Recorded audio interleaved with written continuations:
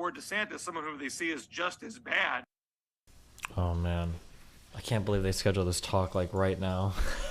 You guys are gonna be so fucking mad.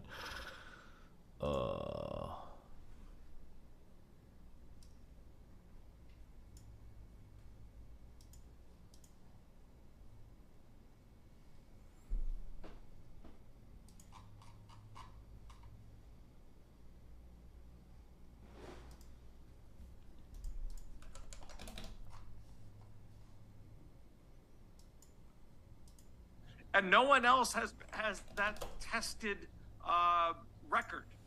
So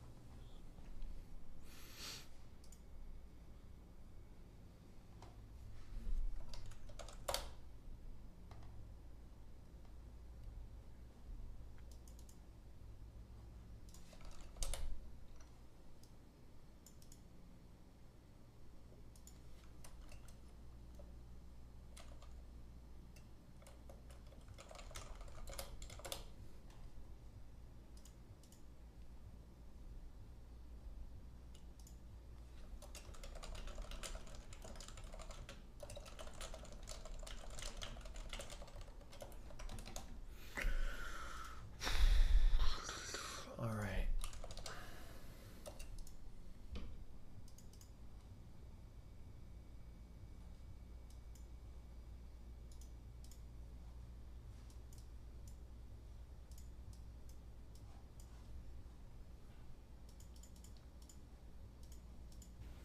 Excuse me? Why is Yanis still in the fucking chat? I don't get it. Oh, there he is. Yo, what's up? Yo. How do you guys always schedule this shit at the worst fucking time? Why is the worst time? I think Trump is like about to announce his run for president, but what's up? What are we doing?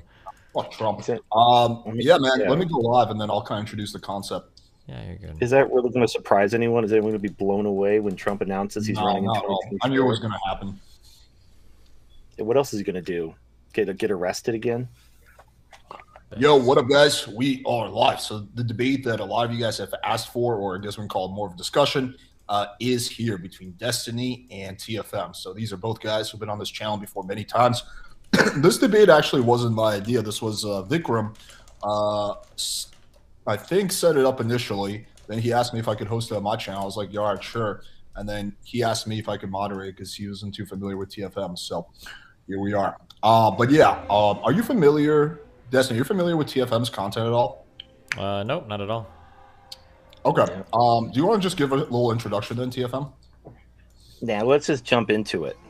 Let's not even worry about that. All right. Probably the less you know about me, the better. We'll get derailed if we get down that rabbit hole. Yeah. So, all right. So I think there's several disagreements you guys will definitely have. I mean, your whole, I think, big one is going to be politics. I think Destiny is going to disagree with pretty much most of your political takes, especially about feminism and women voting. So we can start off with that. Or do you want to focus more on the MGTOW aspect? It's whatever. It's fine. Now, like the problem is when it comes down to subjective value, we're not going to prove one or the other wrong. It's just a matter of personal values and that kind of thing. So we can talk about like the consequences of our values because, beliefs drive actions, actions lead to consequences, consequences are objective, but the values themselves aren't objective. So, we may disagree, but we can't really debate a subjective value. I think you can have like an interesting discussion about it. Like, do you want to just like give a quick introduction, like where you stand on like feminism and just all that? Okay. Well, so here's the thing. Authority and responsibility have to be connected. You can't separate authority from responsibility. Here's a thought experiment that can illustrate this. I assume you guys went to college. You guys both seem pretty bright and well-read. Uh-huh. So when you were in college, you probably were assigned a group project, and no one likes group projects because you're put in a group, and your grade is dependent on everyone in the group doing their job, but you have no authority over them. So you're responsible. Your grade will reflect what other people who you have no control or authority over, whether they do their job or not. What almost always happens is someone in the group, or perhaps most people in the group, just don't do their work. And because you care about your grade, you have to do their work. And there's nothing you can do to those people. You can't punish them. You can't do anything to them. You are just doing their work for them because you don't want to get the heat of not, having your project done on time. And that's a perfect example of responsibility without authority. And no one likes it. If you went into a job and they put you in charge of a team, but you had no authority over them, you had to just be like their little cheerleader, you would quit. When you started getting yelled at for stuff you couldn't control, you'd be like, I'm out. This is bullcrap. And that's why, just fundamentally, you have to have authority and responsibility connected. You cannot separate the two. And the problem is, when it comes to egalitarianism and equal rights and so forth, we fundamentally separated authority from responsibility, because at the end of the day, women, they need men to be responsible for them. This can be individualistic when it comes to like a relationship, or it could be collective through the government, through a police state or a welfare state. But women simply, and you see this in like these game shows like Survivor, where they separate the men and the women are basically shivering under a tarp that the producers gave them, while the men have built like a 2-story bungalow. It's just that women need men to survive, period. And men have to take responsibility over women, or women will die and society will die. And then there's no more people. And that's not that's the bad ending. So you have to have authority over that which you are responsible for, which means, well, it sounds good and it tastes good and it's less filling to say that, men and women are partners and we can share everything 50-50 and it never works that way. It doesn't work that way. There might be some very kind of exception proving the rule women who, because I've seen studies or statistics that show that women in the military, about 4% of them can do what the men do. But we're talking like these are women who are in the military, so not everybody can even make it in the military. The people who do meet the standards to get into the military, only 4% of the women can meet the male standard. That doesn't mean, so again, hashtag not all. There are women who can meet the male standard. There are women who are like very tomboyish and independent and rowdy or whatever, and they can do it. But the vast majority can't. In general, women require someone to be responsible for them. And so if someone's going to be responsible for you, they have to have authority over you. And that's the problem with feminism, is it fundamentally breaks that link, and it tells men, both collectively and individualistically, that they have to take responsibility for women, but they're not allowed to have any authority, which that is just oppression. And the only way to fix this dynamic is to give men back their authority. Now, unfortunately, feminism, they pull on the heartstrings of men, because men are hardwired to protect women. Men love women. We certainly don't want to make them cry or hurt them. So women weaponize that. And if a man tries to argue or do anything to restore his authority, he will get accused of misogyny. You want to take women's rights away. You hate women, so on and so on. And so I try to desensitize people by just using the word they would use, which is take women's rights away, because that's how they would phrase it. They wouldn't call it taking away women's unearned privileges or restoring the natural balance between authority and responsibility. So that's my stand when it comes to feminism, is if men and women were equal in reality, then I would be a feminist. I would favor egalitarianism, but they're not, so I'm not. I think there's plenty for you to respond there, Destiny, so I will just let you take it away. Yeah, I disagree with almost all of that. I don't have like a 20-minute opening statement prepared for why men and women aren't equal, but we can just go by point if you want, I guess. I don't think that men and women are the same. I don't know if they're necessarily equal, but I don't think they have to be to have equal rights in society or to have an equal say in society. Men might gravitate towards leadership positions more than women, but a minority of men are leaders. It's not like all men are leaders and all women are followers. Like a very slim minority of men are even capable of being leaders. And I don't think I would construct society based upon like who performs the best in the military, when that is like not even close to the most important job that we have in society. So. Those are fair points. The issue is that, yeah, you could say women and men deserve equal rights, and there are certain human rights, certain things you recognize that all human beings deserve, like the right to life, liberty, property, freedom of speech, and so forth. But then there are certain rights which are usually tied to some amount of responsibility. There's a reason why, even if a child has a job, like let's say this kid, he's in high school and he works at McDonald's. He's paying taxes, and yet he can't vote, even though he's a contributing member of society, because he's under the authority of his parents until he becomes of legal age. So he still has human rights. I mean, even babies have human rights. You can't just like throw a baby down the stairs or something, or kick them off a cliff like the Spartans. So yes, women deserve human rights. They deserve the same rights as any other human being. But when it comes to political rights, those have to come with responsibility, because otherwise you have a disconnect where, for example, people who don't pay taxes will simply vote for more free stuff because they're not paying for it. Why should they care? What and are then the you end up with crippling a massive welfare state. What are the rights that we're talking about women shouldn't have? Is it just the right to vote? Is that what we're talking about?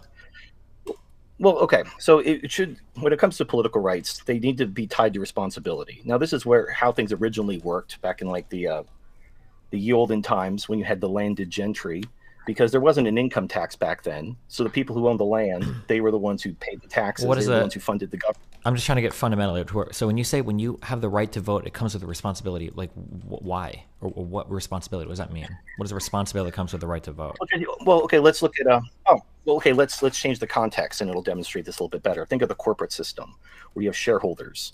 Now, the shareholders vote for the board of directors who hire the CEO and the other executives to run the company. The CEO and the executives work for the board, who's elected by the shareholders. Now, there are plenty of important employees. Like all the employees are important in their own special snowflake way, but only the shareholders vote for the board of directors. Now, employees can own shares and they can also vote as shareholders, but if they don't own any shares and they're simply just a good employee, their compensation is through their income. They don't get to vote in the shareholder elections unless they're a shareholder. Now, if you simply opened up voting to anyone or all the employees of the company, whether they own shares or not, they don't have any skin in the game. The reason why you want responsibility... Why do you know why employees don't have skin in the game? Well, because their goals and the company's goals are not... They're basically... Think of it like a labor dispute where you have the union versus management arguing over compensation, time off, benefits, and so forth. This is an oppositional relationship. Well, the labor. I understand there's an oppositional relationship, but despite the fact that it's oppositional, there's still like they can still be aligned on some incentives, right? Like neither the board nor employees want the company to go under. The reason why the reason why I don't think the employee thing is analogous is because employees can just go work for another company, right? If you're in the United States, you can't just go move to another country. So I think that in the United States, I think everybody in a way is a shareholder, way more than a company where some people are merely employees that can float from business to business, and then you've got shareholders that can divest their stock and move. I don't know if that analogy holds. So returning to the original question, what responsibility needs to come with the right to vote, and why? I don't understand that.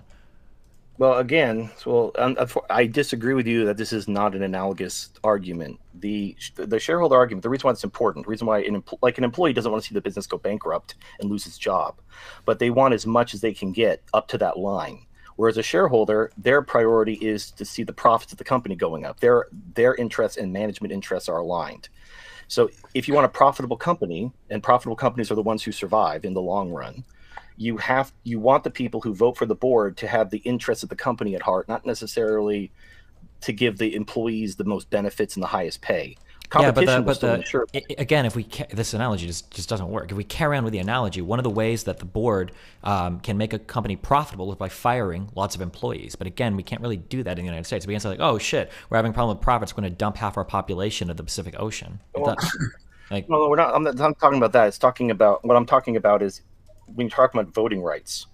Now, we're not talking about citizenship. We're not talking about being a citizen of the country and having access to government benefits and whatnot. We're talking about those who get to vote, because voting it's an exercise of power. Yeah, you get to decide who gets to spend the money, who gets where it goes, that sort of thing.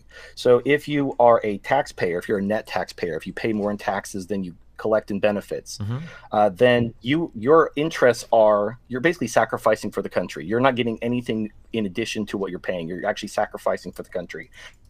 like in ancient times, you had the military. If you served in the Legion, you got to be a citizen and you got to vote for the Senate kind of thing because you were sacrificing. Okay, for wait. the Just as a empire. quick request, you sound like a pretty smart guy. I think I'm a pretty smart guy. We don't have to do like the 50 million analogies. I think we can just like stick on the just on the one topic. Well, like I'm just trying to figure out but why this do you have to have a right or responsibility, I'm sorry, that pairs with your right to vote. Like my understanding is that like the United States is not analogous to a corporation where you have employees and you have shareholders. It should be more analogous to a cooperative where everybody has some shareholder, some stakeholder in the direction of the country or the company. So while everybody can profit and everybody does different types of work, we're all necessarily bought into the project and we can't just leave and we can't just fire people, right?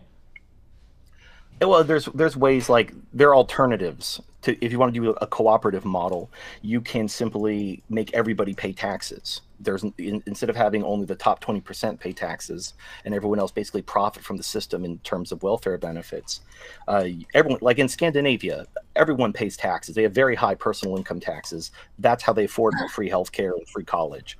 Whereas here we have more of a, give me free stuff, but don't raise my taxes. So it all gets pushed onto inflation, essentially gets paid for with printed money or borrowed Okay, money. well, so first of all, it's not paid for with just printed money and borrowed money. That's a really weird analysis of our monetary policy. But aside from that, I mean, we can talk about tax policy, but like any fair tax policy is going to have like higher earners paying more in taxes than lower earners. Like, so yeah, of course, no, but again, I'm jumping around a lot because I'm trying to show like this exists in the real world. This isn't just no. But the problem is you're using real world analogies that are disanalogous to a country. I think a country is a really unique relationship. For instance, you're born into a country with no choice. I can choose to work for a corporation.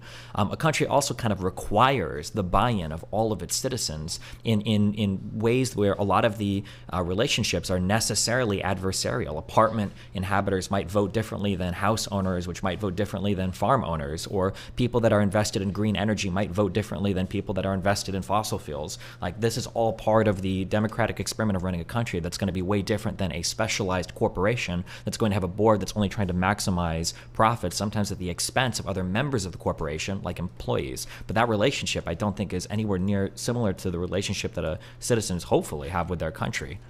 That's why I just don't think the analogy works. I think I'd rather talk like, why do you, if you have the right to vote, which I think is important for all of us to have, why do you have to have a certain set of responsibilities when different people are going to be able to perform in different ways in that country too?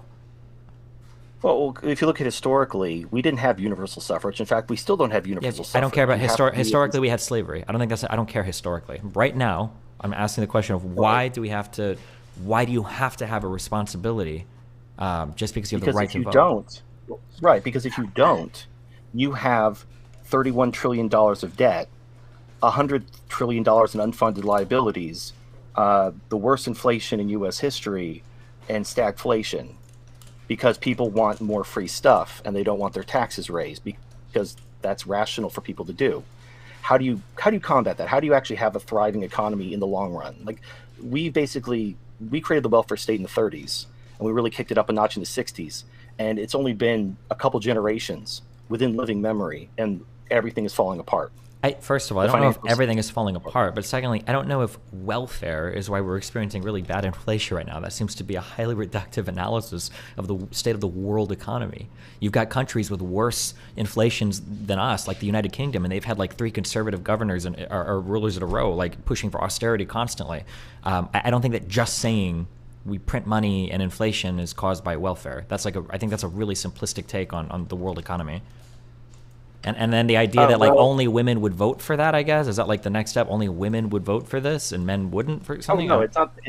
No, it's not that. So taking women's rights away, it's just a stopgap that keeps everything from collapsing. Because if you want to actually have a net taxpayer voter system, you wouldn't just be taking franchise away from half the population, you'd be taking franchise away from 80% of the population, which goes from probably not going to happen to definitely not going to happen. So this is more of it was a actual tactical, not tactical, it was a realistic way to prevent horrible suffering in the future. But no one went for it. It doesn't matter. We're going to hit the wall full speed ahead, whatever. So in the future, it doesn't matter. Like women can vote if they're net taxpayers, as far as I'm concerned. It's just that to get from here to there, when you say net taxpayers, you're talking about somebody that pays more in federal income tax than they receive back from the government? Yeah, basically they pay more in taxes than they receive in benefits. Okay, so isn't this going to be disenfranchising like 50% of the U.S. population? Don't only No, run half of. 80%. Oh, 80% are going to get 80% disenfranchised. Yeah, 80% don't get to vote anymore. Okay, that sounds like a good recipe for people just rising up and revolting. No. You know, well, but they're going to rise up and revolt when the money runs out and their benefits get cut and we hit the wall at full speed. Well, the problem is the money's not going to run out because money doesn't run out because we have a monetary system where we can create money, number one. And then number two, I mean, like hitting the wall. I mean, disenfranchising 80% of your population sounds like a really good way to hit the wall. Well, that's why I'm only advocating for that. Like once everything goes to shit and we're like rebuilding from the ashes, we should like start back from scratch with a system that's going to be sustainable. But in the meantime, the only thing that I think could work that actually buy us a few generations of time would be you at least got to get women women can't vote because their biological imperatives to be taken care of. So they're simply going to vote. And you see this, I have charts. Haven't women been entering like the workforce at like historic rates? Like it seems they're pretty capable of working, right? Isn't that one of the biggest complaints? Yeah, sure. They work, but they're not net taxpayers because all the welfare is showered upon them. So they pay a little bit in taxes, and then they get all that money and then some showered upon them. Well, wait, hold on. What do you mean women aren't net taxpayers? Like everybody in the United States as a group aren't net taxpayers, right? I don't even know if men are net taxpayers taken collectively. Oh yeah, a minority. Well, a majority of men, majority of people aren't net taxpayers. Exactly. So that argument means absolutely nothing, right? A majority of black people aren't. A majority of Hispanics, a majority of whites, a majority of men. Like none of like I don't think anybody in the U.S. are net taxpayers. No, the top 20% are net taxpayers, according to yeah, but the top 20% includes some women as well, right? Sure, right. And if the women are net taxpayers, I'd be more than happy to tell them, oh sure, you can vote. Of course you can. Because you're actually contributing to society and you're not taking. Cool. But are there ways to contribute to society that aren't just like being a net taxpayer? Like, aren't there other valuable ways of contributing to society? We're talking about right. Sure. Like, again, this goes back. I know you're like, oh, that doesn't count. But there's a reason why employees don't vote, but shareholders do. And shareholders are giving their money to the company. The employees are getting paid to do a service. So the contract is within the four corners of the contract. They're already being compensated. Okay. So yes, women. The employee analogy doesn't work because if there was only one company in the entire country, employees would start voting because it would be really, really, really important what employees wanted. The reason why employees don't vote or their votes don't matter is because they go work for another company. But that's just not the case in a country. You can't have half your population just leave and go join somewhere else. That would be a disaster. Well, I mean, people vote with their feet all the time. The point is, though, it's not a response to what I said. When it comes to people can leave, and also before the Civil War, the states were more like little countries, and people could move to different states. But we're not before the Civil War now. We've got the internet, we've got suffrage, we've got like globalization. So I don't care what we did before the Civil War. I don't know if that's compatible with how the world exists today. Well, the world that exists today has a lot of problems. Now the world before the Civil War had a lot of problems too, like people dying of dysentery. Wait, Justin, let him finish. Okay, my bad.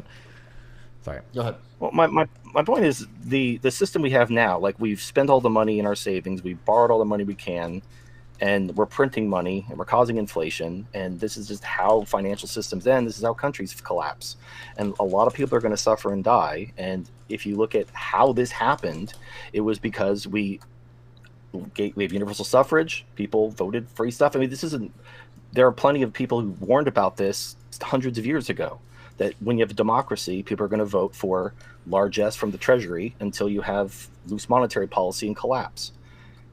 Now, I know if you believe in modern monetary theory, you may think, oh, that can't happen because we print our own money. And okay, but look at all the countries throughout time that had hyperinflation and civil unrest and collapse for the exact same reason.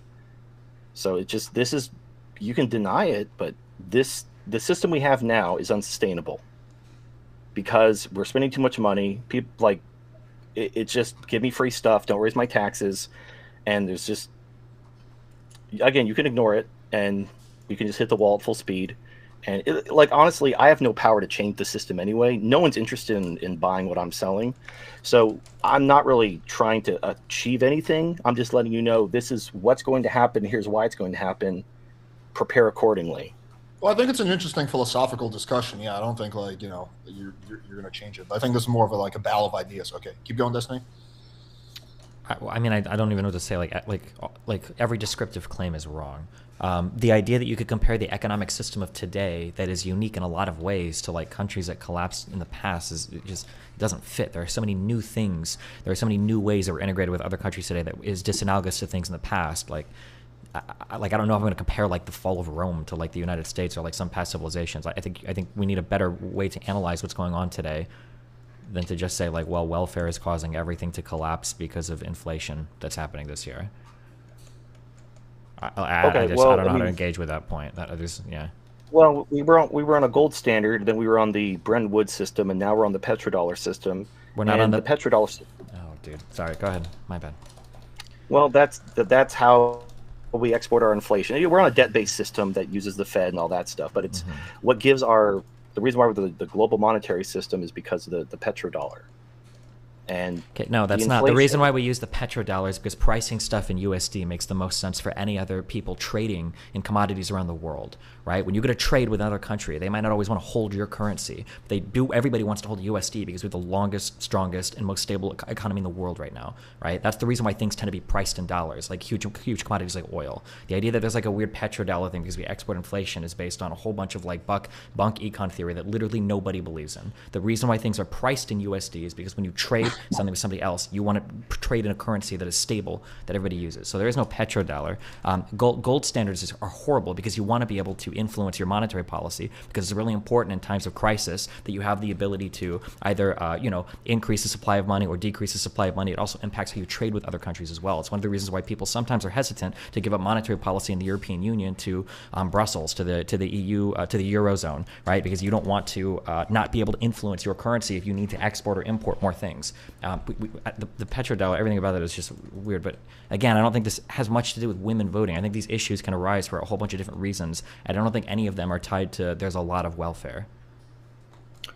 Well, unfortunately, it is. It's tied directly to the government spending, and the debt is tied directly to welfare. Nixon got off the gold standard because he didn't want to cut welfare because he was trying to get reelected. So it's all welfare. It's Social Security. It's Medicare. It's all the means-tested welfare programs. It's the veterans' benefits. It's all the government giving people other people's money in exchange for their vote. That's how politics has been running since FDR. That's why black people started voting Democrat when they previously voted Republican, because they wanted the free stuff, and FDR promised them free stuff. And you see the party shift because of that. That's just how politics works. Again, people were warning about this in the 1700s. This is why democracies fail. There is nothing in the 1700s that can inform global monetary policy today. Not a single word of value will have been written in the 1700s that would have anything to say about macro econ that exists today. Like, it's just, I don't even know why I would even think of that. Well, I'm talking about, like, philosophers and economists were saying that democracy will fail when the people vote demagogues who promise them stuff, and then you have loose monetary policy and fiscal collapse, and then you have a collapse of that society, and it's replaced by a dictatorship. Isn't that what Benjamin Franklin also kind of rephrased it? Isn't that the whole point of democracy? Is you vote for people because you want stuff? Are you saying? But like, it's not like people are going to be happy with an authoritarian leader that does stuff they don't want. Well, okay. So again, this is where values come in. So, what is the purpose of government? To protect you from harm and exploitation, or is the government there to give you other people's stuff?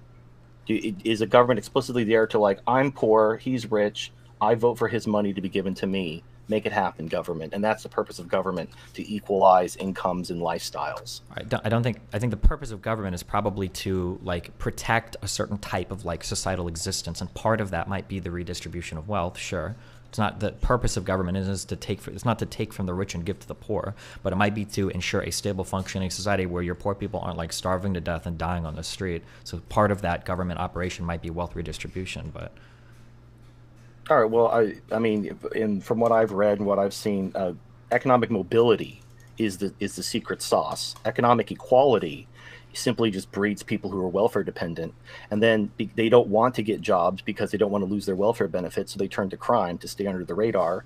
And then you have drug addiction and single motherhood. And so I have charts. If you would like to see my charts. Yeah. What is a chart that proves that welfare, like, keeps people from working and then they turn to crime? All right. Okay. Well, you got to bear with me. Hold on. Okay, so here's chart number 1. Let me make it bigger. Yeah, if you can make it bigger. There we go. All right, so this is 2019 total government spending, and you can see that starting clockwise, starting at 12 o'clock moving clockwise, you got Social Security, Medicare, welfare, Medicaid, veterans benefits. All that combined is basically the government giving someone else's money.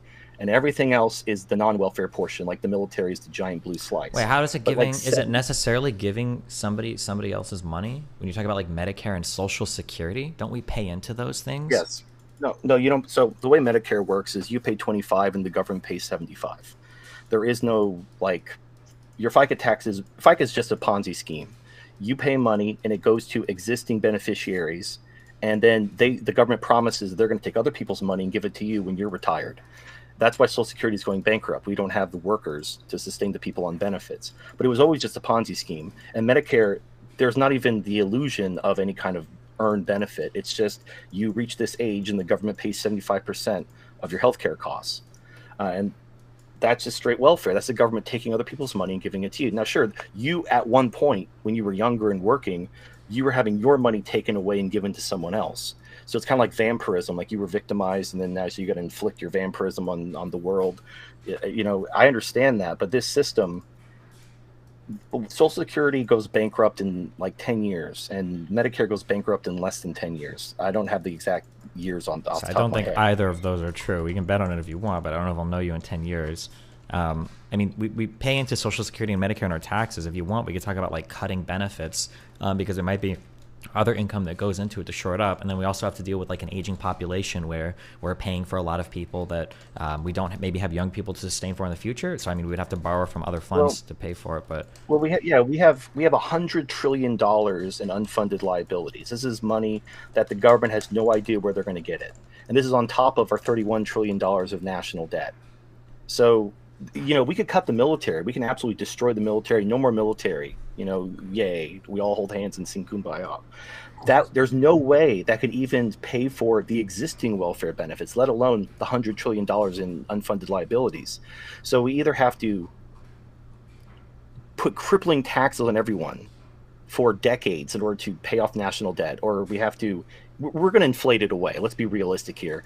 Politically, we're not going to raise taxes on everyone, nor the bond market the yields are already going up. So people are pulling out of buying U.S. bonds unless they're forced to through some kind of treaty or like banks have to buy bonds for their accounts. But what we're really going to do to pay off this debt, in air quotes, is we're going to inflate it away. And so that's going to exacerbate inequality because the rich tend to own the assets that go up with inflation, whereas the poor tend not to. And then it creates a vicious cycle where you have more inequality and then you have more wealth redistribution and it just more inflation. It gets worse and worse until everything goes to crap. Yeah. Like if you want to, I don't want to push on this, but you said you have charts. Like we can go into like every economic claim you're making is just not true. I have more. Sure. Like 90% of Social Security is funded by FICA taxes right now. You brought up a graph that says single motherhood by race. I just want to see some of these economic ones. I'm just super curious. Well, this shows you that, you know, when you create welfare programs, you basically incentivize the problem to get worse. So in the 50s, before the Great Society, you had single motherhood rates, even among African Americans, at less than 20%. Now, this chart ends in 2010. It's way outdated. It's well over 3/4 now. But this is because of decades of welfare. So you can't prove that with this chart, right? Okay. Wait, can you talk me through why you think this chart proves that? I'm curious. I want to hear your explanation for that. Well, you literally pay people to be single mothers. In fact, they even gave African Americans a bonus for being single mothers as opposed to simply being a poor family, incentivizing black women to kick the father of the children out of the home. I want to hear how you think this chart proves that relationship. I just want to hear that. All right, so you see the chart before welfare, how the single motherhood rate is low, and then after welfare it goes up. Okay. That's called a causal relationship. So that's not called a causal relationship. That's just a relationship between two variables. You have to prove the cause, right? You can't just link two things and say this caused that. That's not how So- any of this works, All right? right, so the government paid women to kick the father of their children out of their home and become a single mother because they were getting more money from the government than if they were simply a poor family. Do you think that anybody has made the decision to divorce a father and kick him out so that they can live off of food stamps? That literally happened in the 60s because that was the policy, and you saw black families get destroyed. Okay, The do you black- have like an the NBER black study? marriage Do you have rate like any type was- of like study that actually shows that people are making decisions to get divorced and to break up their families to live off of food stamps? A chart doesn't can see establish that. This chart doesn't say. I don't have studies off the top of my head. You can, but Okay, well, you're in the one that brought the before chart. So if you brought the chart, can you tell me where this chart comes from? No, I don't Okay, have. so you're just machine gunning at like garbage data that Alright. proves nothing. You're giving me a okay. relationship between two variables. This does not say what you think it says. You have no idea, Well, right? I absolutely do. I just don't have the sources in front of me because you could look it up. This is not even like hidden secret knowledge that the welfare state in the 60s broke up the black family. You could see the marriage rate among African Americans. It was actually higher. Young black couples were getting married at a higher rate than white couples. And then you see, after the Great Society, you see single motherhood rate skyrocketing, and it's never gone down. Now you could be like, well, that could be for any reason. You got to like have a peer-reviewed study that, okay, I don't have a peer-reviewed study. I just here's what happened before, then this happened, and then this was the result. You can be like, oh, yeah, that doesn't prove it to my satisfaction. Fair enough. I can't prove anything to your satisfaction. Okay, it's not about no. Don't act like I have unreasonable standards. I'm just showing that you have nothing. You have two variables. That's not even an argument. You don't even have a hypothesis, right? That's like a starting point to a thought. It's like, Well, a chart welfare is, a chart is a increase. visual. Oh, a chart is a visual representation. I also just explained what the policies were that incentivized this behavior. Yeah, so it but wasn't you like, don't know if it's the you could have the That's- horse. Let me finish this point, though. 'Cause Okay, he's yeah. about to- Go ahead. Well, no, this isn't like secret knowledge. Like the government paid people to kick the fathers out of their homes. This is well documented. You could see the marriage rates in African American families. The black family was destroyed. This isn't even like controversial. Well, it's It's just not just true. What you're saying is not not- true. Like, for Not instance, here's a true. question. Okay. What do you think is more successful? A family with the father in the home or a family with welfare? All things being equal, the father with the home. Okay, here's a question. Which households do you think make more money? Two-parent households or one mom that's getting welfare? Oh, I have a chart for that. Hold on. I have a legit chart for that, like that exact thing. So, and it actually I think it even has the sources linked in it. So this is called the welfare cliff. All right. Okay. And I don't know if I can see if I can read that. Okay. The source is looks like a Pennsylvania government site, Secretary of Public Welfare. Anyway, so the welfare cliff, the blue ramp is income. So as income rises, obviously your income rises. But then you have welfare programs that you lose access to as your income rises. And then you have what's called the welfare cliff, where if you make too much money, your actual standard of living goes down. So Okay, it says right here, a single mom, How can your standard of living go down? because you lose access to the welfare. So if you make about $15 an hour and you stack on the welfare on top of your income, you earn the equivalent standard of living of someone earning $57,327 with an income of only $29,000 because of the value of the welfare. In order to make up that difference, you'd have to go all the way up to earning like $69,000 a year just to match your standard of living at $29,000. So what this does is traps people in poverty because Okay, they don't. And I personally see this. People will refuse a pay raise because they'll lose their welfare. Okay, so my understanding is most welfare is going to step off. It's not just going to drop off immediately. Okay, so this is, I mean, right here, you have I don't know what year this ended, or I don't have the year this was published, but you have the dollar amounts right there, and you have the name of the program right there. I can't. So Can you you're link me your chart? I guess I can't read this, but like I'm familiar with, for instance, for the earned income tax credit, that's going to slide off as you earn more money. It's never going to be the case that like I think a raise is going to like reduce, unless there are some other forms of welfare that I'm not familiar with, unless you can tell me. But like I know the earned income tax credit is one of the largest like welfare redistribution programs we have in the United States, and that one slides off once you start to make a certain amount of money, and then it goes down. Right. Well, this one, so the big ones were MA, which I'm not 100% sure what that stands for. I mean, I don't know if that's something assistance, I'm sure. CHIP Well, that's kind of important, child. right? What is MA? Well, it's not that significant. It looks like it drops off pretty quickly once you're like out of dire poverty. It might just be straight up cash. I don't know. But CHIP and childcare are the big ones. And you can see they drop off very suddenly. And then you also have housing, which I assume is Section 8 housing, and then food stamps, which drops off pretty severely, and then it kind of peters out toward the end. Okay. So number one, can you give me a link to this graph? I'm just curious. And then number two, my question was which families are making more money? Single moms on welfare or a family with a mother and father in the household? Well, again, it depends. So a single mother on welfare, again, right here on the charts, is if a single mother is earning $29,000 a year, she has the equivalent lifestyle of someone earning $57,327. Whereas if she has to earn $69,000 a year after paying taxes, her after-tax income is only $57,045, which means her standard of living is higher, earning $29,000. Hold on, that's assuming she's qualifying for every single one of these particular welfare things you're talking about, right? Sure. This is the scenario showing in this instance a single mother who qualified for these programs. She would actually be better off earning $29,000 because of welfare than earning $69,000 after taxes. She'd actually have a higher equivalent income. And what this does, and I grew up in Section 8 housing. I've seen it. People they don't want to leave because they may not get back into Section 8 housing. Hold on, just to be clear, wait, there's a whole bunch of qualifiers you have to add on to that, right? This is assuming that they have a child, correct? Right, single mother, right? Kind of implied. Single mother, so that's an important one. It's also assuming they're on, I'm guessing the housing is what, Section 8 vouchers? Yes.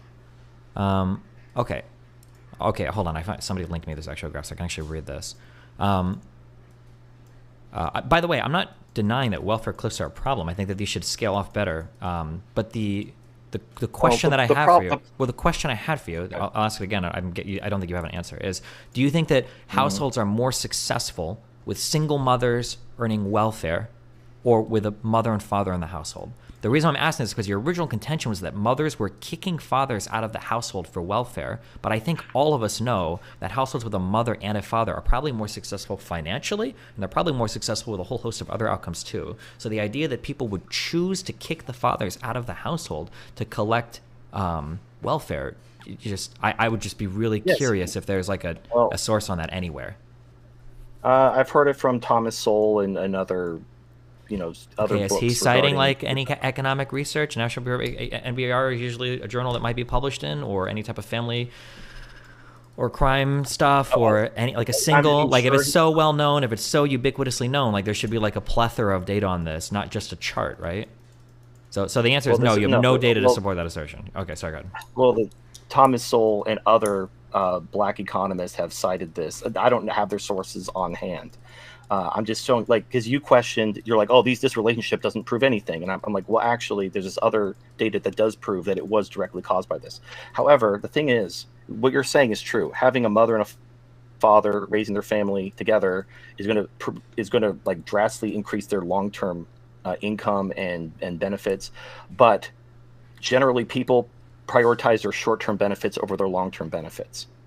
That's just human nature. So at the time when people like, okay, I can get a pay bump if I'm a single mom, as opposed to just being a poor family, they're going to choose that route. Yeah, but you can't just say that. You have nothing to prove that, right? Because I'm going to reject that. I'm going to say, I don't think people are saying like, sorry, honey, like you need to leave, and I'm going to just live as a single mom in poverty because I'm getting better welfare. I don't think human beings are ever making that choice. That's why I'm curious if you can show that like, like we can see here that like there are actually mothers that are choosing to live this lifestyle rather than they're collecting welfare because they happen to be single mothers, right? That's a totally different thing. You're putting the cart before the horse. Well, so here's the welfare cliff again, showing people do choose to stay behind because their actual lifestyle will go down if their income goes up.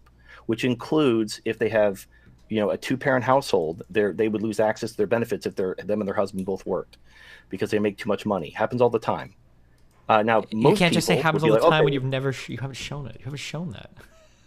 well, I also showed you the single motherhood rate skyrocketing, and it's gotten worse since 2010. It's not moving down.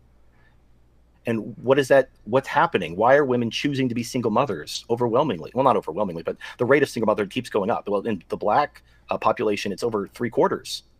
There are people who they have no idea that like everyone they know is being raised by a single mother. It's the norm now in certain communities. And the communities that are riddled with single mothers are also riddled with poverty and crime and shitty schools and all the horrible things that are like tearing those communities apart. And you see the single motherhood, it goes along with that. As the rise of single motherhood happens, you see the rise of all the other problems in society. I don't have a source. I'm just quoting I'm paraphrasing Thomas Sowell. He talked about there's a video where he's talking about the 2 different blackouts. One of them happened, I don't know, I think the 50s or something. And this was back before the welfare, and there was no one rioted. Nobody did anything. Like, he used to walk through Harlem, and he wasn't worried about anything. And then flash forward a couple decades, I think like 12 years, not even 2 decades. And now you have the Great Society, and you have this huge pivot in terms of just showering all this stuff and incentivizing this behavior. And then now you see the black crime spike, and you see Okay, so I'm searching for this because I'd like to get like an actual answer. So here is something called this is the Foundation for Government Accountability, and this talks about the theory of the welfare cliff. Apparently, very, very few people that are on welfare are even near this cliff. So the idea that they're like just barely avoiding more work because they're going to lose out on a whole bunch of stuff doesn't seem to be the case. So for instance, one of the sources in here is 13 million people are on welfare. 250,000 are within 10 percentage points of the eligibility limit for the welfare cliff. This goes over a lot of the cliffs related to welfare, but apparently a lot of people on it are like just not working. But the idea that there are all of these people that are just working just barely enough to min-max, that are like welfare maxing, like I said, I would need to see like at least one thing that actually says that, rather than you just showing me like theoretical welfare cliffs for somebody that's on 7 different types of welfare making a certain type of amount of money. Like this. All right. So again, I have the charts, but if it's fine. My evidence isn't good enough for you. Well, hold on. Do you really not understand? Or just listen, intelligent person to intelligent person. A chart, there's a reason why. Or I'm curious, what do you think? When we publish like research in journals, why do people publish more than just a chart? Have you ever in your life seen a study that's just a chart? Well, I'm using the chart as a visual representation. I don't want to have a whole study where I go paragraph by paragraph and there's like 10 pages of citations. I understand if that's what you require. Can you when you read like a study on economics, when a chart exists and there are a couple of variables, can you talk to me about like how you think they choose the variables for the chart, or why they have a chart in a study? Like, do you have any idea? Or you usually have an X and a Y axis, and the X tracks something and the Y tracks something. And then maybe there's a time, and then things happen and the X and the Y axis react over time. And there's a relationship. And usually that relationship is described in the study. And there's usually citations to like official census data and so on and so forth. I don't have that data in front of me. Okay, sure. But I'm just saying that so something that would be more compelling is if instead of a bunch of charts, what you could do is just copy paste a bunch of abstracts. Instead of saying like, well, here's a chart for a welfare cliff, which we know exists. We know welfare cliffs exist. But you're not talking about the existence of a welfare cliff. That's what your chart is proving. Everybody knows welfare cliffs exist. It's one of the reasons why these programs have off-ramps and phase-out things. And there's still an issue. But you're not claiming that a welfare cliff exists. You're claiming that people are welfare maxing their income. That needs a study, not just a chart. No, we're like 3 degrees away from the original question where I'm trying to demonstrate that. My original question. Oh, God, sorry. I'm sorry. Go ahead. Okay. Well, just the problem with universal suffrage is people vote themselves free stuff. And because there's no reason not to. They don't have any skin in the game. There's no price for them to pay to not do this. You saw this during COVID. You see this right now. People like $31 trillion in debt, $100 trillion in unfunded liabilities. What do people want? Forgive my student loans. UBI.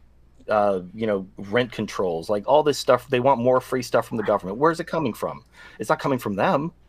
So that's the problem. That's why we have all these unfunded liabilities. Now you may think that's fine, like, oh, we'll print the money, or we'll do some kind of magician thing in the Treasury or the Fed, and everything will be fine. But no, when you print money, you cause inflation. And sure, we won't run out of money. We'll always have money. Just that money will become worthless as we go into hyperinflation. And people, like before the inflation that happened just this last couple of years, everyone was, oh no, the Fed can do whatever it wants. There won't be any inflation. Look, there hasn't been inflation in the last 10 years, but there's a difference. When the Fed lowers interest rates, it affects asset prices. But when the stimmy checks and the unemployment bonus that people are getting, and the rent moratorium, so they didn't have to pay their rent for 18 months, that was going directly into the economy, and that's what caused the inflation.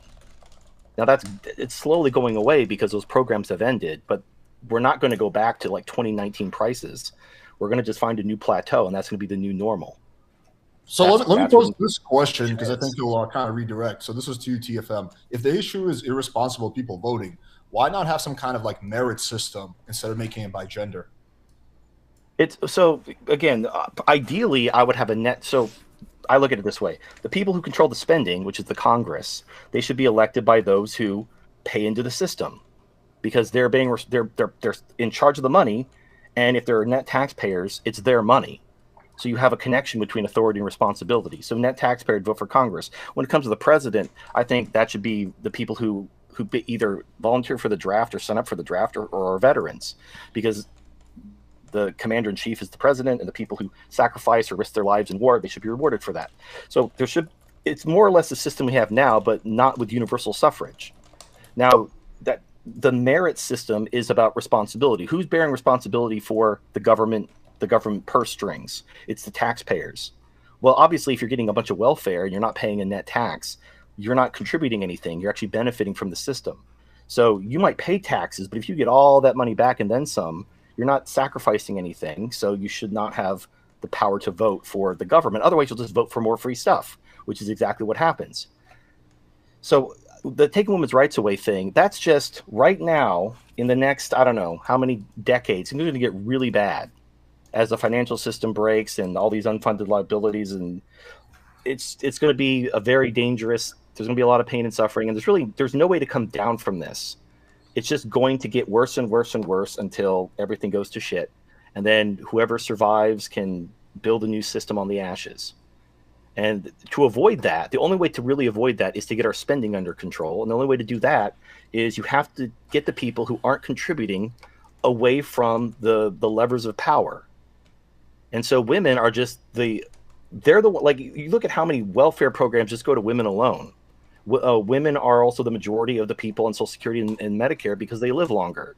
Like, the welfare state it goes overwhelmingly to women. What makes you think that like large corporations wouldn't vote themselves to have more tax benefits? Well, corporations shouldn't vote. Corporations are no. Like, let's say, why wouldn't wealthy people just vote to get more benefits for themselves? Why do you think they're immune to this problem? Oh, so if they tried to and they weren't, so if they voted themselves a bunch of benefits, they wouldn't be net taxpayers anymore, and they would disenfranchise themselves. So it's a self-repairing system. If people try to abuse the system to give themselves stuff, they can't vote anymore. They basically disenfranchise themselves, and the people left can basically repeal that whatever, and then everything goes back. So you basically, people also, if you're poor but voting is super important to you, you just don't have to accept government aid, and then you're a net taxpayer, even if you're low income, if you're willing to work hard and whatever. But it's all about being a net taxpayer. So the people who want to, if voting's super important, they can just be a net taxpayer. Even if it's only $1, they're a net taxpayer. Congratulations. And if you try to abuse the system and vote yourself more stuff, now that you can vote, well, now you're not a net taxpayer anymore. You can't vote anymore. So unlike other systems, it actually has like a dynamic kind of like a mobility when it comes to the quote unquote ruling class, because anyone can do it. You just have to be a net taxpayer. And this creates an incentive. Like, if people want to limit the franchise, they could offer more welfare to people in order to limit the pool. And the people can either accept those benefits, or they can reject them. And if they're, let's say, the ultimate system, the ultimate kind of carrying this to its logical conclusion, let's say everybody disenfranchises themselves except for one guy, one trillionaire, who's literally bankrolling the entire government, and he's now the kingmaker who gets to he's basically king, but he's also the one bankrolling the entire government out of his own pocket. Okay, like basically, if he stops taking care of people, they're going to get to vote again. The only reason why they can't vote is because they're accepting government benefits. But if this guy wants to bankroll the whole system out of his own pocket, I mean, what's wrong with that? Is that really such a bad thing? You're basically getting stuff, and you don't have to pay for it. And so this guy gets to put a crown on and a robe and pretend he's king, but he's paying for everything that's benefiting you. And if he stops doing that, then you're going to get your franchise back, and you're going to be able to change the system. Wow. Okay. Sounds based. Well, but again, here I have one more chart, and then I'll shut up because my charts are very unimpressive. I do have my sources listed for this one though, so hopefully that will please you. So here we have. Oh gosh, it's so small. That's what she said, right? All right. So here's my sources. Congressional Budget Office, distribution of household income and federal taxes, 2013 tables 1, 2, and 3, and then from 2016 supplemental data table 3. And so you can see here we have. Let me blow this up. I know it's a little hard to read. So this is basically now. This isn't. It would be nice if they didn't do it this way, but they broke everyone into quintiles. So there's 5 quintiles: the poorest 20%, the lower middle 20%, the upper middle, lower upper, and the richest 20%.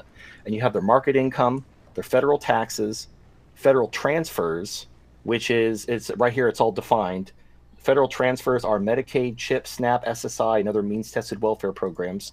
Social insurance, which is Social Security, Medicare, unemployment insurance, and workers' compensation.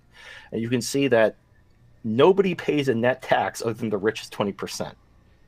Everybody makes money from the system. And what's interesting is the poorest 20% don't even make the most money. They only make $13,000, whereas the two middle class brackets, they're the ones who make the most money. And this is something that Milton Friedman called director's law, where the middle class, they get the most benefits. And you might say that's a good thing, but that's just a reality. So if we had a net taxpayer voter system, 80% of people wouldn't be able to vote anymore. That's why it will never happen. I think it's a better system. And also that, I know you don't like historical examples, but back in the 1700s, we didn't have an income tax. So the landed gentry were the taxpayers, and the government funded itself with tariffs. And, obviously things change over the centuries, but maybe like foreseeing the fact that an income tax will probably be inevitable, like just biting the bullet and factoring that into the system, because I'm for economic mobility. I don't. In fact, that's the kiss of death of a society when you have a stratified caste system where the rich are basically hooking up their kids and they're basically completely disconnected from reality, and then dynamic, smart people at the bottom can't get up because they're being, the ladder's being kicked down. That's when you have revolution. But if you have a dynamic ruling class, for lack of a better word, where anybody who wants to sacrifice and pay the price can join that class, if it's important enough to them, you're not going to have revolution, because the people who are smart and ambitious can simply join that class. And the people like the dumb kids of the rich, who blow through their money and they're spendthrifts, they're going to get kicked out of that class, and they're going to have to go work at McDonald's or something. Gotcha. So the whole take women's rights away and women shouldn't voting, that's just things are going to get really bad because we're going to have hyperinflation. That's how this story ends. And a lot of people are going to die. And this is just like a stopgap to get from there to there. Now, in the future, if we have a net taxpayer voter system, if women want to be a net taxpayer, they can vote. There won't be that many of them. Like, it's not going to be. There might be like a handful of women, and look, we'll throw them a parade. The women who actually want to sacrifice and be a net taxpayer, they can get on a float together, and we can wave to them.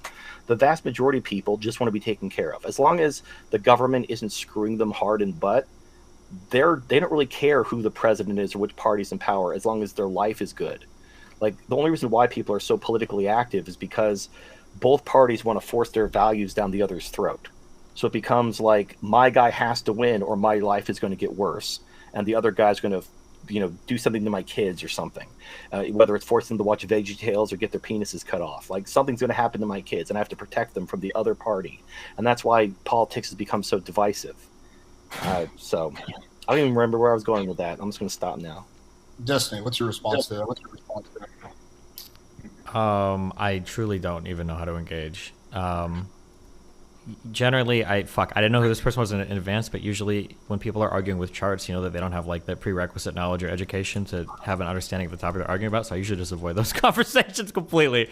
I know that sounds dismissive, but like when he's showing me a chart of like these are the bad programs that screw over people, and he doesn't even know what like half the programs on the chart that he's showing me is, he doesn't know the study they're coming from, and he thinks that like two variables in a graph prove a causal relationship. Like the engagement with all these topics, it just sounds like you watched a YouTuber or read a thing, and then like that's like your entire opinion.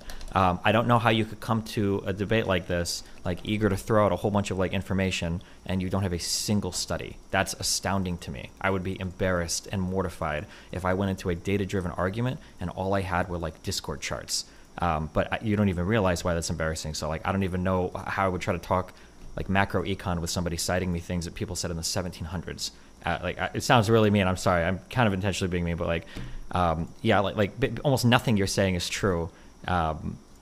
Like I've already like addressed some of it, but like you don't even realize why what you're saying isn't true. So I don't know how to say it. Like I'll ask the one fundamental question I asked earlier. Can you show me any evidence whatsoever that people are min-maxing welfare, but then you're pointing to a chart? I don't know what to say to that. That's not how that works. That's not how any of that works, right? So like, here's an example. Like I might have like I might have I might do a study where I say what is the normal attainment of an employee in their work life, and I might be able to show that an employee will work and they earn this much money, but I might have the control might be a normal employee that makes no welfare, and then I show that against like 5 or 6 other types of workers on different types of welfare, and I might show you can look at the employee behavior. Once they approach these cliffs, they tend to either reduce the amount of hours they work, or they tend to make choices that are adverse to future earning potentials. And I might be able to explain that by the fact that they're on a certain type of welfare. That type of research would go, oh, holy shit, people are actually min-maxing welfare.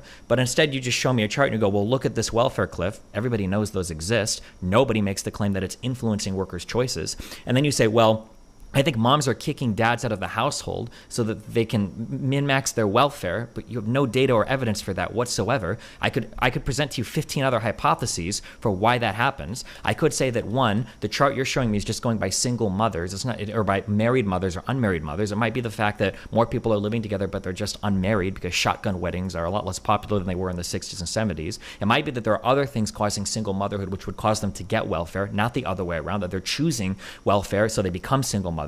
But again, this would take like research. You have the positive argument here. I guess like if you wanted me to, like we can spend, if you want, we can spend 10 or 15 minutes like researching right now if you want to. I could show you like some good things to type into Google, but one chart showing the relationship between two variables is not going to give you a causal relationship between something as complicated as why do people choose the types of employment they choose or choose the types of family structures they do. If you want to do that research right now, I would be happy to do it with you. Like it might be a fun experiment, but I don't know how you can expect to show a chart and then say that, well, in the 1700s this happened, and like that's an argument. Like, right. So this is why I don't like debates, and nothing personal against you. Like I used to, when I used to make videos back in like 2015, 2016, I used to do extensive research, and I used to cite my sources, and I aired on the caution of a peer review. And what happens is I run into a tactic which I dub do my homework, where people, they just reject my evidence, and they find flaws with all my sources. This source is from the 90s. This source, the group size is too small, and they just find me more evidence. And there was a time, I don't remember what year this was. I bit, and I'm like, okay, I will keep finding evidence. Every time I found evidence, the guy found a reason to dismiss it. And I think after several hours, he just stopped replying. And I just learned this is a giant waste of my time. Wait, so because you've debated some people that are bad faith in the past, you've decided to become bad faith? That's what I'm hearing. No, it's not. It's not about bad faith. It's like the charts are visual representation. I could, in the future, I'll dig up the sources and I will have the sources available in the future. But this isn't that hard. Like you can be like, well, there's plenty of reasons why the single motherhood rate skyrocketed after the welfare state. It couldn't possibly be that paying people to be single mothers incentivized the creation of single mothers. That's a myth. Where's your sources? That's fine. I don't even I'll just concede the entire argument. Welfare is just It just happens. Who knows? Who knows why it happens? It just happens. I don't understand why I'm not asking you for 50 million. I'm just asking for a single one. A graph is never yeah, okay. But you brought graphs, so why not just get one abstract of one study? Like just a single abstract. Right. Well, if I had the sources of the graph, which I could dig them up, and there's old videos where I used to cite my sources, but it's just I don't have it on me, and frankly, if I had it and I gave them to you, maybe you'd read them like, oh, okay, I can see this is valid and the data checks out. Just what or you might said. say, well, I don't like this study. I don't like this study. Find a better one. Does it not? Do you not feel a little bit embarrassed that you're sourcing me a graph and you don't even know what study it comes from, or if it even comes from a study? Because one of the graphs you sourced me didn't come from a study. It was just like a web page talking about welfare cliffs. That's not a study, and it had nothing to do with your assertion that welfare cliffs are causing people to choose to be single moms. Right? Like if I'm going to source a graph, like maybe I want to talk about like I think black people get pulled over more than white people. I might source a graph from the Nature study showing that at nighttime, the rates of people getting pulled over are similar. I might show that graph, but if somebody says, well, tell me about that graph, well, I'd be able to tell you, well, this is how they did the study. They used a very clever trick with daylight savings time in order to control for like work environments and to make sure that, right, I would be able to talk about it. I wouldn't just say like, here's a graph. And then that's it, right? Like you don't even know the studies that these are coming from. So that tells me you haven't done any research. You're just going on a website that's saying that like here, like www.singlemomsarehomeless.com, and then you're just copy pasting graphs. Otherwise, you would be able to tell me, oh, I took this graph from this study, or at least like have an idea of where it came from. I'm not saying like it's the NBR paper published by blah blah blah, but just like at least an idea. But you have no idea whatsoever where any resources come from. No, I've been. These are old charts I've had for years, and I just haven't updated them, and I don't have the sources on hand. And it doesn't matter. It doesn't matter. It doesn't matter. Okay, we can search for something right now if you want. We can do research right now. I'm curious. So like I could Google why are single motherhood rates so high, and we could see the types of answers that come up. We could do that if you want, and then we could go through and look. We can go on Google Scholar and look if you want, or because that would actually like get us. I could be wrong, by the way. You might be 100% correct. Like maybe I'll Google that and it says that welfare has incentivized single motherhood rates, and that's why. But I'm just saying you haven't even shown you're not even wrong. You haven't even given me enough information to say you're wrong. You haven't even put forth an argument. Well, okay. So, I put forth the argument. I have the charts as a visual representation. I don't have the sources. I didn't prepare a list of studies. I didn't have all the citations. I made the case. You can be like that. You haven't proved anything. You haven't. Okay. All right. Okay, well, then I Googled some stuff, so here's my counter, I guess. Okay. I just did this in 2 seconds. So, statistics about children in single-parent families. In the United States today, nearly 24 million children live in a single-parent family. This total, which has been rising for half a century, covers about 1 in every 3 kids across Can you share your screen so the audience can see? Oh no, I'm posting it in a private chat there. I can't really share my screen. It's kind of complicated, but this total, which has been rising for half a century, covers about 1 in 3 kids across America. A number of long-term demographic trends have fueled this increase, including marrying later, which would, I guess, make sense, declining marriage rates, which also makes sense, and increasing divorce rates, and an uptick in babies born to single mothers. I don't see anything about welfare here. Maybe I can go to the next one. The unbelievable rise in single motherhood in America. This is a Washington Post article. This was published 8 years ago, but let's see. Control F, welfare. I don't see that. Wow. Let's see. More women are having their children later in life, or they're doing so in less traditional ways, before marriage, without marriage, or with unmarried partners. Single motherhood has grown so common. Half of all children.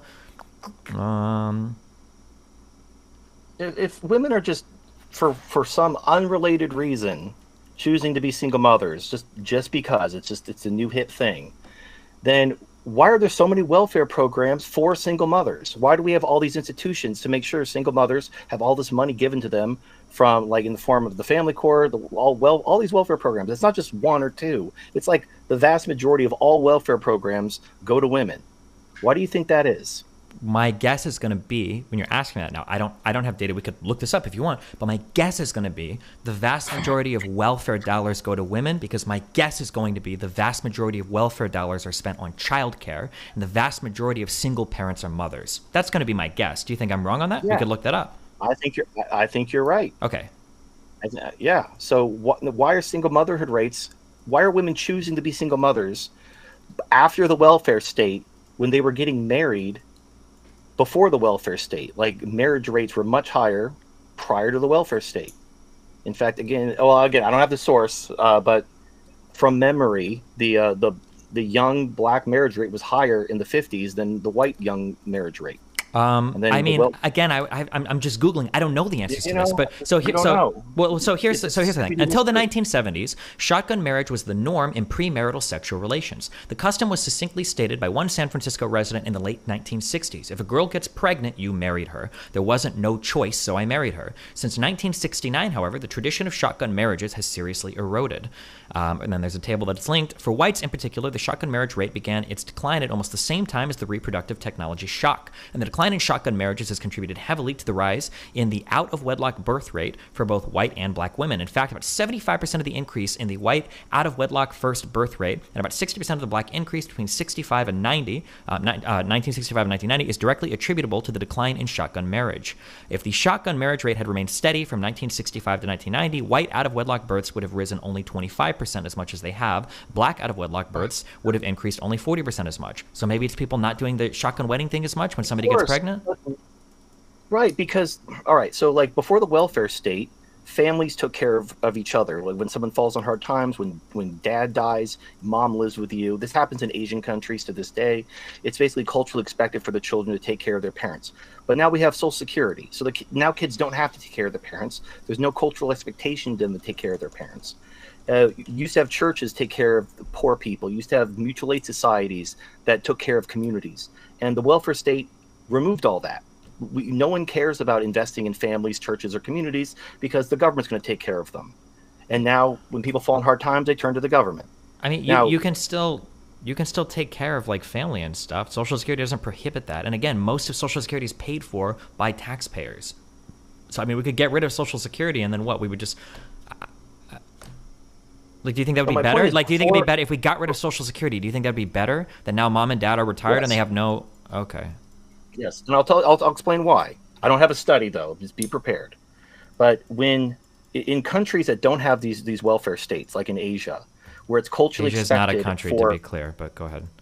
In continents like Asia, full of countries full of Asian people, where it's culturally expected for the children to take care of the parents when they get old because the government isn't going to do it. You have parents investing far more in their children because their children are their retirement. So you have more parental investment. You have if I ask a question, families, particularly extended families. So if I were to Google right now, Asian country Social Security, are you telling me that Japan, South Korea, these countries don't have Social Security?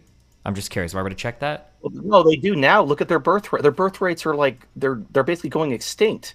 Because wait, then what was the point of everything you just said about cultural expectation? It sounds like they do have Social Security. I'm talking about before, and they're still like in poor Asian countries like China, where they don't have like these generous welfare programs. Families, churches, and mutual aid societies and other charity groups took care of poor people, and it built strong churches, families, and communities. Now everyone turns to the government.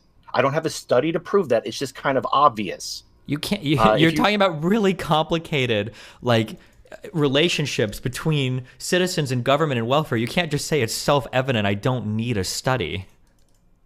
All right. Well, look, this is basically a deductive versus inductive reasoning issue. No, it's not. What is the difference between deductive and inductive reasoning? Well, I can look at a small sample set and I can draw a larger conclusion. No, okay, stop. Deductive logic means that when you're making statements, like a syllogism is a deductive statement. If A, then B, if B, then C, therefore, if A, then C. That would be like a deductive statement. Deductively, it must be true. Inductive logic just means that we're gathering some amount of data and we're saying this is probably true. It's like probabilistic versus like deductive logic. This has nothing to do with deductive versus inductive. Even the best study in the world isn't going to be deductive. I'm just saying that we need like any type of study whatsoever at all, like anything at all. All right. So again, this is why I said inductive versus deductive.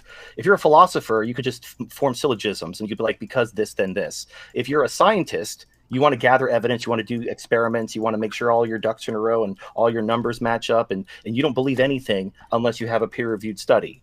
And that's fine. That's fine if that's what you require.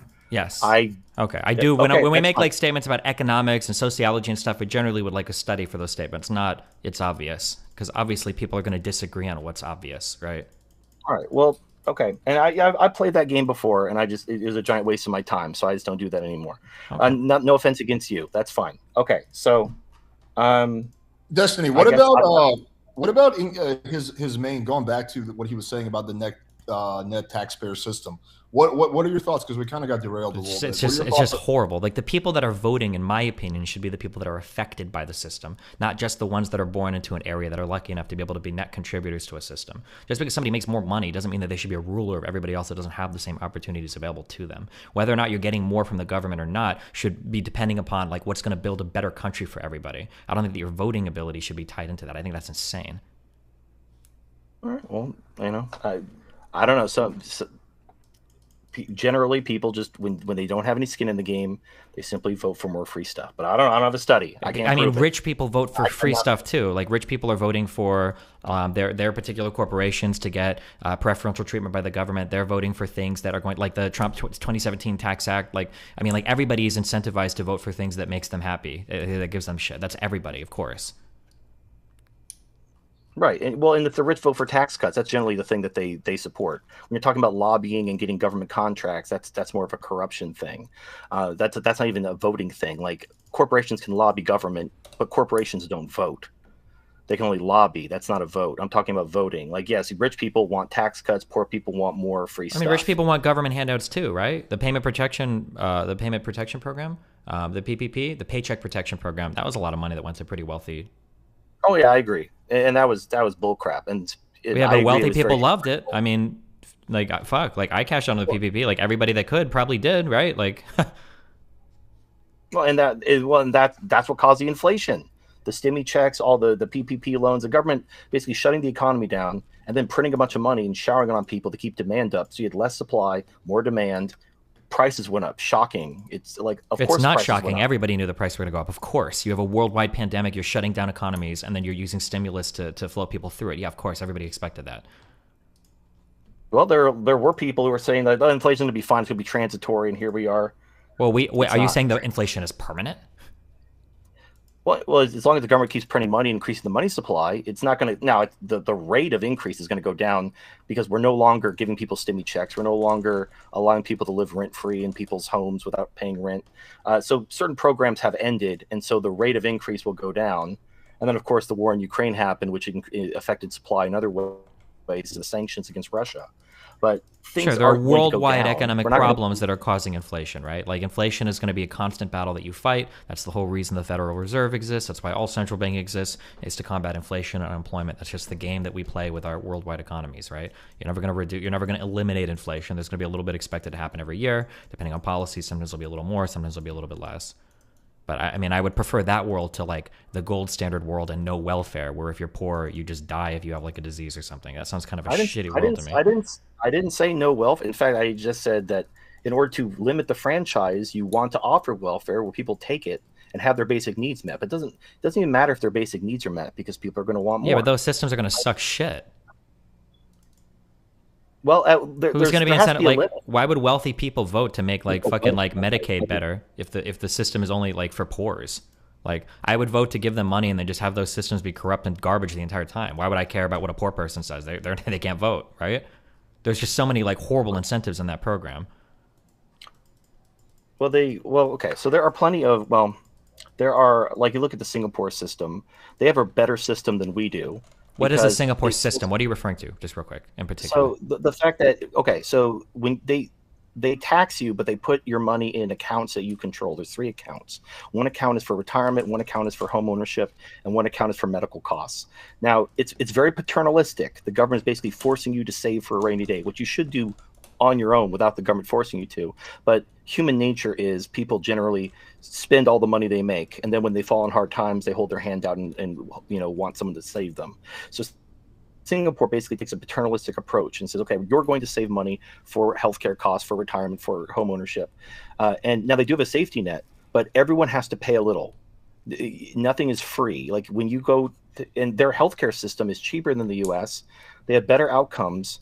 They have better healthcare for less money, and their system works. And they basically solved a lot of problems by forcing people to have skin in the game. Okay, now, but doesn't everybody pay for like Medicare in the United States and like Social Security? Like, there are programs that we all pay for as well, no? Also, it looks like for Singapore, a lot of their stuff is publicly funded too. Yeah, they have a safety net, but if you're poor, even if you qualify for a subsidy, you still have to pay from that medical care fund that the government forces you to open and fund with your taxes. It's not, so the problem is with our system, the government taxes you and it goes into a big piggy bank that the government controls, and they can use it to buy votes because it feels like it's free money, even though it's technically everyone's money. Like the government has to take it from someone, but it feels like it's free because you never see the money. It never hits your account. But when it goes into an account that you control and the government says, okay, you're poor, so we're going to subsidize your healthcare to this degree, but you have to pay part of it yourself. People have skin in the game. People have a different mindset. It doesn't feel like free stuff. It feels like, okay, like I'm going to pay a little and the government's going to help me out because I'm low income. And it just works better and it costs less. And the point of the net taxpayer voter system is to basically incentivize people that have skin in the game so they don't just vote themselves free stuff and cause horrible, horrible financial problems with the economy. So we can have a thriving, productive, prosperous system, which will actually work better for everyone. Because again, if you're poor, but you want to vote because it's super important to you, you just don't have to accept welfare. You have to basically, like, there are people who qualify for welfare who refuse to take it. And those people should be allowed to vote. They're demonstrating integrity and they're demonstrating a willingness to sacrifice for the country in order to, for whatever reason. But having systems which encourage that behavior is going to lead to better outcomes than systems which encourage using welfare or other, just basically buying people's votes, essentially. The government taking money and then saying, vote for me and I'll forgive your student loans, or I'll give you this free stuff, or I'll subsidize this and I'll do this. And people vote for those reasons because it's rational for them to do so. But when you do that, you cause horrible debt and you cause horrible unfunded liabilities and you cause horrible inflation. And that's the problem we're facing. Like if we have infinite resources and there was no scarcity, sure, like who cares? Like, yeah, vote for whatever you want. It's infinite. Who cares? But we don't. Like, and actions have consequences, and things which are given have to be taken from someone else, and that leads to bad outcomes. Now, I don't know. It's kind of like it's a value judgment. Maybe you think it's worth it. Maybe it's okay. Maybe we'll cross that bridge when we get there. Maybe hyperinflation won't be so bad, but I don't know. It's one of those things. Again, I have no power to affect change. Nobody's buying what I'm selling, and I accept that. I'm just letting there you know seems to what's be a few people in the chat who actually like your ideas, so I don't know. I would disagree with that. Well, but look, when things go to shit, when things basically reset, we're going to have to rebuild something. Now, generally, what people do in the absence of any alternative ideas, they tend to fall back on what they know. So I'm throwing out ideas so that when things go to shit and we are rebuilding, we have like the founding fathers were influenced by like Adam Smith and Locke and other philosophers at the time. So when they fought the revolution against King George, they had an idea of a different system. Otherwise, George Washington simply would have been king. And that feudal system would have just continued with George Washington as king, and America just would have been another monarchy. But they were influenced by philosophers and writers to have different ideas, and they created America a little bit differently. So that's what I'm trying to do. I'm throwing out ideas. What if instead of all of this craziness, if like you're so concerned about this, the debt and everything, why not just pass a law that says for every budget increase, it has to be paired with a tax increase? Or for every tax decrease, it has to be paired with a budget decrease. Wouldn't that simplistic legislation fix every single problem you're talking about without going down this weird road of disenfranchising people that aren't paying taxes? Well, that's the political, in a perfect world, if we could just have an adult conversation, there's actually more options than just that. We can either increase our taxes to the amount of government we want, or we could shrink government to the amount of taxes we're willing to pay. Either one would work. Like Scandinavia pays more taxes, but they have free healthcare and free college. Other places might want to keep more of their money and have fewer government services as a result. That's up for people to decide. The problem is we have only 20% of the population pay a net tax. So you're just that. Yeah, but you don't care about necessarily the people not paying the net tax thing. What you care about is that people are going to vote to cause runaway debt and shit. What I'm saying is, why not just make a law that says we can't have any more new debt without securing the funding for it? No more unfunded liabilities. Wouldn't that just solve every problem instead of all this other kind of stuff? Yeah, if I had a magic ring or a genie and I could just make laws happen that wouldn't be overturned despite what the voters think. Like if we could just impose restraint on government spending, and so they couldn't buy more votes, and no matter how many people like, hey, give us more free stuff, like, oh, we can't. The genie said we have to cut spending. Sure, but in the political realities are such that there's too many people who don't have any skin in the game who just want more free stuff. And that being the case, there's really no way to get from there to there. Like we could do it hypothetically. We'd say in like some hypothetical world, we could just have some kind of relationship. Are we all talking about hypothetical worlds? If we're talking about like a world where women aren't voting, aren't we necessarily talking about hypothetical worlds? Right. Well, I think Destiny's saying like, what if you could do like a constitutional amendment and that like it can't be changed, and then like wouldn't that be like simpler way of taking care of the problem that you're concerned about than change the system completely? Here's the problem with that is like the Constitution is just a piece of paper. Only power checks power. So you have the power of the mob, who's going to be, I mean, they're the majority of the population. They're used to being taken care of, and like, how are you going to get that law passed that's going to disenfranchise, or not even disenfranchise? It's going to be, even if they could vote. Like you saw this in Europe, like with Greece. They had to force austerity because they were bankrupt, and I think the IMF and Germany forced them to have austerity, and then the entire government was voted out. They voted entirely new politicians in who promised to bring the good times back. Wait. Then, why did they vote the entire government out in Greece? Because they were doing austerity, and the people were not happy. Are you sure it was because they were doing austerity, or was it because the government in Greece was unimaginably fucking corrupt, and that was one of the reasons why they had so much economic trouble, because they cooked their books to join the EU? Do you think they just voted them out because they didn't want to give them free stuff? Well, there's corruption in any system that has basically. No, there's not. Do you okay? Let me ask you this: do you think the level of corruption in the Greek system was comparable to other EU member countries? Oh, they were probably more corrupt. Like the most corrupt of all EU countries. So don't say it's comparable. Like, I mean, okay, I don't have. Yeah, no, yeah. I think. Well, no, I don't. Never mind. I take that back. The point is that the politicians were voted. Let's just say they was for corruption, but they campaigned on restoring these cuts, the austerity, the forced austerity cuts. And then when they got into office, they were told, no, you can't restore these programs. You have to have austerity or you're going to go bankrupt. So there's a limit to, when push comes to shove, you can vote all you want, but you can't overturn the laws of economics. So eventually these programs will go bankrupt and people will suffer. And that's the unfortunate reality of it. Just, I'd like to do better. Now, if we have the problem is having a constitution, having even an amendment. Amendments can be ignored. Look at the 10th Amendment. The government just like reinterprets certain sections to give themselves new powers that were never there, ignoring the 10th Amendment because they want to do something and they just twist the Constitution to do what it wants. A document can never secure your freedom because it's just a piece of paper. Power check. Yeah, I think what Destiny's getting at is he's saying that like you guys are both proposing hypothetical scenarios, right? Because in reality, your system will never happen, and then it will never happen. So we're talking in the abstract and the hypothetical. So he's saying, oh, okay, well, like, yeah, go ahead. But okay, so yes, you could put it in a constitutional amendment, but at the end of the day, only power checks power. So you have to have, just like with you need checks and balances within the government, you need checks and balances within the people, so that people don't just overrun the system and for their own benefit. Got it. So a piece of paper, a document can never do that. Like think about over the last 100 years, whenever the government has come in and taken the people's freedom away and give themselves new power, it's always during a crisis. And they always promise that after the crisis is over, they're going to lay these powers down, and they never do. Like once your freedom is taken under some crisis, it's never restored. And unfortunately, because people, like there was a crisis, they didn't. What about internment camps in World War II for Asian people?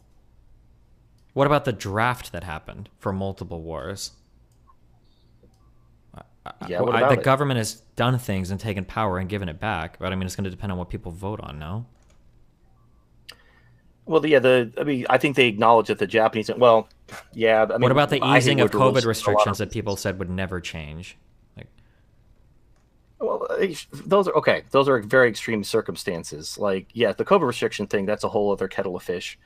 I'm talking about like the power, like there was, man, you know what? I don't want to get into because I don't have the sources. Doesn't matter. So yes, the government can do something and then say, like, okay, well now the COVID restrictions are being lifted, but they reserve the right to basically lock you down again. In fact, I think I don't remember who it is. It's either the EU or the CDC wanting to basically coordinate with the international body to basically coordinate lockdowns, essentially like taking power away from Congress and giving it to an unelected bureaucracy to basically like lock the country down again. And then it was proven that the lockdowns didn't even do anything. They just that's destroyed not the true. economy. Hold on, that's not true. What do you mean it's proven the lockdowns didn't do anything?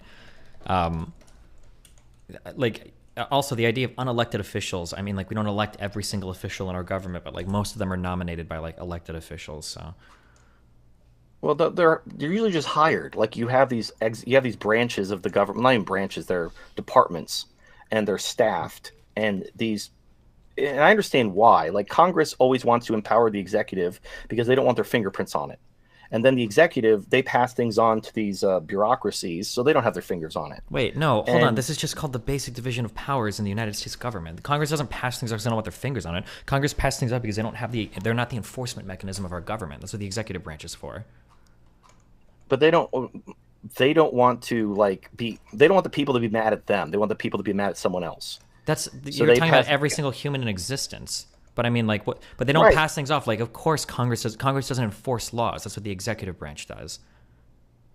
Well, no, but the executive branch has all these like myriad departments full of nobody who's like you can't like recall these things. That basically they serve more or less at the behest of the president, who can supposedly fire them. Sometimes there's lawsuits and then it doesn't happen for some reason. Well, but these departments that are created are usually created at the behest of Congress, right? Like Congress will entrust the president, the executive, with the ability to do something, and then a department might be created for that enforcement mechanism. They don't just randomly like appear out of nowhere. No, I'm not saying it randomly appears out of nowhere. I'm saying that they want the actual the people are going to be mad at. They want those people far away from where they can actually affect change, because the body of the government that's more affected by change is the House, because they have to run for re-election every 2 years. So if the people are mad, a lot of congressmen are going to lose their job. So congressmen don't like to make choices. They want to kick the can down the road and make someone else make that choice. Like, what? Can you give me one example of that? What does that mean? Kick the can down the road? Well, they don't want to do something controversial that's going to cost them their job. Like, so what? They don't want to stop the president. They don't want to declare something or let's stop the president. War. What do you mean declare? Like, don't we vote on? Well, I'm using an example declaring war. We haven't declared an actual war since World War II. Didn't we vote on the authorize the use of military force? Wasn't that from Congress? I feel like I watched people in Congress debating whether or not to authorize that. That was a Congress thing. Yeah. That wasn't might not have been a declaration of war, but it wasn't a declaration of war, but it was an authorization of use of military force. Right, and then there's I think Biden right now, he's using some old. There was I don't have it in front of me. There's something, I don't remember the name of it. There's something where it empowers him to do fact finding, and this was passed for a completely different conflict, I think in Syria, and he's using that to justify sending people into Ukraine without going to the House and actually having Congress has a say. Because if we're going to start World War III, the president shouldn't just be doing things unilaterally. Well, he's not. Aren't all of these aid packages being approved by Congress? The aid packages are. I'm talking like boots on the ground. We don't have boots on the ground in Ukraine. But yeah, I mean, we don't. The president. We have special forces. What do you mean by special forces? Like there are Navy. We have military special forces. I could look it up if you want. If you need the sort. Are you talking about private citizens who choose on their own to go? No, he's talking about there was a weird Intercept article that was the only article of any of the media to report that there are supposedly some special forces people in Ukraine, which there might be. They're literally the only people that have reported on that. Well, U.S. military. I'm using this as a a single. You asked for an example. Here's an example. Well, no, of, but I don't remember. I'm just getting at the idea that there's a division of powers. So, like, if you want to start bringing up war-related stuff, then yeah, the president has a lot of deference there, but that's because the president is the commander-in-chief. That's his job. Yes. So of course the president has wide deference over a lot of stuff. But you're talking about like Congress doesn't want responsibility. And you talk about like Congress like taking. You're talking about the government like taking things from citizens, like the Patriot Act that came from Congress. The Iraq War, the authorization for use of military force came from Congress. Aid going to Ukraine comes from Congress. Like again, I think it's just like a misreading of like all the facts. I don't think anything you're saying is like in reality. Right. So I was using that as one example because you asked for a specific example, so I gave you a specific example. But the first example was there was talk. This didn't happen, but there was talk of the CDC coordinating with European counterparts to basically enact. Now, this would have been passed by Congress, but Congress was basically not offshoring. They were basically delegating their authority to the CDC to have people who aren't accountable to the people. Like the people can't do anything about. If the CDC makes a bad call, the people can't really do anything about it. They can call their congressman and they can wag their finger at them on the camera. No, if the CDC does something bad, then that's going to reflect poorly on the party that's supporting the CDC. Are you telling me that like when people were upset with Fauci, you don't think they voted against like the idea of Fauci and the party that supported him? Also, these people are appointed oftentimes by the president at the approval of like the Senate. Like we might not vote on every single member of every single executive agency, but of course they reflect on the administration and office. Well, they reflect, but the people like, what if they like, for example, they like Biden for one reason, but they're really mad at him for a different reason, but they can't do anything about it. It's basically a package deal. So like you can reelect Biden, you can't do anything about Fauci. You can't do anything about all these other people that you don't like, but maybe you like Biden for other reasons, or maybe you just really hate Republicans. That's every single thing in every single area of our lives. You can't vote, but we're not going to vote down the line on every single issue of our government. Our voter turnout already sucks. We're not going to vote on every single nominee. That's just not how our government works, and it wouldn't work. That would be ineffective. I was just bringing up the point that when you have politicians who are accountable to the people, they don't like to have their fingerprints on stuff. They want to have other people be the bearer of bad news or whatever euphemism you want. That way they're the ones who get the heat. Now sure, it reflects on the party, but it's just very quickly forgotten. We have a system that it's structured in a way to basically make sure that everyone hates the parties. The politicians, their approval numbers couldn't be lower, but their re-election numbers couldn't be higher. And so that's we literally just had a huge like upset in the prior elections. I don't know what you're talking. I don't know, but okay. All right, I mean, okay. Yeah. I want when you guys are done with this topic, I want to redirect to a different topic that I think the audience will find more interesting. Yeah, direct me. Yeah. All right, cool. So this is something me and TFM were discussing when he came on my channel. I guess a year ago, was it, or 6 months ago? But anyway, so this was something I personally disagree with TFM on, but he believes that dating in the West is not worth it because of the potential risks like false rape accusations and stuff like that. Yeah, he wants to go to Romania. Yeah. I think you guys are going to have massive disagreements on that, but yeah, I'll kick it off there. Where's the disagreement? It's personal. Like everyone has their own level of risk tolerance. They value companionship greater or lesser. Like if you feel like you absolutely need, like having a family or having a relationship is super important to you and you're willing to risk everything for it, you're going to take more risks than somebody who, sure, having a relationship would be nice, having a family would be nice, but they value their freedom more, they value other things more. It's ultimately subjective. So we might disagree, but you can't objectively prove or disprove subjective values. No, I think, like, for example, I would argue that you're completely overblowing the risk, that the risks aren't nearly as high as you say you are. All right. I think that would be probably Destiny's position as well, although I don't know. Yeah, I mean, how many men are getting, like, false rape accusation? Like, let me give you a thought experiment, if you will. So let's say I contact you, and I want to open a business with you. I want to be partners with you. And so here's how the contract's going to work. You're going to put up all the seed money for the business. We're going to share the profits 50-50. I can leave any time. I get to keep all the IP, and you have to pay my salary for the rest of my life. Holy shit! That's business? Oh my God! Are you describing alimony? I know. You saw through my tricksy trick. Yeah, so the reason why alimony is paid is because historically there is an issue where women forego careers in order to build families and empower the husband to continue his career. Husbands can oftentimes go through the labor market unimpeded by the children they have because they've got a wife that's willing to make a career sacrifice to stay at home to take care of the children. So if it is the case that a husband and a wife divorce and a wife has foregone a career in order to take care of the children, it's probably not the worst thing in the world that some level of alimony would be awarded there. I don't think that's a bad thing. Also, alimony is only awarded in 10% of divorces. It's not this like huge problem all across the United States. And also, if you're going to make the claim that like women are divorcing just for alimony, like again, it'd be cool to see a study on that, but I know you don't have one. Yeah. I'm not making that claim. My point is you would not form that partnership with me. Not because you hate me. Maybe we're war buddies and you trust me. It's just that arrangement is horribly unfair. Well, that arrangement doesn't resemble marriage either, though. Well, it kind of does. It absolutely does not. What do you mean? Okay, well, so the husband basically provides the income. It's the seed money for the business. The children are jointly owned, but the wife can leave the marriage, and they're her kids. The guy might get visitation, but basically gay Who's couples taking get care of the children?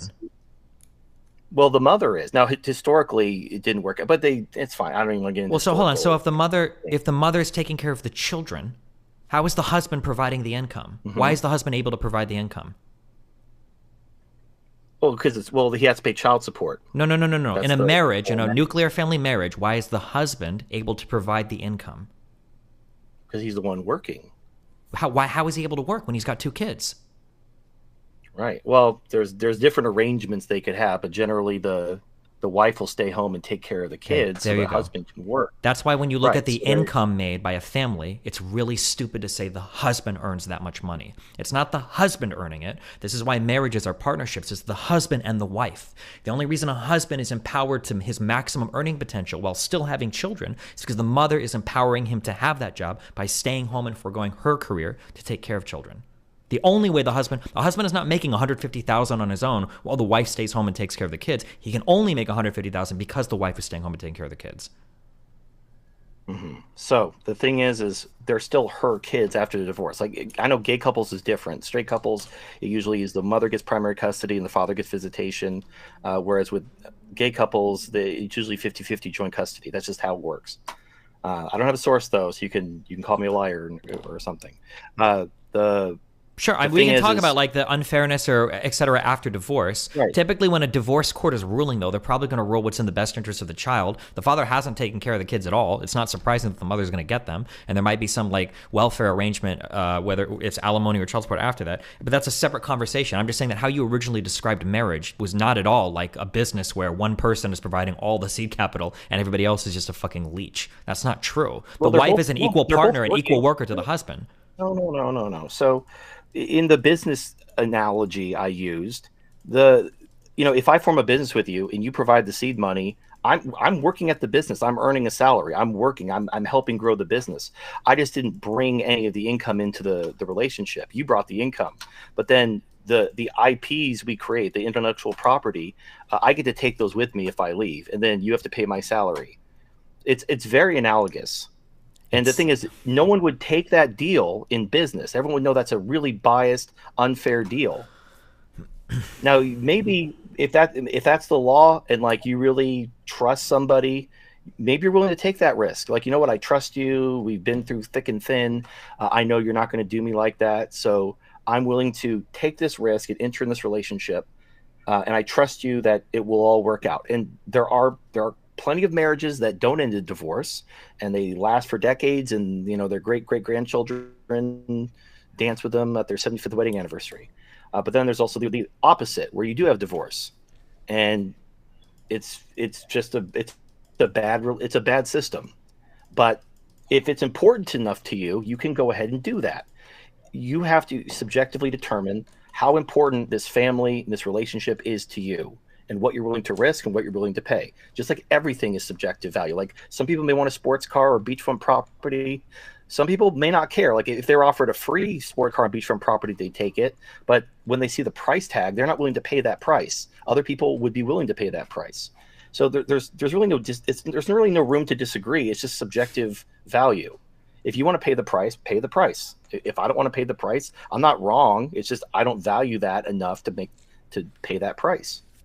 Yeah, but TFM, so what if the woman makes more money than you? Doesn't that the whole thing go out the window then, right? Well, hypothetically, the problem is human nature. So when the wife out earns the husband, you basically have a 75% chance of getting divorced. Like the base divorce rate is 50. I'm sorry, I don't have the sources in front of me.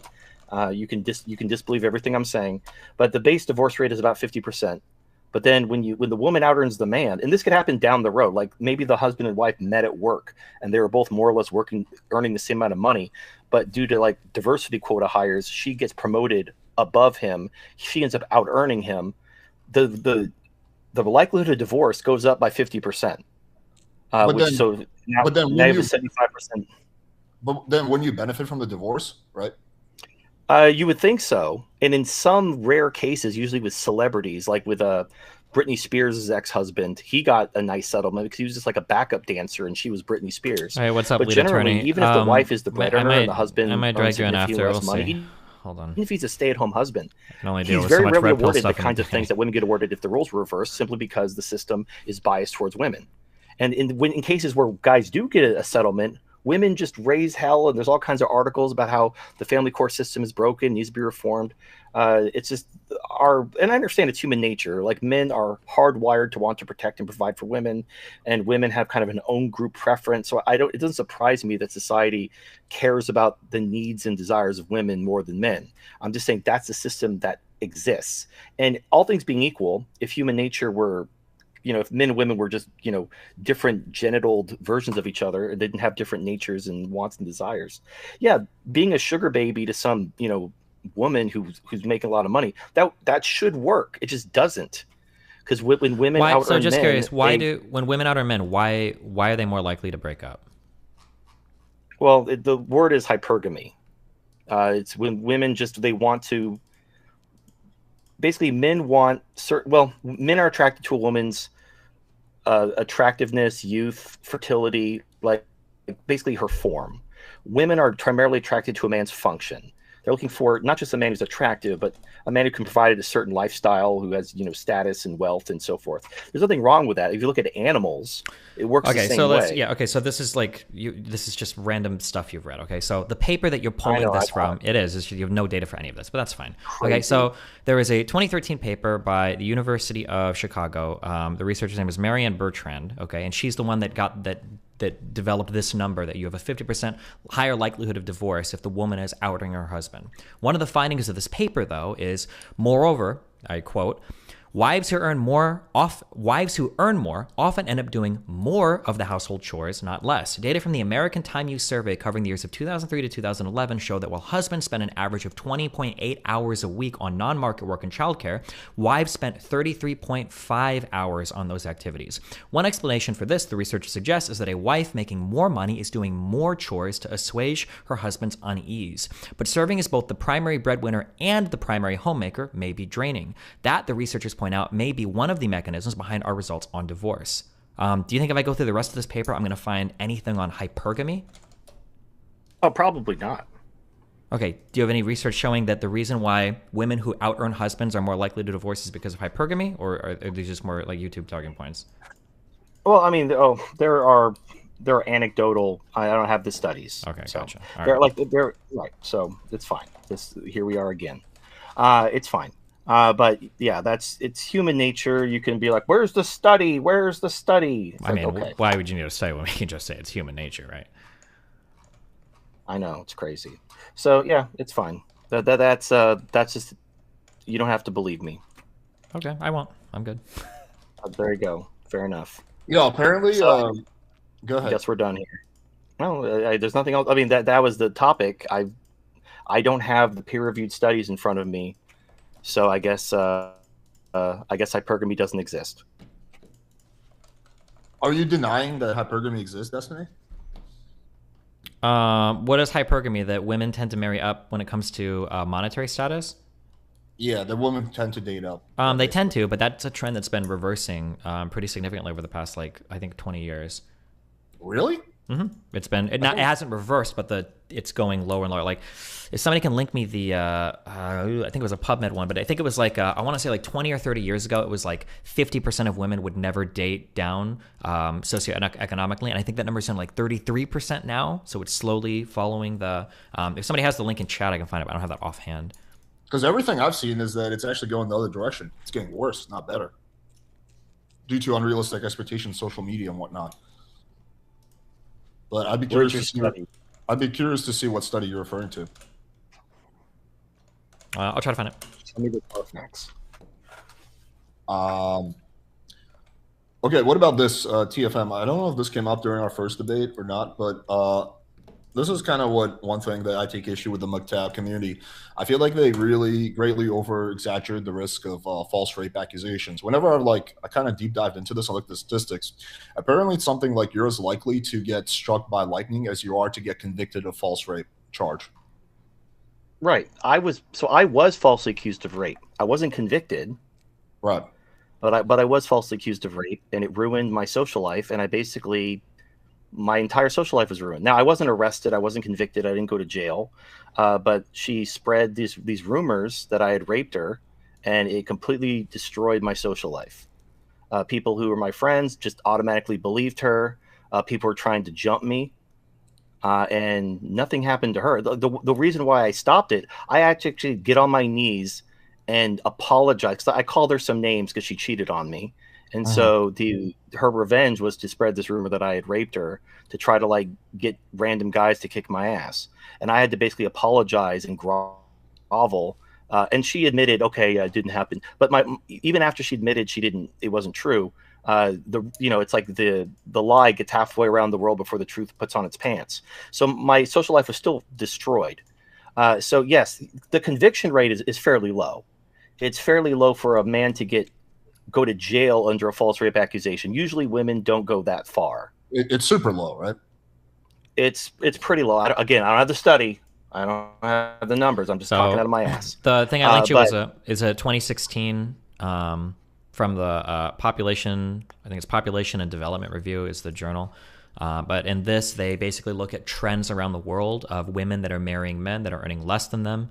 And I can read part of the abstract. We present findings from an almost comprehensive world-level analysis using census and survey microdata from 420 samples in 120 countries spanning from 1960 to 2011, which allow us to assert that the reversal of the gender gap in education is strongly associated with the end of hypergamy and increase in hypogamy, or hypogamy. Wives have more education than their husbands. We not only provide near universal evidence of this trend, but extend our analysis to consider the implications of the end of hypergamy for family dynamics, outcomes, and gender equality. We draw blah, blah, blah, blah, blah, blah, blah. If you want to go through that sometime.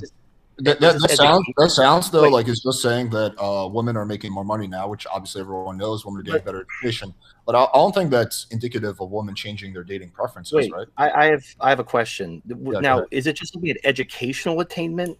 Because sure, women are getting more advanced degrees, but a lot of times, like they get a master's degree in like lesbian dance therapy, and then they marry like a tradesman who's earning six figures. Oh my God. I bet the researchers had no idea. That's crazy. So if you actually click the little link I sent you, I'm sure that you can probably go to Sci-Hub and like get the full study, but you can look at figure 3 here and it'll say proportion of wives earning more than half of the total household income by relative education of husband and wife. And you can see that trend increasing across, I think, every single country that they graph here. Observations include married as well as unmarried cohabitating couples where at least one or both partners earn some income. Surprisingly, they must have considered the fact that every woman is getting a degree in lesbian dance theory, I guess. Amazing. Well, I'm pointing out that there are women who do have advanced degrees who they still don't earn as much as their husband, who may not have a degree at all, maybe went to trade school, just as a hypothetical. Sure, that's great. It just has nothing to do with what I said. It's just like a random, like, what if this crazy thing all the researchers overlooked because I have no data and now there's data that's in the contrary? I understand you have that assertion. If you can show me a study or link me some kind of peer-reviewed thing or link me anything besides like a chart, then it would be interesting to look at. Yeah, again. So, I remember there's an article I covered back in the day about Mongolia where because they're traditional herdsmen, and so the men did the farm work and they sent the women to college, and then the Mongolian women didn't want to marry the Mongolian men because they considered themselves better than them after they were college educated. I don't have the link. I just remember it from a couple years back. I covered it on my show, but it's fine. Just an anecdote, doesn't prove anything. Okay. Here you go. I searched. I'll help you because I do know how to use Google. You're probably talking about this Guardian article right here. Too smart, too successful. Mongolia's superwomen struggle to find husbands. Is this probably the article you're referring to? Yeah, sounds. There you go. That's correct. Well, save that link. You can use it in your next argument. There you go. Well, no, I'm just pointing out that this hypergamy is a thing. Women. Yeah, I would kind of agree with TFM on that. I mean, I would say the article that you provide, Destiny, is showing that women are getting better education and women are becoming more equal to men, which I think, again, no one's disputing that.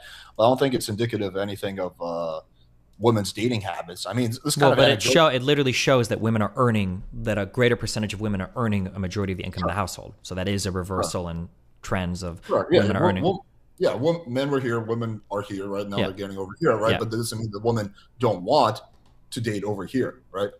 There's also there's a lot more single people nowadays, right? Because women are like, oh shit, I can't find that guy that makes like fucking 7 figures or something like that, right? So just because women are going up in terms of their economic prosperity doesn't mean that they're dating. No. If the figure 3 is proportion of wives earning more than half of total household income, so it is them dating here.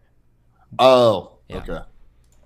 Keep in mind, also, hold on. I'll be like reasonable. I will agree that there is going to be these trends historically, of course, and it might take a while for them to reverse. But that's probably because historically, right, until like a couple generations ago, or really even one generation ago, women haven't had access to the same types of labor opportunities as men. So women kind of had to look for guys that earned money because they didn't have those economic opportunities available to them. But as they've had more of those economic opportunities available to them, then they're probably going to, like, I would expect to see dating habits start to change in the future accordingly, right? I mean, this is kind of anecdotal. When you watch like pretty much any like whatever show, like you watch what's his name, Kevin Samuels when he was alive, like pretty much every single girl that calls in is like, yeah, I want a 6-figure guy. Now, of course, that's not like representative of every single girl because that's a pretty niche group of audience. Sure. But they're like, we can't deny that there's a significant percentage of women that want to date up. That's true, but like anecdotally, I see a lot of fat fucking losers on Reddit that say that Pokemon isn't like sexually attractive for them to fuck. So I mean, like anecdotally, like everybody has like fucking stupid standards out the wazoo when it comes to dating shit. I mean, well, there's also people getting married when they're older. Like back in the day, people used to get married in their 20s. Now people tend to get married in like their mid 30s or older. So they're further along in their career. Maybe they realize like, okay, I gotta like be more realistic. Maybe they're not looking for the guy who's 6 foot tall with a 6-figure salary. Maybe we're just looking for someone who's like. Wait, you think that's why they're putting off getting married? Do you think it's just because they think they're looking for their Giga Chad princes in their 20s? Or they're just having fun, enjoying their youth, and they think they have plenty of time to settle down later. Do you think that maybe it's just because they're able to work and they've got economic opportunity available to them? They don't have to like pair off with some schizoid man when they're 21 years old because otherwise they have no future? Like maybe women are just able to work and have greater reproductive freedom, so they're able to wait a little bit longer to get married because they don't want to like completely like obligate their whole life when they're 22 to raising a family. I mean, that may be part of their thinking. It's just so let's say if I Google reasons why women get married later, what do we think is going to come up if I look for this? Oh yeah, it's their careers. Of course. It's not really about the quality of men. Anyway, okay.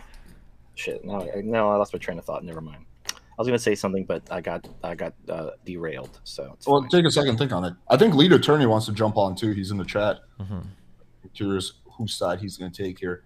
What were you going to say, TFM? It's fine. I didn't prepare my sources, so. You literally charted me. You had charts. You threw charts at me. I didn't even know what we were going to talk about. Well, I mean, those are charts I just have in a folder. I don't have my sources.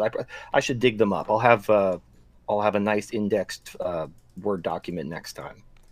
Yo, Lead, I dropped a link in the chat if you want to come on. Yeah, I mean, I think what's it called? So okay, so DFM, you think that hypergamy is how much, like, if you had to put a number in, like, how significant do you think it is?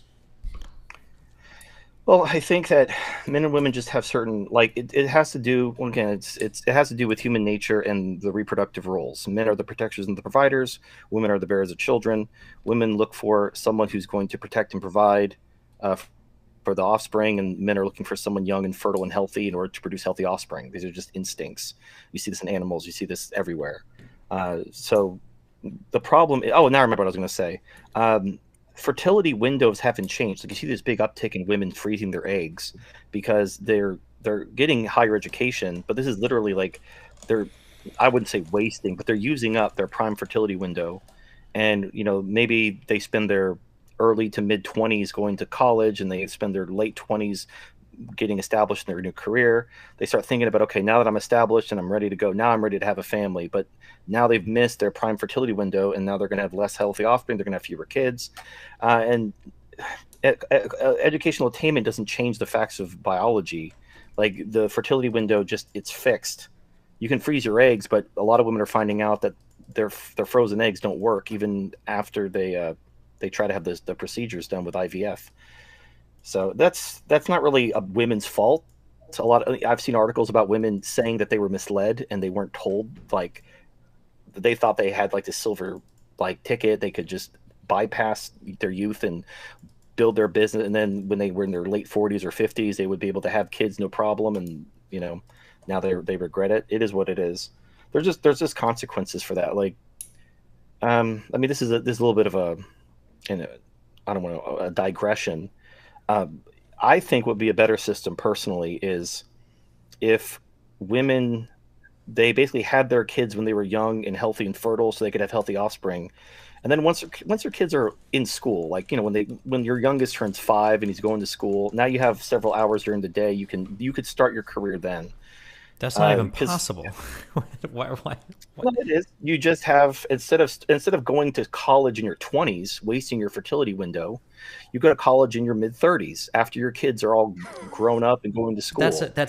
Most people can't just take like 10 years of a break and just hop back into things, right? There's a reason why no man would ever fucking make this choice. I would never make this choice, right? You're 19 years old, time to forego like arguably some of the most important career and educational years of your life to do a family, and hopefully in 10 years you can go back to it.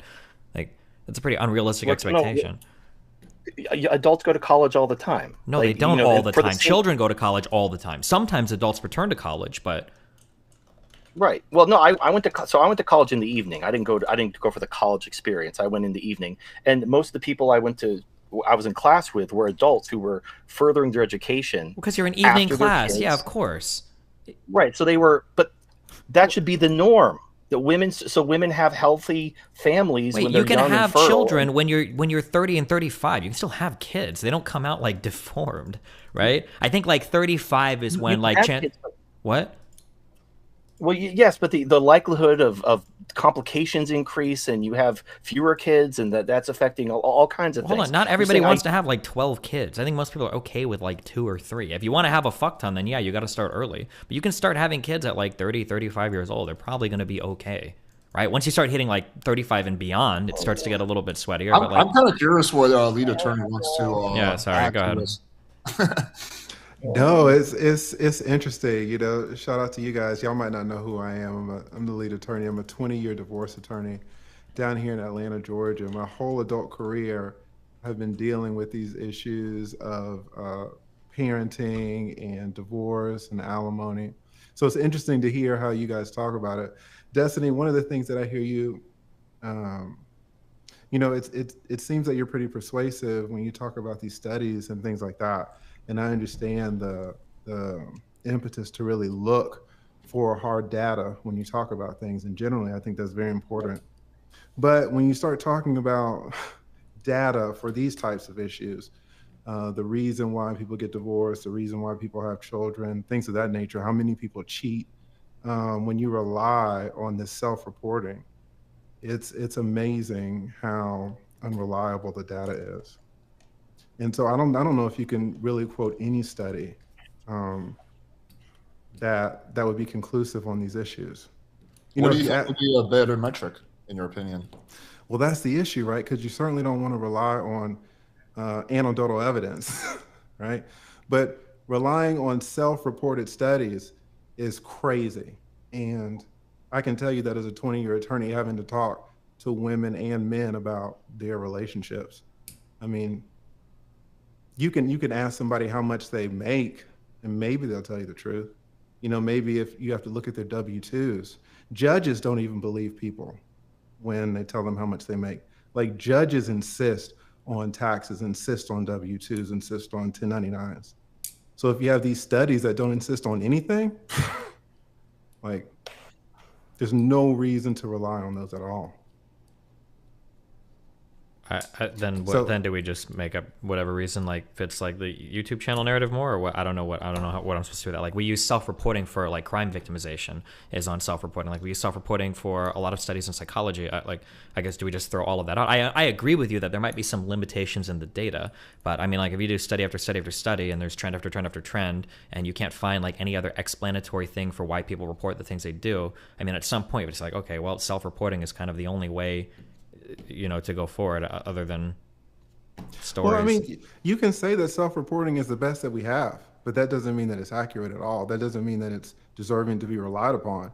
You can just say, hey, this is all we got.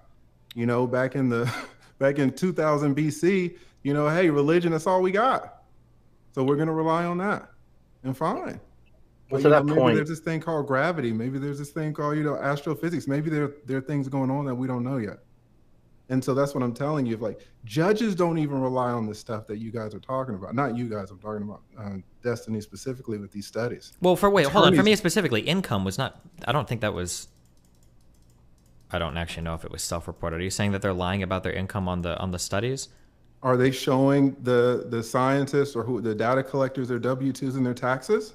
Or are they telling them, do you make between 50 and 75,000? Do you make between 75,000 and 100? Are they just typing that into their keypad on their phone?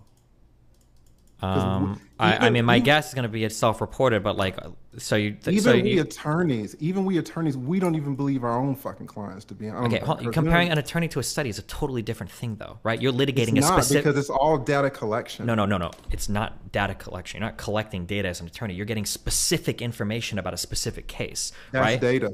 Yeah, but That's you're information. but when you're trying to make a case, I don't know if you're a trial attorney or what, but like when you're trying to make a case in front of a judge and the judge is asking you like, did your client cheat on his wife? Like, you would never respond to it. Well, 47% of clients do. No, of course not. You're doing like a case study. When you're doing, like, that's what an attorney does, is case studies. Like, the whole discovery process is collecting data about one particular case, right? Or maybe you'll bring in an expert witness for random shit. But like, it's not the same as like talking in a scientific manner or in a sociological manner about like, here's like data across a society. So yeah, I would expect like a judge to be using more specific stuff where they're going to subpoena shit and everything, or they're going to have like more specific stuff to one case. But that's because you're arguing about one particular person, not an entire field.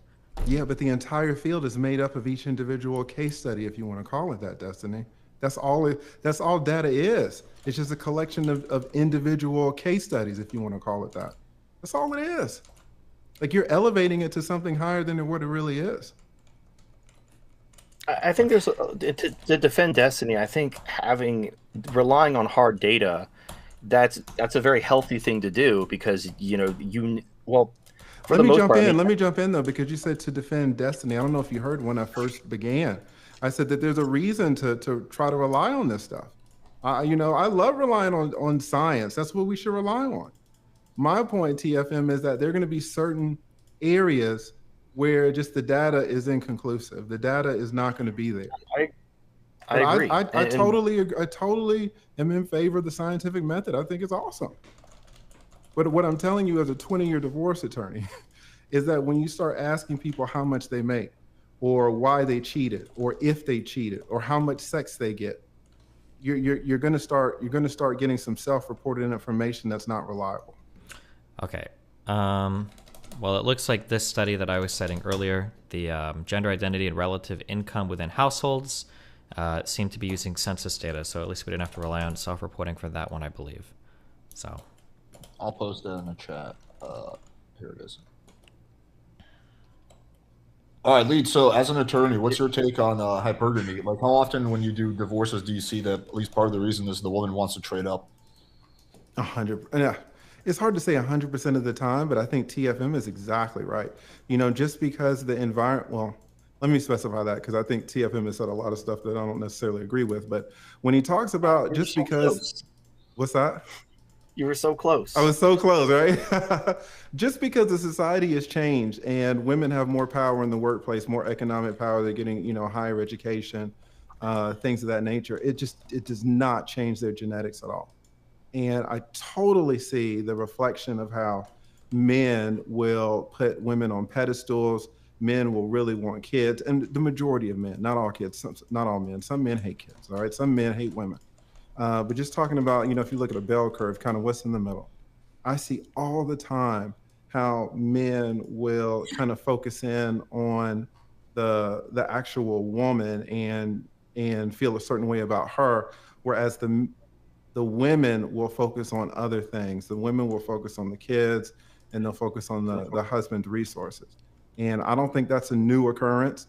I don't think that just because a particular woman earns more, she's going to focus less on that.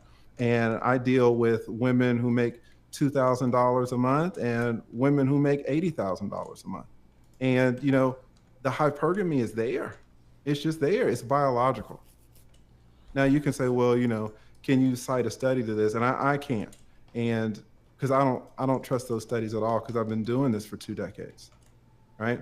But this is what I see. And I totally agree with you that your genetics, I don't know if you said this, but your genetics are your genetics.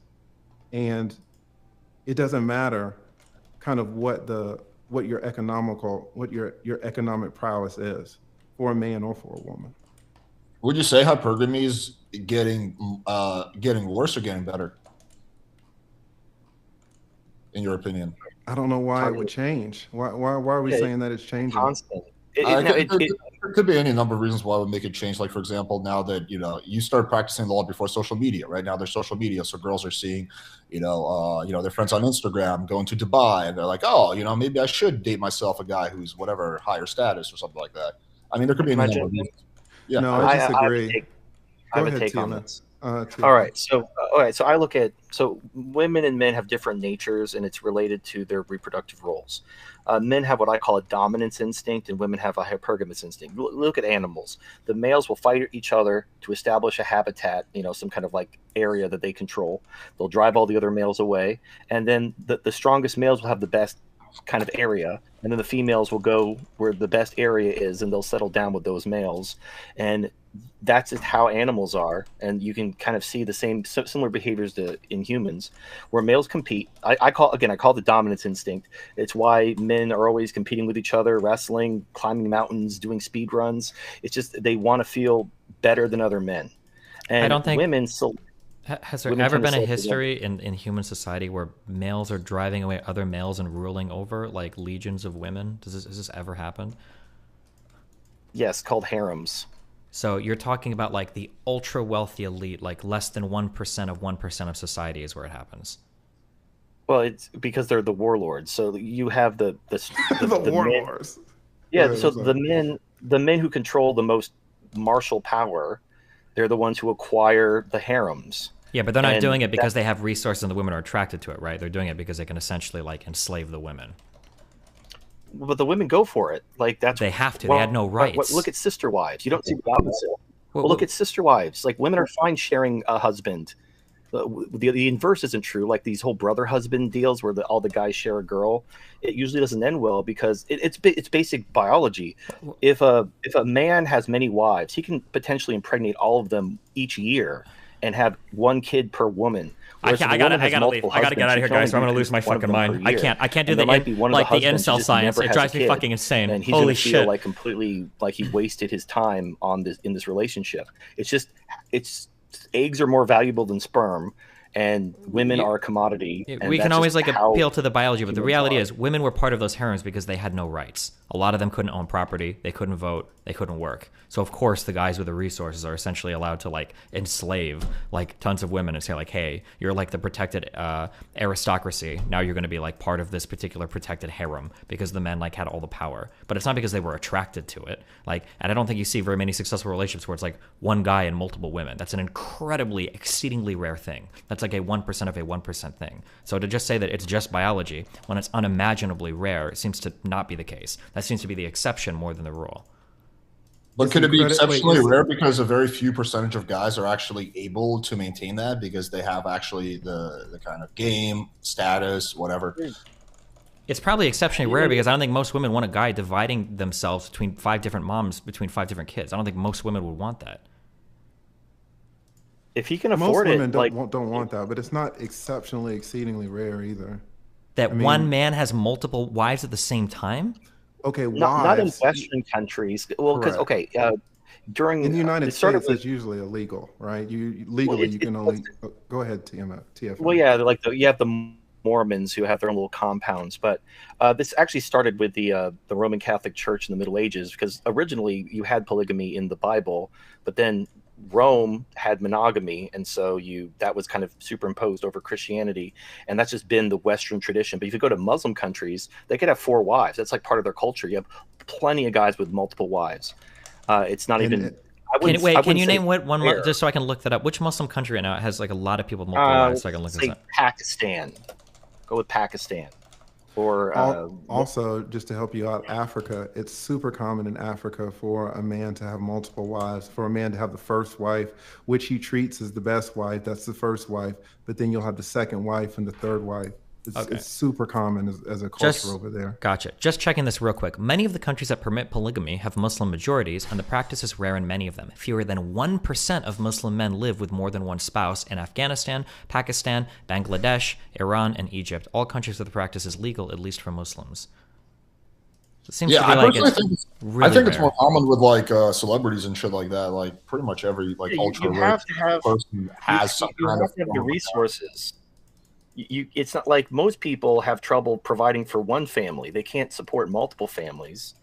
I don't think men with resources are going to want more. Why would you want multiple families though, as a guy? Because women are a resource, and families are a resource, especially in these kind of underdeveloped countries that rely on agriculture, because that's like more farm hands. That's more people helping out on the family farm. It's free labor. So if I were to go back to older times in the United States where people had like family farms and stuff, you think I'm going to find it's pretty common that there's like one man with like multiple wives in the household? And that's like a common thing? No, again, in Christianity, you had Roman culture superimposed on Christianity. So monogamy that was the norm in the West, outside of Mormons who did have multiple wives. But if you go outside of Roman Christianity, where you had polygamy, it's very common. Like even like you were saying in Africa, because they had a different Christian tradition in Africa. They have polygamy because it's in the Bible. It was basically the Roman superimposition over Christianity, which brought monogamy. Which it's fine. My point is that it's not against female nature to share a man. You see this, like there's shows called Sister Wives where these women share men. There might be shows, but I think the vast majority of women, at least in places where they can choose otherwise, would never choose these things. It might be the case that like in fucking sub-Saharan African countries, they choose it because people are dying of mass disease and that's the only way to survive. But given the like ability to choose freely and willingly, I don't think women gravitate towards one man. I think they'd rather have somebody to themselves. No, I disagree with that, Destiny. I think if the value proposition is high enough, like you get to like the point of a celebrity or a billionaire, a lot of women will be willing to share the guy because they just, they like the lifestyle. If the billionaire is trying to date crackheads, sure.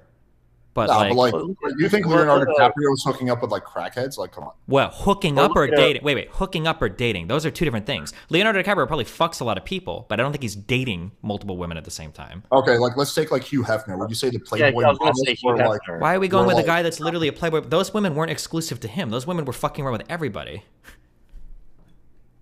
I mean, they were living in his house. He had like the main access. Yeah. Like he could kick them out anytime. Okay, hold on. I just want to hear this. You think that all of the bunnies or whatever the fuck, the people living with Hugh Hefner, you think they were all faithful to just Hugh Hefner? No, I definitely don't. Okay, so then that's not what we're talking about. I'll agree with you there. Yeah, celebrities and shit, there's probably a lot of people fucking everywhere, for sure. But in terms of like multiple women being in a committed relationship with one man, I don't think any woman would gravitate to that. Unless you're shooting way above where you should be and the guy is dipping way down into somebody that's like super desperate for something.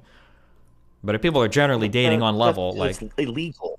What? I don't know. That's one thing I would disagree with you on. I think if the value proposition is high enough, I don't think it's for every woman. I think there's some women that would never go for it. Yeah, but when you say value proposition is high, it's got to be low on one and high on the other. You're looking for an imbalance to cause that, right? If you've got smoking talking hot. about- Yeah, go ahead. Yeah, you're talking about someone who has a crazy lifestyle, like Dan Bilzerian, Hugh Hefner, right? The lifestyle is like insanely attractive to the girl, right? And so the girl might be like, yeah, I don't like the idea of sharing the guy, but I like the idea of like fucking hanging out in his private jet and his mansion so much that I'm willing to put up with it. Yeah, if there's a girl, but if she has the capability to net another guy like that, that's going to be faithful, even if he's a little bit lower, I think she would gravitate towards that guy instead.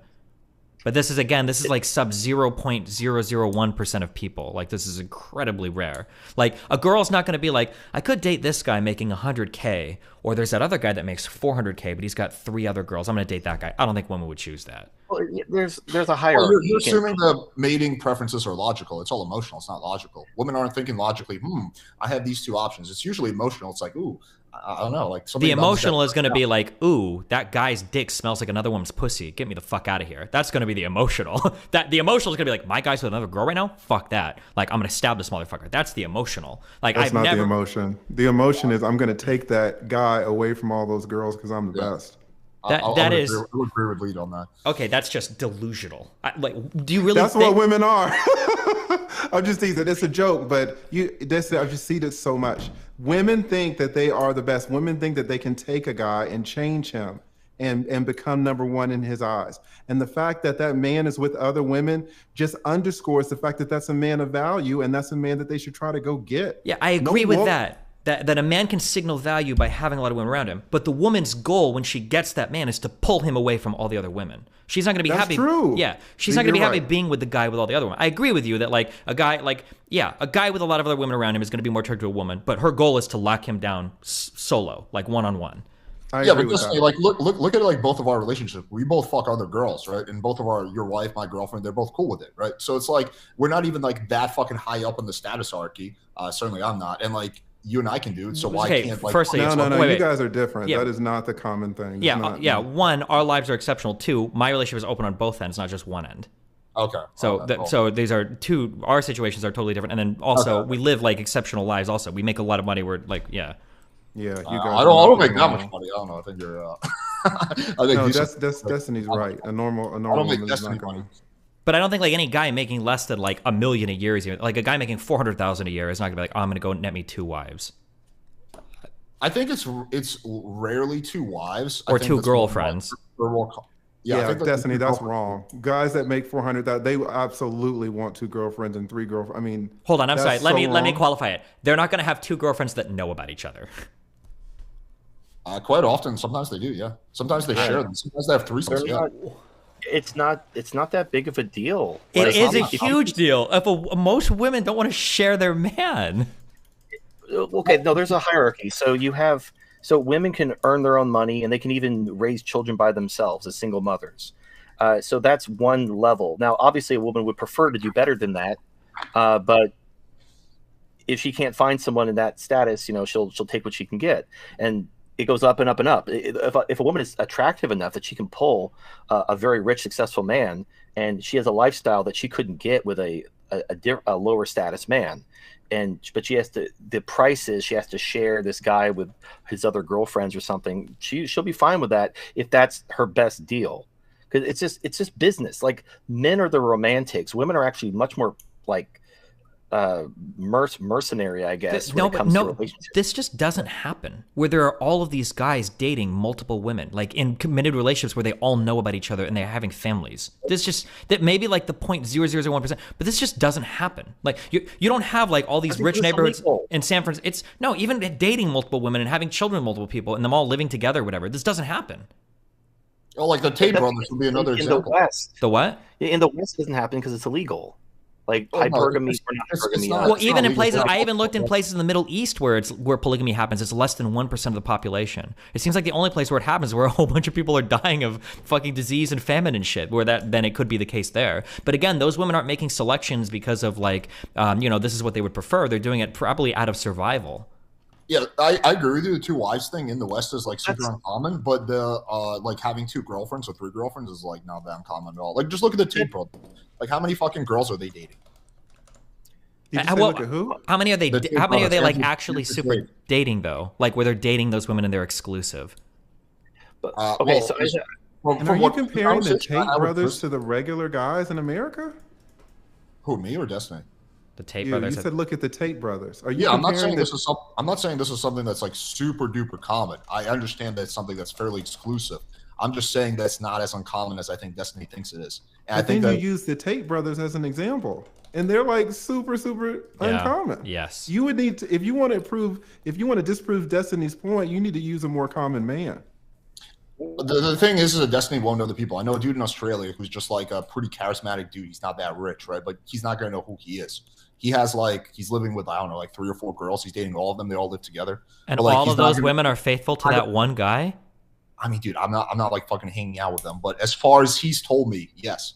No, Destiny's right on that. No, Well, I think Destiny's right in the sense that these Let me say something. relationships where all these women are dating, you know, a few dudes, that can happen in the beginning, but it's not going to last long term. Typically, you're not going to see I agree with that. you're not Yeah, going to see a 7-year relationship with Yeah. one guy and 4 girlfriends. It's not going to happen. Yeah, I'll agree with that. I think typically what happens is the girl gets tired of it after a few years, and then like another girl comes in. Yeah, I'll concede that.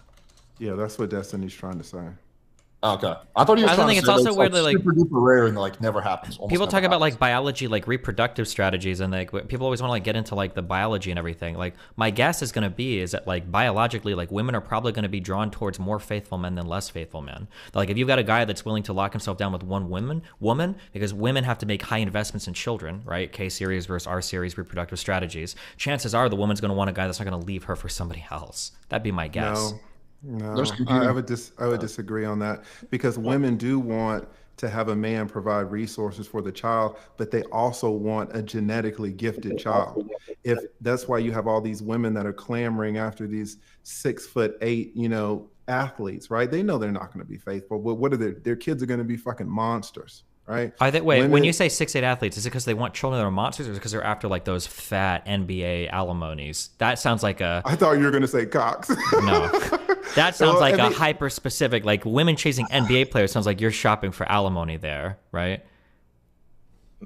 Can I insert mean, something? you're shopping for a lot of women. It's like women don't have just one strategy. They have multiple strategies that occur at the same time. So women are when you say alimony, what you're talking about is resources, right? But when you say resources and we talk about genetics, that wasn't your original point. Your original point was more towards the loyalty. And women don't need Sorry, I was going to say the reason why loyalty is probably important is because the likeliness of a man being able to provide enough resources for multiple women is probably going to be really low. And if a man is shopping around for multiple women, the chances that he leaves you at some point is probably pretty high, right? Like if a man has one woman or 2 women and he knocks them up and then 10 years later, he's got the ability to go and fuck, 22-year-olds, right? It feels like the security you'd have in that relationship would be a lot less.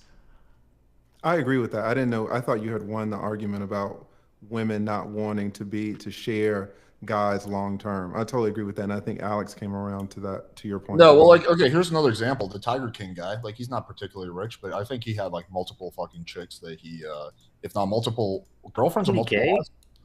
He was What? gay. The what? I thought he was gay, right? Tiger King? Yeah, he was gay. I thought, You're I talking thought about he Joe was. Exotic? God, I Alex, thought he the had, like, examples you use, Alex, are crazy. I thought he. Yeah. Wait, I thought he had multiple girlfriends. I thought that was like the whole thing. That was like controversial about. Maybe he might have been bi. I don't know. I'm pretty sure he's at least bi. I'm looking this up. Okay, hang on. Let me see. Tiger King. All right. Well, can I interject? Can I interject Yeah, something go real for quick? it.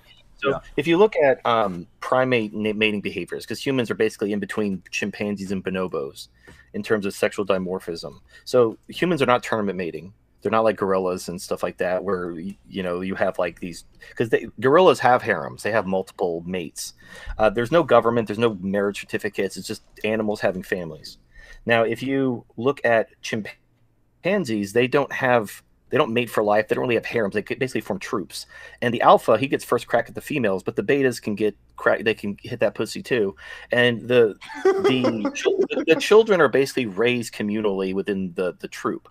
Now, the interesting thing is, to lead attorney's point, what will usually happen is the female will mate with the strongest, fittest male when she's ovulating, and then she will use sex to acquire resources from the betas, basically cucking them and getting them to like take care of her and the offspring, even though they're not the beta's genetic offspring.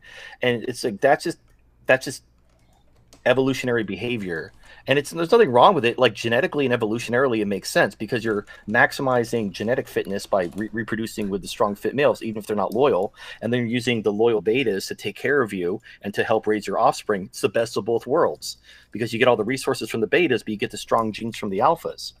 Can I just curious? Can I bring a friend into this if I want to throw somebody else in here? Just yeah, of course. Okay, so I just want to make a correction. So it wasn't actually Joe Exotic. It was his mentor, Bhagwan Doc Antley, Joe's mentor, he's the one that had the 3 wives. I think if your name is Bhagwan Don Antley, you're absolutely going to have 3 wives. I'm just saying, dude, this guy's not like super rich or something like that. He's just some tiger dude who hangs out with animals. Okay, I throw the StreamYard to a friend. Her name is Anna. I'll be right back. 1 second. I'm going to get a drink real quick. Hold on. Go for it. Oh, shit. Well, there we go. Well, yeah, I'm not. This is why I don't like debates.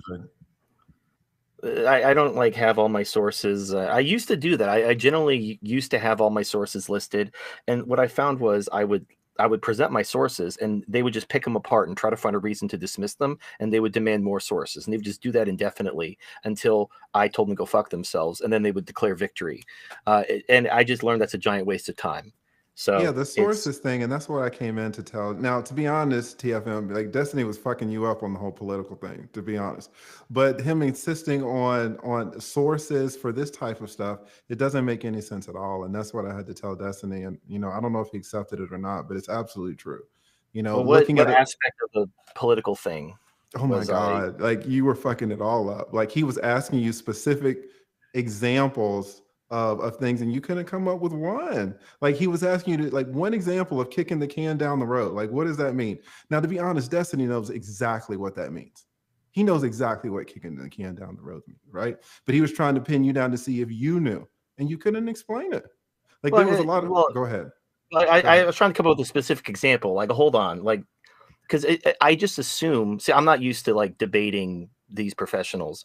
I assume like we all kind of understand everyday things. So when you're like, whoa, like give me a specific example of Congress delegating their authority to an unaccountable bureaucrat. And I'm like, well, shit, let me think. And yeah, so this is my problem with debates is I prefer discussions where we just, we try to understand each other. Whereas as opposed to trying to win. Because when you try to win, Donovan Sharp said that same shit about Destiny. Donovan Sharp was like, "Oh, I'll never debate Destiny. I'll never debate Destiny because Destiny's a professional argumenter and he's trying to win." Now that's bullshit. Listen, because Donovan was like, "Well, Destiny's just trying to win, and I'm trying to get to the truth." No, if you're trying to get to the truth, let's have a real discussion. But if you're going to say something, you need to back it up. If you're going to say that a politician is going to kick the can down the road, you need to explain what you mean. It's not like everybody's going to assume what you mean, because actually assumptions are a huge cause of people not coming to agreement because people don't understand other people's underlying assumptions. Right. Well, and that's the thing. Like I was caught off guard because I just did assume I had to define my terms to that granularity. I mean, kicking the can down the road is not super granular, to be honest. No, I was right. Well, I'm being way too informal. And that's by the way, this is the guy who had 3 wives. So we got this fine-looking gentleman. I guess there's something high value about a man who fondles tigers. Well, it's about the lifestyle you can provide. Obviously he has access to these exotic animals. Maybe these women were super into that lifestyle, and the price they had to pay to have access to that lifestyle necessitated them tripling up on a guy. And if the juice is worth the squeeze, they're going to reach for that orange. And that's. those tigers are pretty fucking badass. I'm not gonna lie. Apparently, this guy was forced to deny claims that he had multiple wives after the Netflix documentary suggested he had 9 wives. I think the correct number is 3. Well, there he goes. Well, speaking to People Magazine, Doc denied the accusations, insisting he had not married since his wife died 25 years ago. The 60-year-old animal trainer said, "I'm not married. My wife died 25 years ago in a car crash here in Myrtle Beach. I've never been married since." But it wouldn't be surprising that after the massive public backlash, he just did a 180 and he denied it. Well, you also have meretricious relationships where you maybe have some live-in girlfriends, and and then the courts can still declare you married even if you don't have the paperwork. It's whatever. It's not even a major point that was really important. Well, let's see what Annalisa has to say since she's the newcomer. Hi guys. Wait. How are you doing? Hold on, I'm sorry. Lead attorney is here. Before we hop, I always like rag on people that make these other points about like the harems and shit, but since lead attorney's here, you can tell me if you agree or disagree, and then Anna, you can do your thing, okay? The reason why I usually push back when people bring up this like harem stuff is because I feel like it paints this incredibly dire and bleak situation of dating across the United States. The idea that if you're a normal guy and you're not making $500,000, you're fucked. You're never going to find a woman. Every woman you find is going to leave you for another man. Your whole life, your whole value is tied into dollars. But I feel like there are a lot of reasons why marriages fail. There's a lot of reasons why marriages work. I think there are a lot of ways that a man can improve himself to make him a better candidate to be married. It doesn't necessarily tie into his paycheck. That depending on the type of one you go after, that might be a threat at some point. But that you can find people, both of you can earn some amount of money. You could earn less, you could earn a little bit more. But you can build like happy, healthy, strong relationships that will work and stand the test of time. You don't have to be earning $500,000 a year to keep your relationship safe.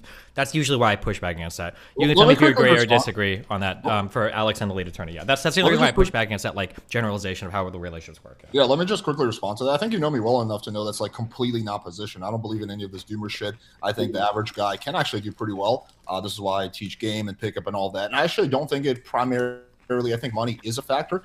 But I think it also has to do with status. It all has to do with game, your charisma, and all that factors. Like, for example, this Tiger guy, he's not particularly rich, but I'm sure he's probably pretty fucking charismatic and, ballsy because he's able to play with tigers and whatnot. So, yeah, I don't think A necessarily equals B. I think just because there's a small percentage of guys who have this kind of harem type of thing because they have, for whatever reason, they're in a unique position, I don't think that means the average guy is fucked, right? Those two things don't have to equal each other. Well, I guess that would be confusing for me because if on the one hand you're saying that there's any truth to it, I guess to what degree do you believe that that's and I also think it's interesting that you guys are speaking on behalf of women and what women want. That's really weird to me. But I mean, I'm here for it. But Alex, sorry, to what degree do you think that that women are just really looking for these wealthy men and, are open or even happy to be a part of these harems? I mean, I couldn't give you an exact percentage. I don't think it's every woman by any stretch. I think women and men are diverse, and some women want this, some women want that. Same goes with men. I don't know. I think there's a decent amount of women. It could be anywhere from as little as 1% to as much as 25%. I would probably say it's less than 50%. That are, that kind of want, a guy who's significantly more successful than them.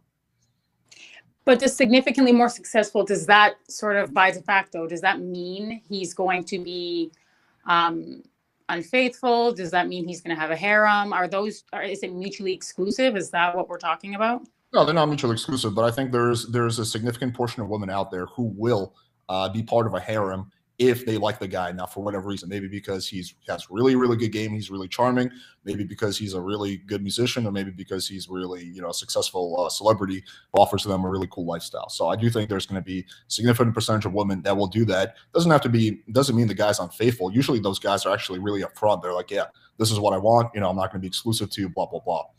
Okay, so this is where Destiny and I agree, of course, but I think it's a little bit First of all, I don't think that, and actually I know that women don't want that by and large. I'm sure you have a very tiny, marginal segment of the population who would go for that. But to the extent that they're going for that, it's fleeting. It's fleeting. So if we're talking about meaningful relationships, if we're talking about at some point incorporating children, these relationships, what you're describing, simply would not work. The thing about evolution, I agree with that.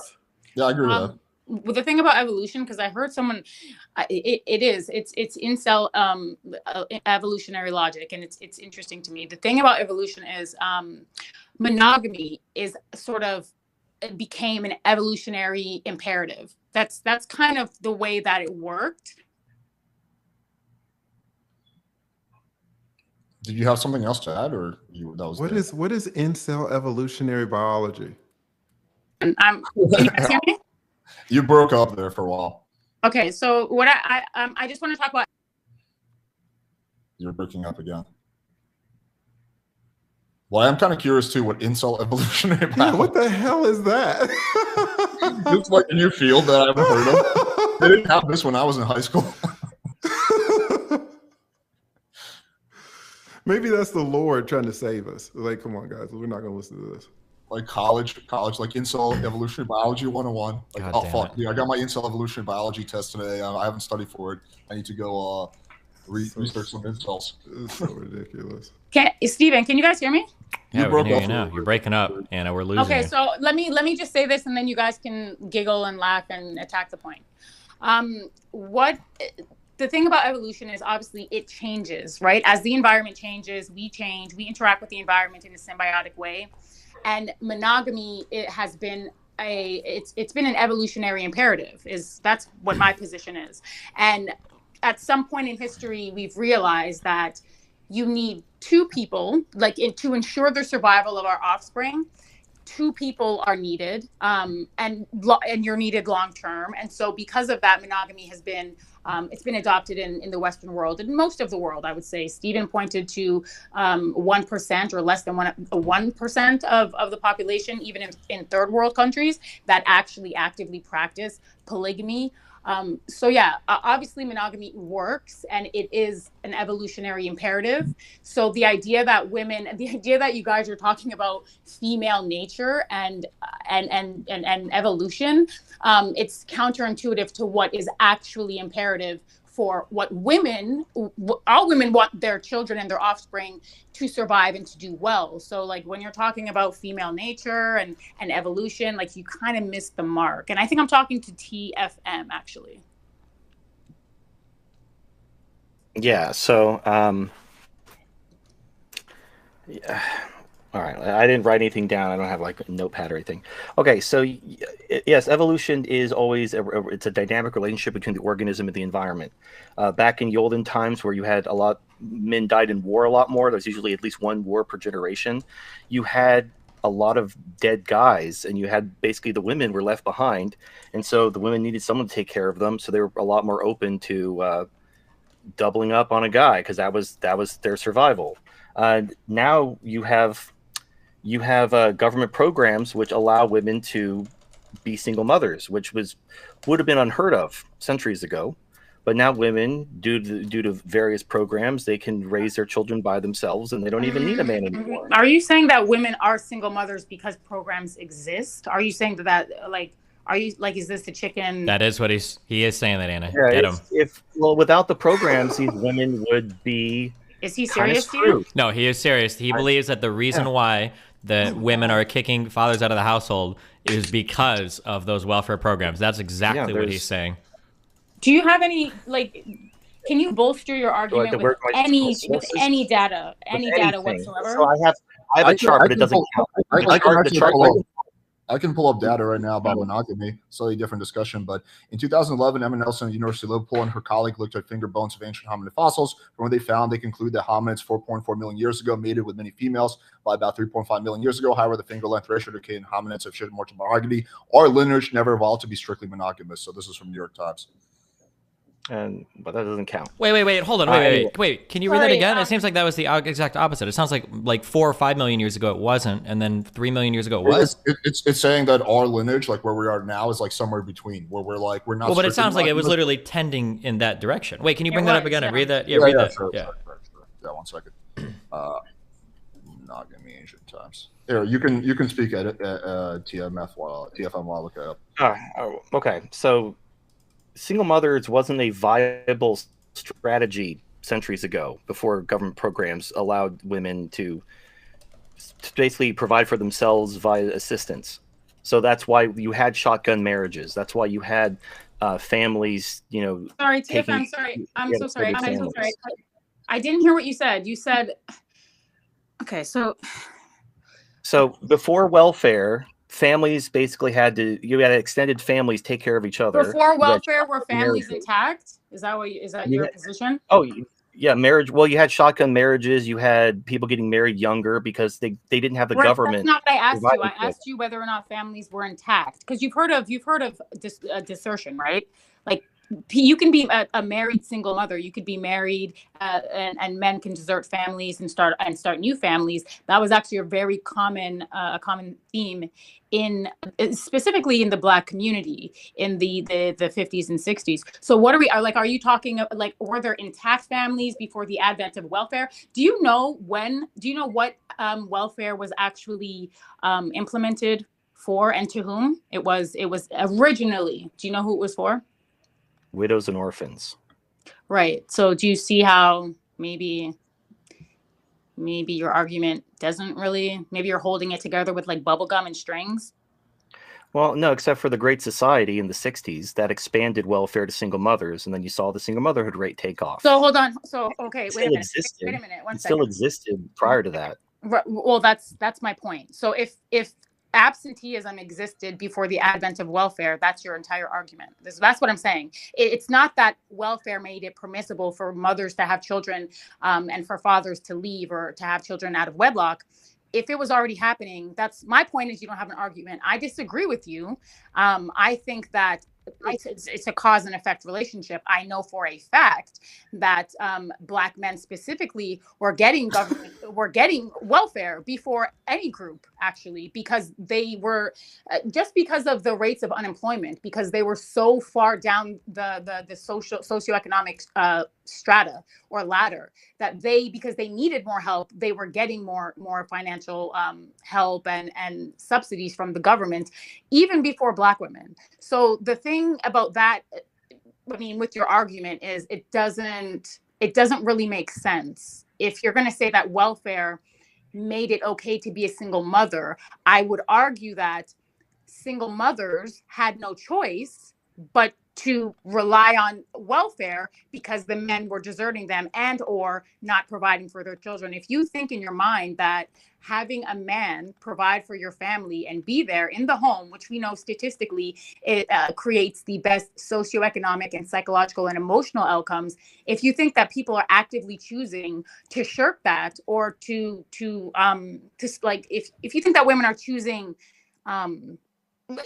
even welfare, was you're still living and operating at the level of poverty. So you're saying that women are consciously choosing that over men who are able to provide. You don't think it's more possible that men simply weren't there or providing, and so they had no choice? I was just so that they could survive. Is that your argument? My argument is before the welfare state started rewarding women for being single mothers, there were mechanisms like shotgun marriages, family pressure, communal pressure. Right, but we know, but sir, we already know, but we already went through this. We already said that there were single mothers before the advent of welfare. We already did that, and there actually were. So marriage wasn't. Yeah, there were. It was much lower. And in fact, okay, hold on. I know this chart doesn't mean anything. I pulled it out of my ass. It's completely meaningless. Don't pay attention. Pay no attention to the man behind the curtain. But so let me I have the thing. So you have the Black single motherhood rate. Hold on. Sorry, is it TFM? You think that welfare is a reward? Do you know how much? Do you know what the rate that they were getting? So if you look at let him answer, Annalisa. Right. So you look at the Black single motherhood rate in the 50s before the Great Society, it was less than 20%. And then among white families, it was almost nothing. And then you go forward to 2010, you actually have more white single mothers than in the 1950s among the Black community. And the Black community has gone up. At 2010, it was 72.5% of single mothers. That's you could, I don't know, like if you have, and again, the chart proves nothing. I'm sure there's all these other examples and reasons for it, but it looks like that creating these welfare programs allowed women who might have otherwise chosen differently to simply become single mothers. And then you see the rate of single motherhood rising among all races, obviously, particularly among the Black community. But Okay, so know. how? Okay, so okay, so he's Are we serious. just talking about black people because I'm here, or like, what's the deal? No, that's just a statistic. Like, it's just the most stark example. I It's don't not. know how you can like I wanna when you're talk about having the- these conversations. I'm sorry, unfortunately, they do have to be nuanced because these issues and everything that we're discussing, it affects different communities at different degrees. And Alicia, I was just teasing, baby. I was just teasing. It was just a joke. Okay. So TFM, what do you think that chart proved? It proves that the expansion of welfare programs made certain lifestyles more viable than previous to those programs. What And so lifestyles? So you're talking about poverty. So poverty became more accessible, is what you're saying. Poverty became safer and more comfortable, and so more people. Why do you? Rather so than by what? Okay, so poverty is safe. You think that poverty is safe? I said it was safer and more comfortable. Safer than what? Poverty is safer than what?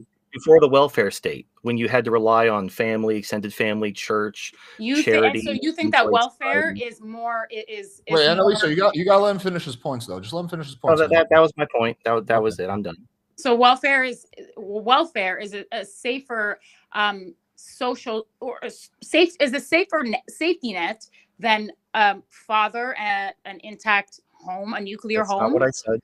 No, it's not. Obviously, women would prefer to have the best possible option, but if they can choose, like when people have a safety net, they take more risks, and they can do things which ruin their future because they're not going to suffer immediate negative consequences like they were because there's a safety net there. That's you argue that's a good thing. You're catching the people as they fall. My and argument is that it's not a safety net. It's not. They're living at the poverty. They're the most impoverished groups of people on the face of the planet. I'm telling you that there's no safety in that. Well, the problem is we define poverty through relative terms as opposed to absolute terms. So, the bottom X percent, I don't know what the number is. We're having this conversation relative to the Western world, right? So yeah, in the Western world, they're living at the poverty. And we know the things that are associated with poverty objectively is criminality, low socioeconomics, low academic attainment, poor mental health, exponentially high rates of suicide, depression, drug addiction, substance abuse, like the list goes on and on. So there's no safety in that. Okay, but before the welfare, the crime went up with the welfare dependents. In fact, well, I don't even want to bring I don't want to bring this up. It's just going to be another. Well, I don't have the sources in front of me, but if you look at the group that does absolutely worse, far worse than African Americans, is Native Americans. They have more alcoholism, sexual trafficking, crime. They get shot by the police more per capita, and it's not the problem is they're the most helped by the government. They have all these Native American programs that give them all this stuff because a lot of racists like to make it about IQ, but Native American IQ is between white and Hispanic average IQs. Wait, can I just hear that? Can I just hear that one more time? So you think the majority of issues facing Native Americans today is caused by welfare? It's it's welfare dependence breeds a certain kind of mentality. Now there's other things. It's more nuanced. Everything's more nuanced. We're talking about living people. Oh yeah, no, but I'm just saying, like, broadly speaking, like the biggest problems facing Native Americans, the reason why they're like everything is so fucked is because of welfare. Destiny, they're welfare dependent. Okay, they have a welfare dependent mentality. I'm just kidding. I just want to hear that. That's very interesting to me. You know. Well, so I get in debates with racists who want to say everything is about average IQ, and they bring up how like black people commit more crime and they have lower average IQs. And my response to them is to point out Native Americans who their average IQ is between whites and Hispanics. It's kind of in the middle, and yet what their lifestyle shows in their crime and poverty and drug addiction and being shot by the police and human trafficked is the worst of any group. And if you look at things from a lens of IQ, that doesn't make sense. But if you look at it from a lens of which groups receive the most welfare, it all matches up because Native Americans have all these treaties, they get all this free stuff, and they live in. Can I just ask? Squalor. Yeah, can I ask one question here? Do you ever worry that like, so here's data that I know exists in the United States right now, right? Chances are, if you take insulin, you're way higher risk of dying of like diabetic related complications than somebody who doesn't take insulin. Do you see a problem with that statement? So yeah, because they're dependent on insulin, therefore the dependence on insulin is causing the diabetic No, problems. No. Because they have diabetes, right? Right. So like my guess that. is going to be that like of course like welfare dependent communities are going to have more problems than non-welfare dependent communities. But might it be we're putting the cart before the horse? Could it be because those communities are like really fucked up? Now Native Americans have, it's been a long time since I watched Pocahontas, but I know they had a lot of problems in the United States historically that maybe played into things, and it's not just welfare ruining those communities. Just a guess though. I'm just throwing out there, but sorry, go ahead, you guys continue. Well, there actually are different tribes, and some tribes, because they've intermarried with white people too much, they're not recognized by the state as an independent tribe. I think the Lumbees are the one that comes to mind, and they don't get welfare from the state, and their standards of living are much higher than their cousins over here who do have reservations and welfare and all these government programs.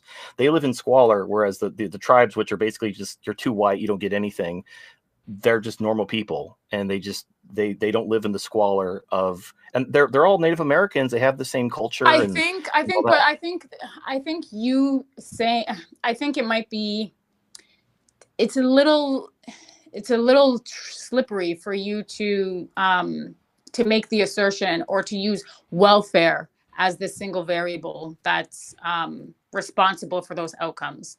Like, because you don't know that sort of like, unless you know the social sort of ecosystem that they're operating in, and you understand their culture, their traditions, their norms, and everything like that, it's kind of difficult for you to predicate your argument on welfare being the exclusive contributing variable. I don't think he's saying that though. Well, I grew up in Section 8 housing. I was raised multifaceted. Well, no, hold on. To be clear, he's saying that is the single largest contributing variable. He is saying that.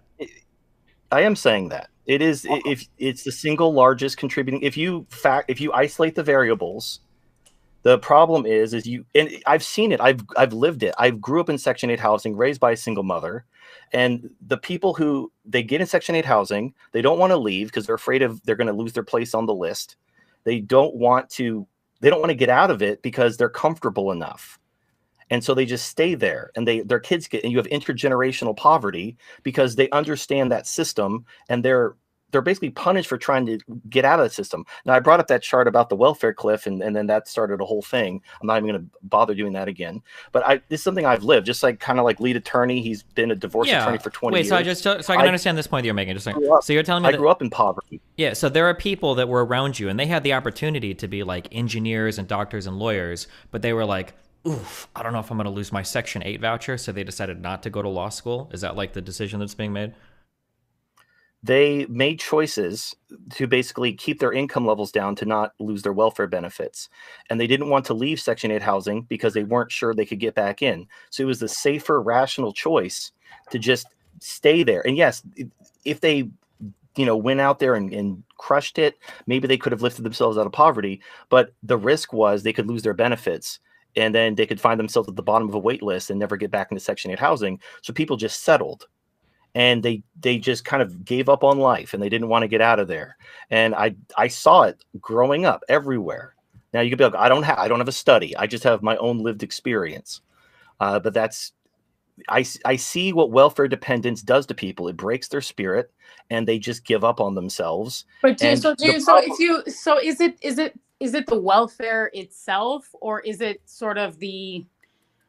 I think it's a little bit I mean, so I understand some of the trepidation with having people dependent on any social or economic apparatus. I understand that, and to some degree there's validity to what you're saying. But then on the other end, there is safety in that. If you have someone, because potential sometimes I think what Destiny is saying is access matters, and access is important. Having access to, depending on the school that you go to, that changes how much access you're going to have to becoming, economically mobile and independent. Like access, I think, is probably one of the biggest predictors.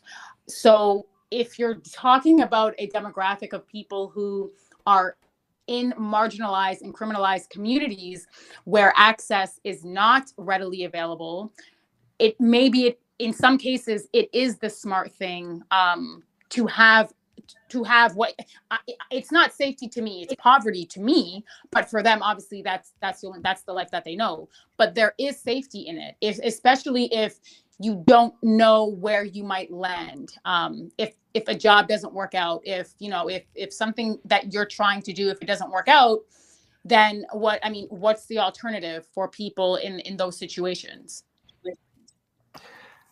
Well, so there's ways there's two things I just want to bring up. This is kind of like a side rant.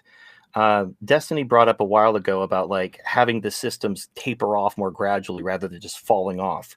The problem with that is to have a gradual taper, you have to basically start at a lower level so that it can take, like, you don't want people earning 6 figures on welfare because that's greater than the median income. So let's say you want welfare programs to taper off to about 50K Wait, do people a year. make that? Do people make 6 figures on welfare?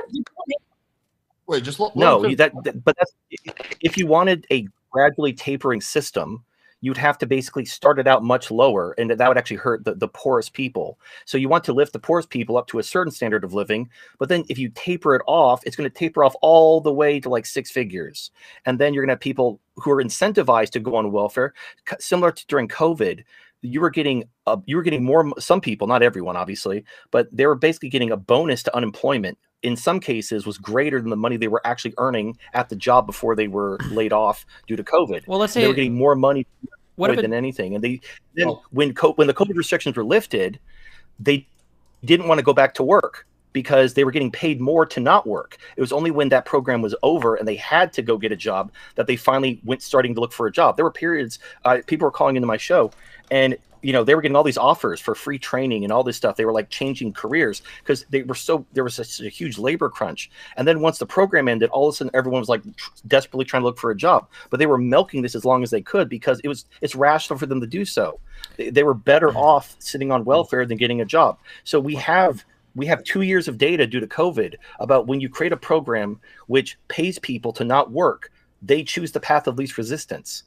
So in some ways this can be right. But the unemployment thing you bring up is not true. There were a lot of Republican governors that opted to end that unemployment insurance early to see if it would boost their labor force participation rate, and I don't think it did in a single Republican state. So I don't think there was data showing that expanded UI was preventing laborers from returning to the workforce. I think that we just had a lot of people actually drop out of the economy when the COVID stuff happened. Probably old boomers and stuff that were like, okay, I'm done working, I'm not going back. To the first point. To the second thing, I don't think that people are choosing to remain in welfare if they had other opportunities available to them. Destiny, there's a phenomenon called learned helplessness. I think that's what TFM is referring to. Yeah, there is a phenomenon called learned helplessness. But I given the opportunity to like go to school and everything and to like build a better life for your child, I don't think that I think that we have this idea that poor people navigate these welfare systems in incredibly sophisticated ways, and I don't know if they're like plotting and scheming that hard. No, I agree with you on that. I don't think you generally, even as a poor person, you want your kid to go to school and to do well and to get a job. Like you're not telling him like, listen, like the cliff starts at around $32,000 a year. You don't want to earn more than $44,000 because you're like, I don't think anybody's like trying to game their income like that. Because if it was, I think you'd expect to see, like that one paper pointed out, there'd be a lot more people near that cliff. Also, I don't think that having it slope off slower. First of all, almost all aid, or a lot of it, does slope off. Very rarely does it just completely drop off. Most of it slopes off, like the earned income tax credit slopes off. Having it slope off like more gradually up to like even 100K, I don't think that that's necessarily a big deal. Like we give tax cuts and tax breaks and stuff to people who are earning that much money all the time. Like one of the dumbest like tax exemptions we have in the United States is the if you do an itemized deduction, like doing like the mortgage interest you pay is like deductible off of your AGI or whatever. Like I don't know why we do that, but like there's all sorts of tax breaks we give to people that make like even more than $100,000. So I don't know if that'd be the worst thing in the world. Yeah, Destiny, I don't think it's like a malicious thing, or at least I don't know if that's what TFM is saying, but that's not my position. I don't think it's like a malicious thing where poor people are like, yeah, okay, let me take advantage of the system as much as I can. I think it becomes more of like with some of them, it becomes like a. You might not think that. That's great if you don't think it, but he said mothers were choosing to kick fathers out of the house. I'm just saying, like I'm personally taking a legal position, but I'm just saying, like, you could take a middle position on this and think that, like, okay, maybe there's something about, giving someone something for an extended period of time that changes their psychology. And we know this, with the concept of learned helplessness, that yes, that can do it. Like through a period of like, we're just giving shit, like maybe that just completely cuts your natural desire to work for things, right? Yeah, Like, over time, I don't necessarily doubt that, right? That's probably the case, Okay. but I don't know if that would necessarily translate intergenerational if you have like the opportunity for your kids. Because something that Anna was getting at, I only brought her in here because I knew she'd rile people up, but she got disconnected. Sorry. But something that Anna was getting at that's true is that, like, I don't know if people know this now, but life in poverty sucks. Like living with Section 8 vouchers and like living like that, those lifestyles suck. Nobody's living like these luxurious lifestyles, getting like food stamps and CHIP and like Medicaid and all this shit. So I think that given the opportunity to like excel or climb out of that, like if people had the educational economic opportunity to move out of that, I think they generally choose that. Sure, but sometimes when you're in that position, you think that you're like, it's outside of your reach again, because you feel really helpless. You're like, I'll never be able to maintain like a 6-figure job. Like that's something that's outside my reach of possibilities. Yeah, I mean, you could think that. But I'm just saying that, like, if a kid has the opportunity to go to like a really good, like a decent school, it doesn't really like an A-list school, or whatever, tier 1 school. Like, if a kid has an opportunity to go to like a decent school, I don't think they're ever making future decisions based on optimizing their welfare. That'd be my guess. No, I agree with you. I don't think kids are doing that. Although kids are heavily influenced by like their parents and what their parents believe. Sure. Like if your parents are like, hey, listen, work hard, like you're going to make it, but you're going to have to work really hard. Or your parents are like, don't even bother. Like you're kind of fucked anyway. Like there's no point. You're going to have a totally different attitude when you're like 18, 19. Yeah, of course. No. Lead attorney, I feel like you've got things to do with your time. Do you want to? Is there anything you want to say? I feel bad. You're just kind of like sitting here. No, I'm listening. I actually enjoy the conversation. I was trying to figure out what TFM was saying, the disagreement between TFM and yourself. I was kind of leaning more towards you, although what the issue that I had, I thought with TFM is he's saying that, women were kicking the men out of homes to optimize their state benefits. And that's not true, because women are human beings and women want their cake and they eat it too. It's like, I'll make my specific point and then I'll analogize it to alimony. What women were doing were kicking the men out of the house when the inspectors were coming to do their home visits to see if there was a man in the house. Right? They would kick him out of the house, tell him to take his shoes, take his toothbrush, take his underwear, so that when the person came in to look to see if a man was in the house, there was no man in the house. And then when the inspector left, the man comes back. I see this all the time with alimony.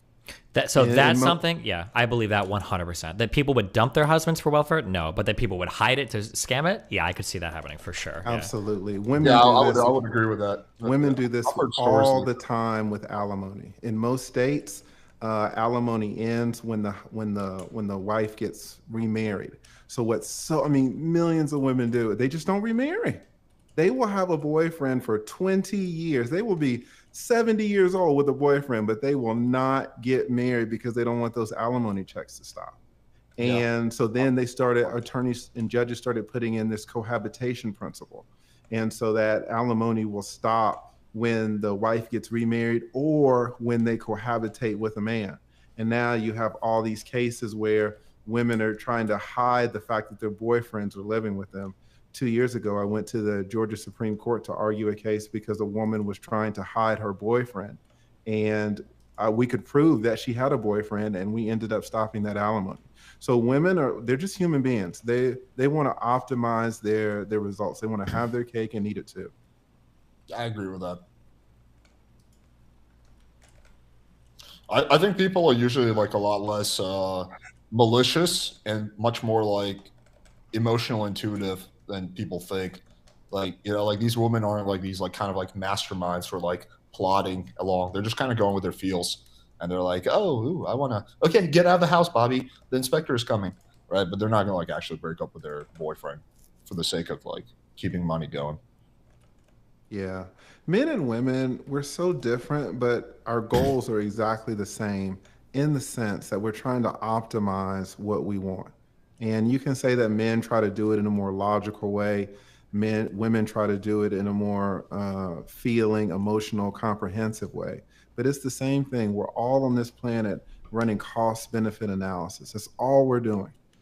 And so a lot of times when men say that they don't understand women or vice versa, is that they're not giving them credit. They're not giving the other gender credit for being a cost benefit analysis machine.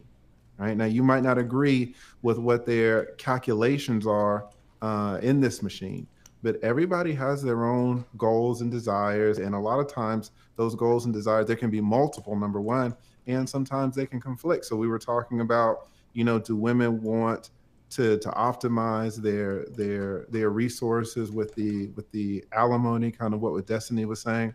And I was saying, yes, Destiny, that's part of it, but we also have to remember that women want strong, genetically healthy children. And you have to factor that in there when women select these mates. You wonder why women are going out with these Pookies and Ray Rays and they're getting knocked up by these, gangsters. Well, if a guy has, 3 guns in the house and a kilo of dope, that guy's not a bitch. That guy is like on it. He's aggressive, and his children might come out the same. His children might come out. They're not going to take a lot of shit. They're not going to get, rolled over by society. And there's a part of women that love that. Women want strong kids, and you have to factor that in. And I see this play out all the time in divorce court when you talk to these women and you figure out what they really want. A woman will be dating you, or and she'll tell you what she wants. It's bullshit. You know who she tells what she really wants? The damn judge. She tells the divorce attorney what she really wants. And if you do this long enough, you start to see the big picture. Yeah, to lead attorney's point, there's a reason why convicted felons have a much higher rate of having children than, not much higher, but I think it's 25% than non-felons.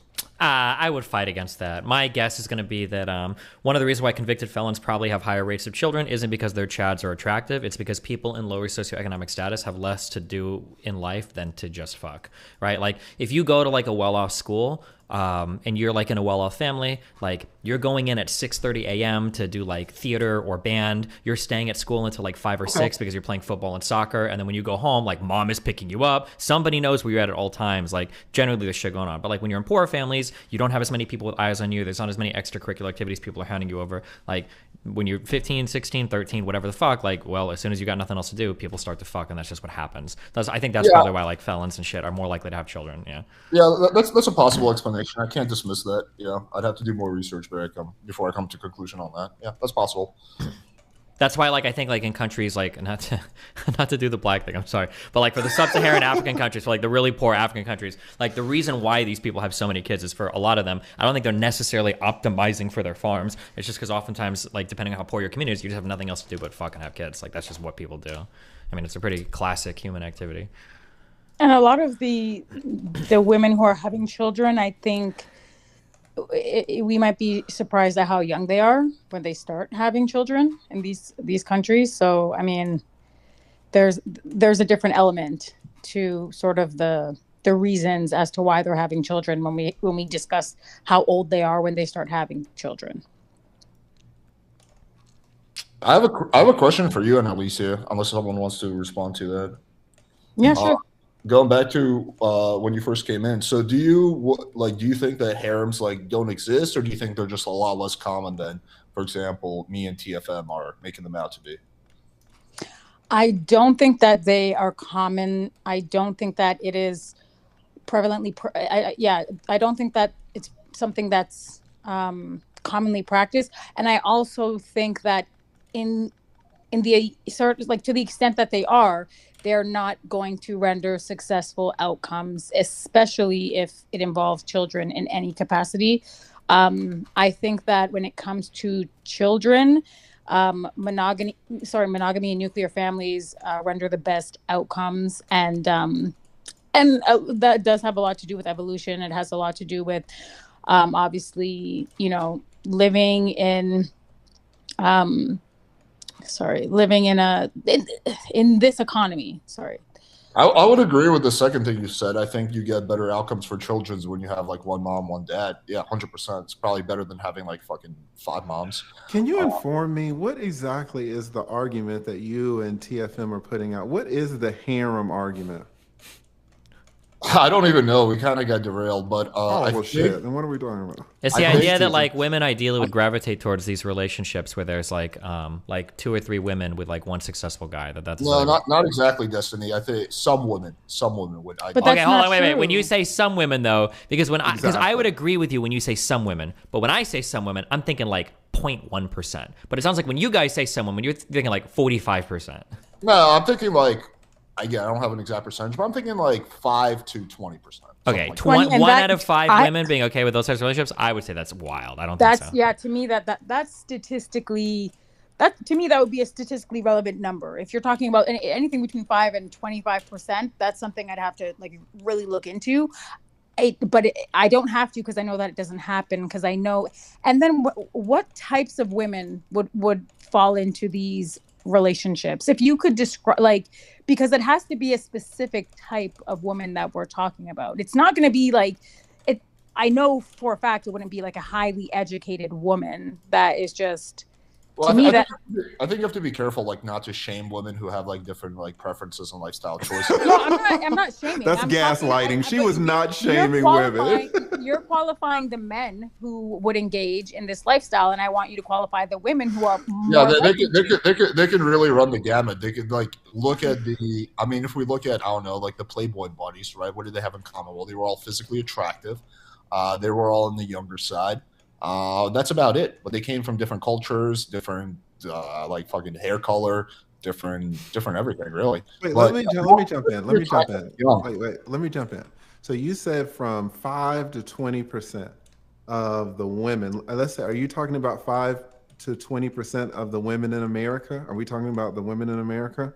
Yeah, in Western countries. I'm not saying that engaging. I'm saying that. Let's talk about American women because that's where we are. Well, that's where American. I don't know where you're. Okay, American women. 5% of American women are fine with living in a relationship where there's one man that they are in a relationship with, and there are other women, and they are fine with living in that relationship long term with those other women being No. there. So I think it's Because that's for a harem, right? Yes. I think for a period of time. I don't think they're going to. Oh, come on. Well, now we're qualifying this. Get When him, we say, Destiny. No, well, okay, but well, no, Destiny, hold get on. him, Destiny. Hold on. Earlier, No, though. well, because here's the issue. What you guys said that say, earlier. no, hold on. Okay. Give When him I'm not Destiny. here, what you guys say is, first you say broadly, you go like, women generally hunt for greater resources, and like, it's very possible that multiple women will go towards one man if he has a lot of resources. Then when we qualify them, it's like, okay, well, that's a low percentage. What's the low percentage? Well, 5 to 20. 20% is still that. Okay, so you think up to 20% of women would live in relationships with men with multiple other women where they all know about each other. Well, they would do it, but not for that long. Well, okay, well, that's not a relationship now. Like, how long then? For like 2 weeks? Because yeah, I could bring like 4 really attractive women and put them in my apartment for 2 weeks, and then somebody's dying at the end probably. But like, yeah, but that's not relationships at that point, right? Like that's. No, I think for a few years, but I don't think they're going to do it for the rest of their life. What? I prefaced this few earlier. years? Hold on, wait. How can we say it- women that are so obsessed with like reproductive strategy and biological clocks would be willing to throw away a few years on a man and then just leave? Because Facts, Destiny. because your brain chemistry changes as you get older. When I was in my 20s, all I wanted to do was fuck a bunch of girls. Now I have a girlfriend. Well, but women are Okay, like, we're so having that- kids and they so were like no, hold on. 14, 15 back in the day, right? Right. But that's why I asked him to qualify the archetype of these because like you can qualify the men and say, hey, this is what they're going to look like. This is their income bracket. This is the mentality they have. They're builders, they're providers, blah, blah, blah, blah, blah. But when it comes to qualifying the women, you're saying, oh, well, it's a gambit. They can run from, the upper echelon to kind of, the average girl working at Wendy's. But based on what you're saying, that's not true. Because now if you're talking about their brains are developing and changing, they're probably starting, their frontal lobes are probably underdeveloped when they're getting into this relationship. So they're probably 18, 19, early 20s. Well, yeah, I said earlier, I think they're on the younger side. Okay, so That's then ridiculous. how is this even a conversation then? Hey, It's not a Destiny, relationship. What? Look up how many women there are over the age of 18 in the United States. Wait, And but then if, see- because a girl's like 19 or 20, that doesn't count as a relationship? Like, I don't understand that logic. You said that a girl that's not in the age, let's say 19, is willing to live. How many did you say? 5 years in a relationship like that where there are other women? Is that what I you're said saying? like a few years, yeah. No. I'm being like Destiny. How many years is a few? Are we talking Dude, like I 6 don't have months? the- I don't know. Let's just say, like, throw out, like, say 2 or 3 years. I just so- and I might be like limited, or maybe I'm like the ultimate like I've just never seen this stuff. But like a woman being like, I'm gonna date it. Okay, here actually no, hold on, no, I'm sorry. I'm a new Destiny. I've had a lot of problems with my community, and I'm being more assertive now. Okay, I do not believe that anybody ever would decide to date somebody for 3 years.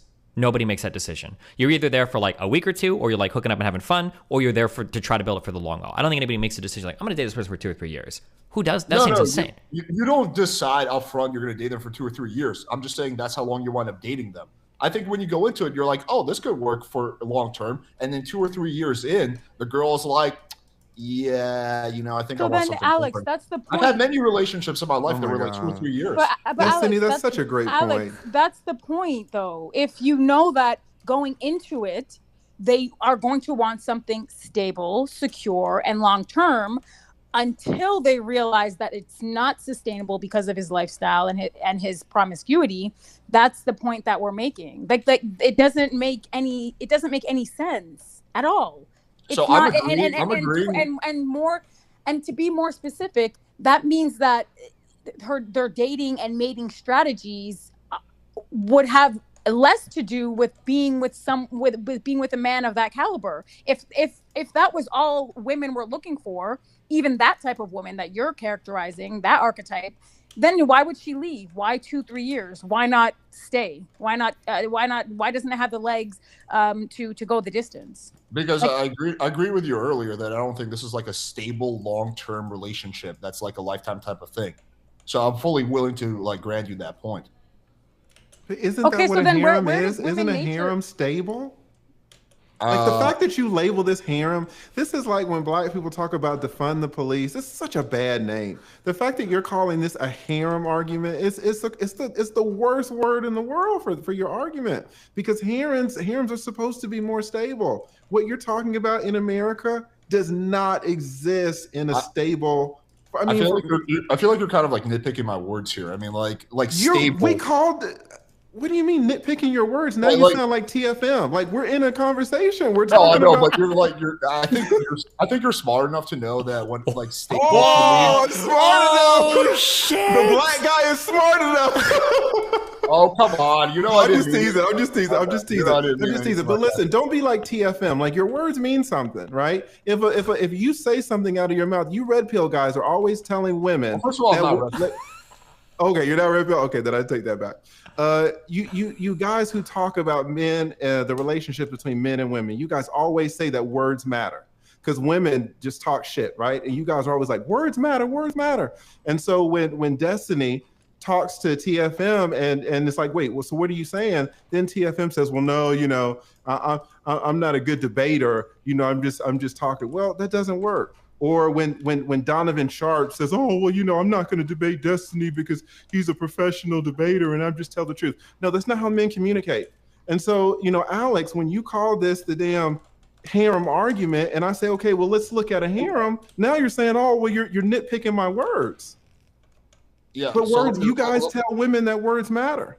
Let me respond to that. Well, first of all, I've never said words matter. Like that's not something that's ever come out. Well, I apologize. Maybe I have you. Maybe I have you. You have me confused with like a red pill person, but I do. I apologize. I'm more of like a pickup person. But anyway, going back to so I would consider for me a relationship that lasts 2 or 3 years to be a stable relationship. You may think that's not a stable relationship, right? You may view stable something that's 10 years or more, but I think it's pretty reasonable to say that something like, for example, my previous relationship lasted about 2 years. I would consider that a stable relationship. Okay, so my point.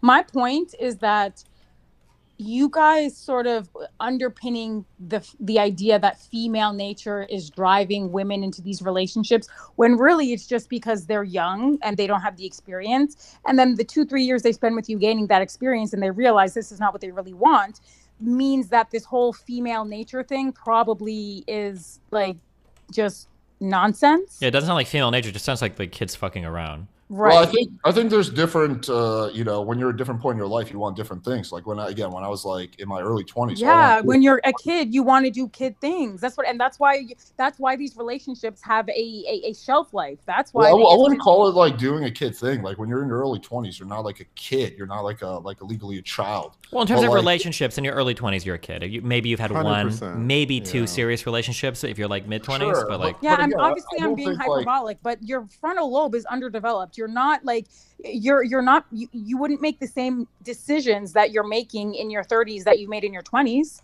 Well, typically what happens with men and women as they get older, they typically go from being promiscuous to being more like relationship focused, right? For men, their testosterone slows down. For women, you know, maybe like the biological clock is ticking or something like that. But yeah, I think that's pretty common that men and women experience. Like, yeah, like I've right. heard, So then maybe we shouldn't. What is the female nature? And maybe I'm like I'm a woman. So what? Like, what am I? Well, that means you wouldn't understand. I'm sorry. Well, first of all, no, Destiny, you're right. You're actually right. Because anything can be a female, right? Like, there's no real humanity. Oh, Jesus. I know we're going to turf. So many can of worms. We opened up the trans can of worm, the racism can of worms. No. Go. I listen. Help me understand. What is female nature? Sure. So first of all, we're not saying that. At least I can speak for myself because TFM and I actually don't completely agree on all these positions. But the way I see it is, I don't think this applies to everyone, but I think some women will want a man of high caliber, high status, to the point where they're willing to sacrifice things like monogamy. So wait, real quick, can I ask on the flip side of that? Because I will agree with you with if the woman is going way out of her league. But my question to you is, do you acknowledge that men would do the same? 100%. Okay. That like if you had like a really poor guy, but he had the chance to bang like a 24-year-old fucking Hollywood supermodel, if she was like, I'll date you, but I'm dating like 2 other guys too, you'd be like, yeah, fuck it, sure, I'll do it. If you, yeah, dude, 100%. Sure. Okay, all right, okay, cool. So what's so is it female nature or is it like it's not female nature? That's why I never used the word female nature. This is one of the things I disagree with Rollo on because he always talks about hypergamy as something exclusive to women. I always said that hypergamy is not just to women; it's like man and woman thing. Like we all want to level up in life. We just focus on different things. Women might focus more on like status, versus men might focus more on like youth and beauty, right? That's not hypergamy.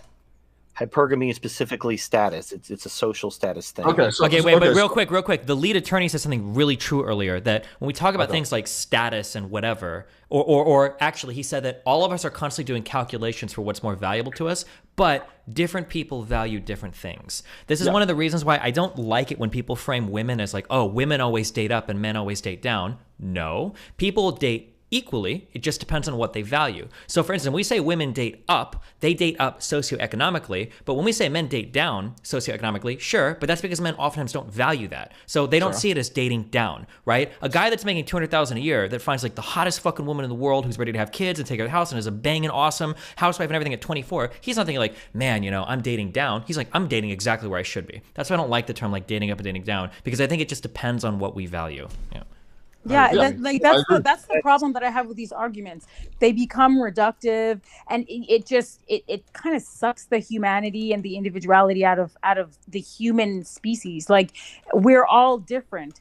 Generally speaking, people date people who are similar to them. That is just that is a universal fact. You date people who are on your socioeconomic level, your academic level.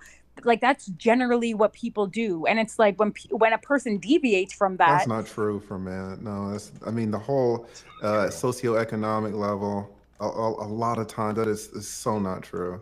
Well, no, I think when she says that, I think it's generally true in that like people are going to be in the same income brackets. Like women tend to prefer dating somebody wealthier, but it's really rare that like a woman earning $20,000 a year is dating like a millionaire, right? Like if you're a millionaire, you're probably dating a woman from like a wealthier family, I think is what she's saying, right? I'm not going to talk about the exception to the rule. As a general matter, people date within their own. But that's because they're limited to that. Yes. If they could get better, they would.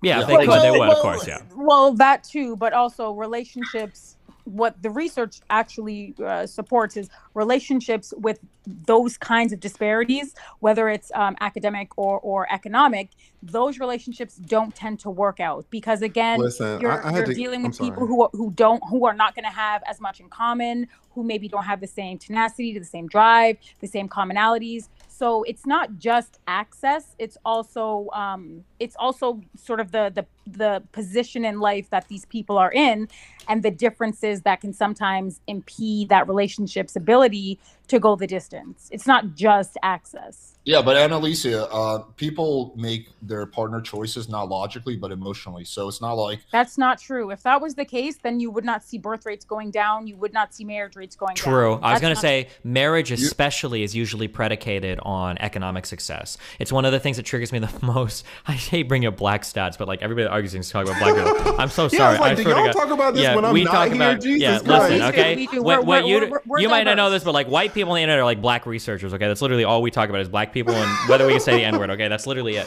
We're the canaries in the coal mine. Yeah, so what one I've had people in the past show me a chart. This is one of the reasons why I get triggered at charts. But they'll say something like, look at how much money black men earn when they're married versus black men earn when they're single. And they'll say black men that are married earn way more money and black men that are single earn way less money. Therefore, black men should get married because they'll earn more money. But it's not necessarily true. People make choices about marriage based on their economic situation. That's why every time we got like economic downturns and shit, you'll see those marriage rates drop. Or when economic anxiety rises, marriage rates drop. But yeah, people do make decently wise choices when it comes to marriage. Maybe not when it comes to knocking people up all the time and having kids, but in terms of like being married and having children in the context of family, I think those are like pretty reasonable decisions a lot of people make. Well, you wait. I thought Alex was making the position that people get married for emotional reasons. And Destiny, are you saying that that's not true? That isn't true. I think that, I mean, they can. Like, there's going to be emotion stuff that goes into it, but there's a lot of, like, reasonable and rational stuff that goes into it as well. I don't think it's... So marriage is an economic proposition. It has nothing... It has very little to do with emotional output or and how... Alicia, you're so wrong. And just that you might not know who I am, but I'm a 20-year divorce attorney, so I know a little bit about marriages and divorces. And I can tell you, at least from the man's side, that men are not looking to get married for economic reasons. That's not what I'm saying. And I'm not saying, this is what I'm saying. He just said that people get into relationships based on feelings. And I'm telling you that based on the social or economic environment, those things and those variables change. People who are educated and who obviously have an understanding of capitalism or if we're in a recession, they're going to make smart decisions. And sometimes that means, okay, maybe I'm not going to have a baby right now. Okay, which means maybe I don't need to get married right now. So those things,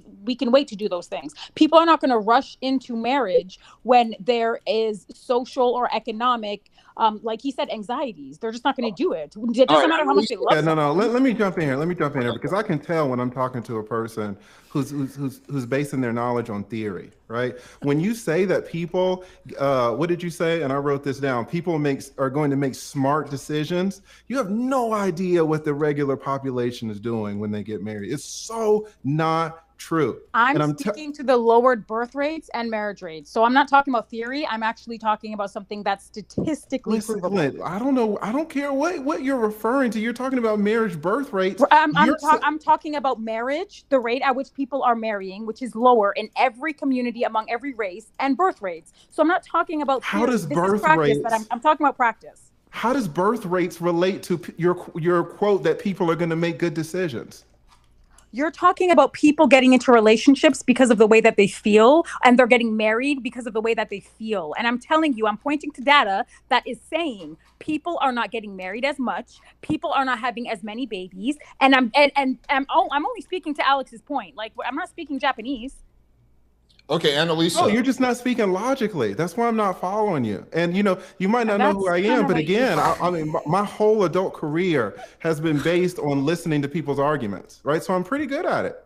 And okay, I'm telling you don't understand the argument that people are not exclusively getting into relationships or getting married because of the way that they feel? Well, Well, when I you know say it's- exclusively, now you're adding a word. No, But I but will- that's what Alex said. Alex No, didn't no, I never- differentiate. Alex never didn't said qualify exclusively. anything else. No, Alex no, no, said, no, no. well, Alex you know, never said people are exclusively. getting You into said that. relationships based on emotion. That's what he said. Rewind the tape.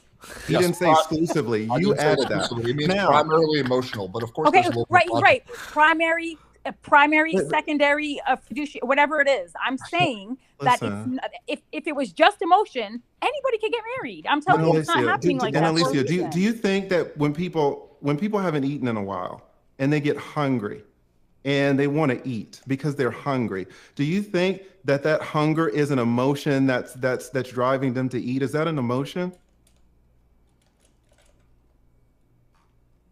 You're muted, Annalicia. Sorry, what's the? Is this an analogy? No, this is a question. The question is the question is when people haven't eaten in a while and they get hungry, they have a biological desire to eat. That feeling in them that hunger feeling, and they eat. Is that feeling an emotion?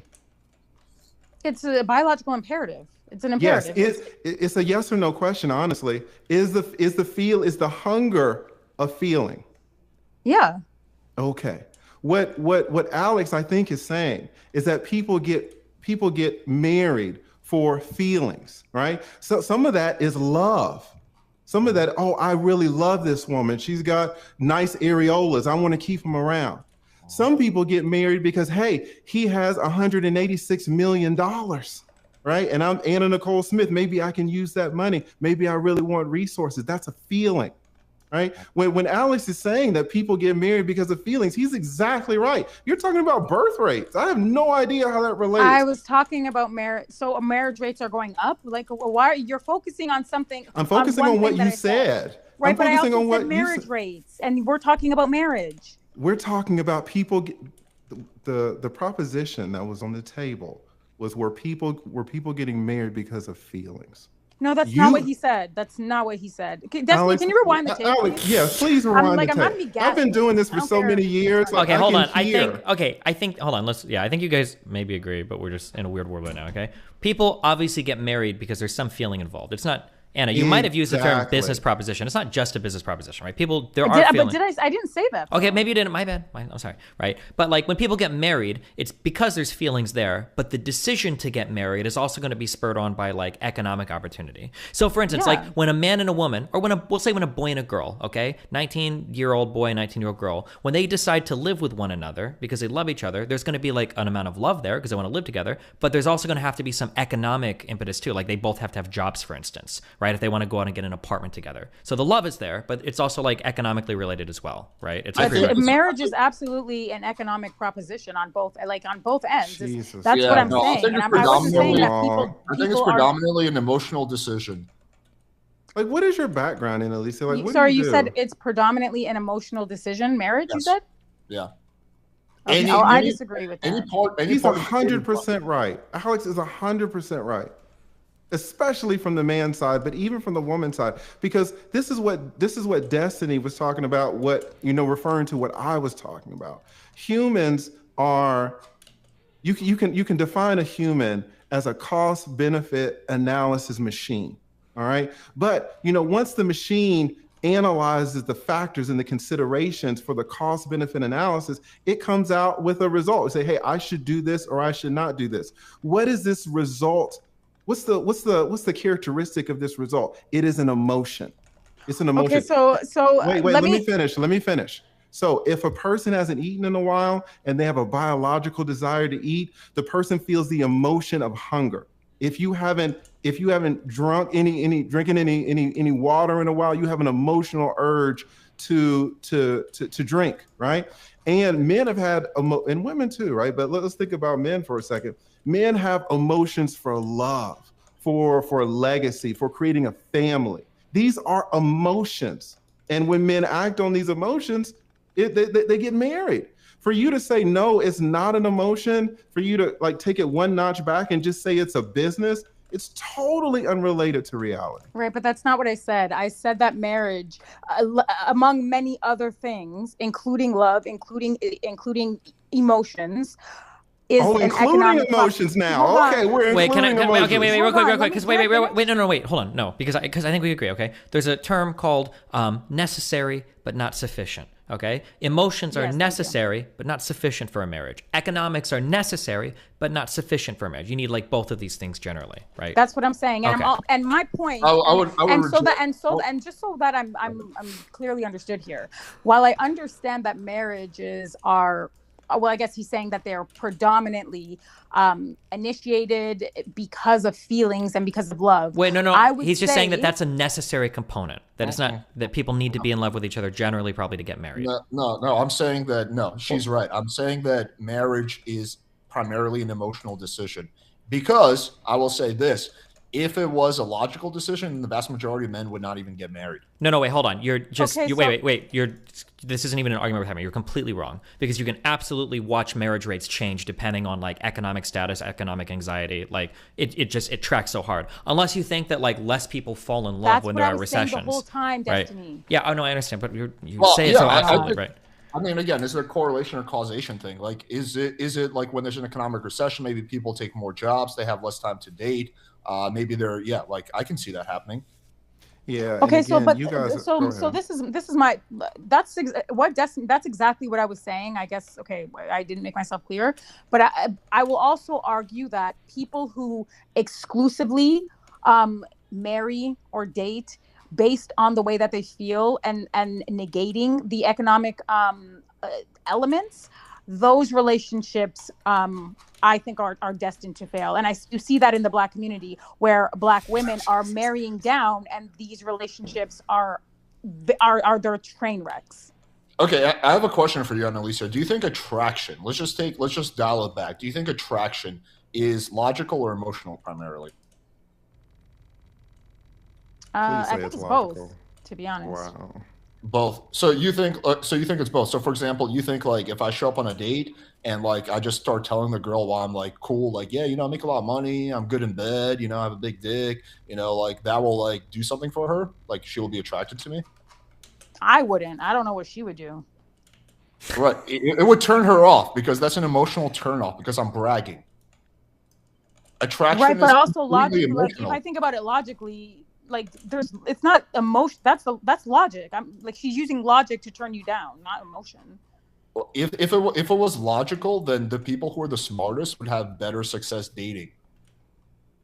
That's The not people true. who are- That's not No, that's necessarily necessarily true.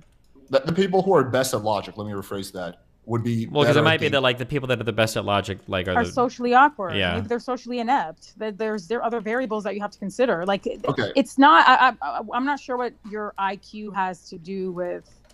What are you talking? Like you're talking No, about attraction. the point I'm trying to make is that attraction is almost entirely emotional.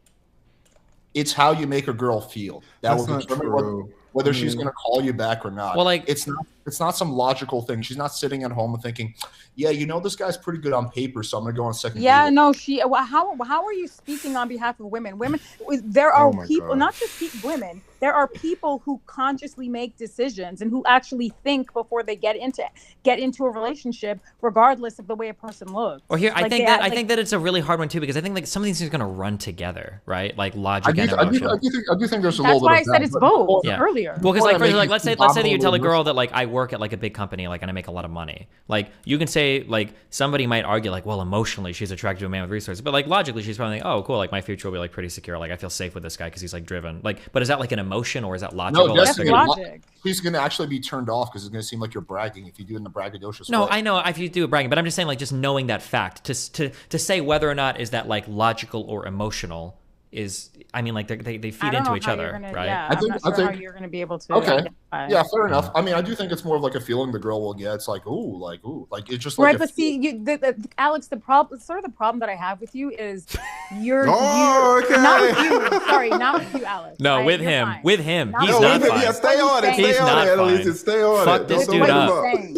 The problem him that up. I have is Fuck Alex. you seem to like it's a lot of impulse, like a lot of like like people are making decisions based on how they feel, and you know what they're feeling, how it makes them. And like when you get to a certain age, i.e. an adult, and you have responsibilities and you want to, you know, sort of map out your future, your fiscally, socially, whatever it is, you don't really operate from a place of impulsivity. You're operating from a place of pragmatism and logic. And so like you're describing women who are like, oh, he makes me feel like that. Yeah, I remember like coming across guys who made me feel like, ooh, but I was like 18, I was like 19, 20, like again. So I feel like you're describing a type of woman, but they're young, like I'm describing young no. I'm describing men too. I think human beings in general. I think this is a lie. A lot of people tell themselves. It's like, oh, I'm a very logical person. I go through life operating on logic.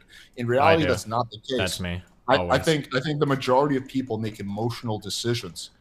And do you think that making decisions from a place of emotion is more advantageous than making it from a place of logic and reason?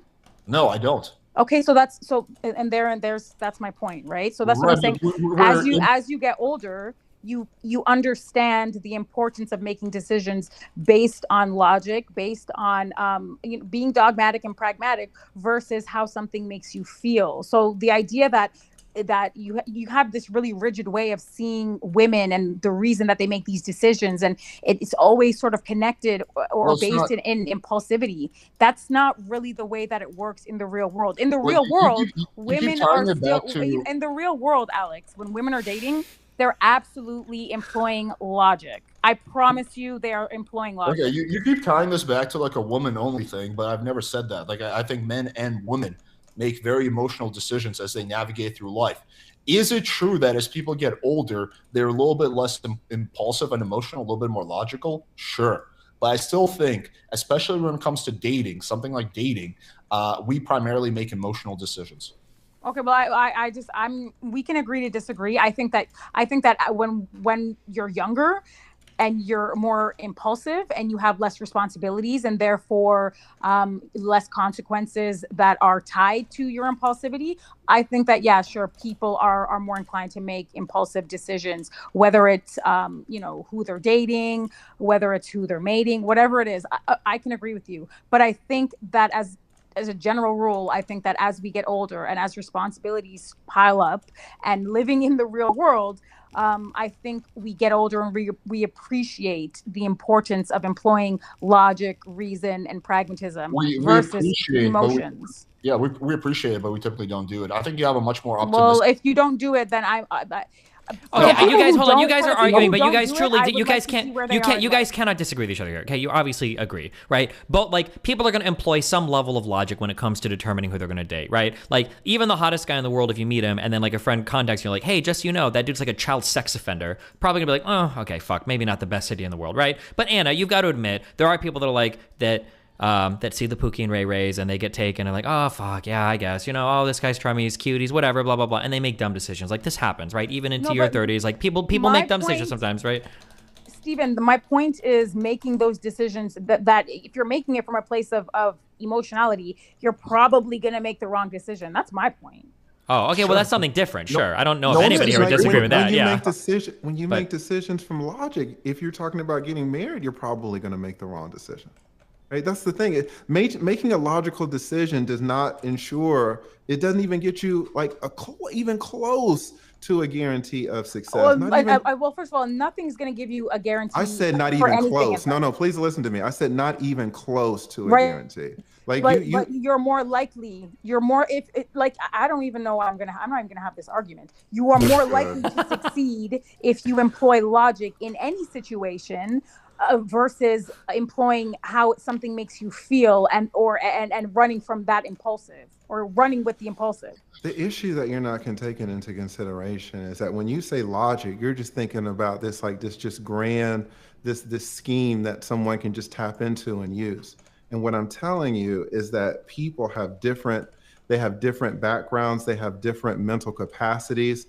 Their use of logic it so many times, the vast majority of times, is going to contain flaws. It's going to contain errors. So when you say, oh, these people are just using logic or need to use logic with this capital L, I'm telling you, in almost all cases, this logic with the capital L that you're referring to, it does not exist. It does not exist. I'm going to say that even with varying mental capacities, even with varying intellectual capacities, I'm going to say, and obviously, when we're talking about logic, we're talking about logic that based on whatever situation, based on the person. There's no objective way to employ logic, obviously. But what I'm saying is you're going to have a better outcome if you employ logic, whatever that might be for that person, whatever their intellectual capacity or output is. You're going to have more success if you employ logic versus I'm going to do this because it feels good.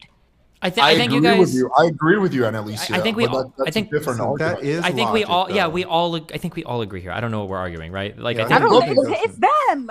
Like No. That's hear a what I'm totally different argument. No one's disagreeing with that. I will say one last point on this. Maybe this will kind of I don't know. This analogy will kind of drive the point home. Okay. Do you think eating fast food every day is a good logical decision, Annalisa? no. Okay, then why do 1 out of 3 American adults eat fast food daily? That's not a good. That wasn't a good one. Well, hold on. Why? Why is it not a good one?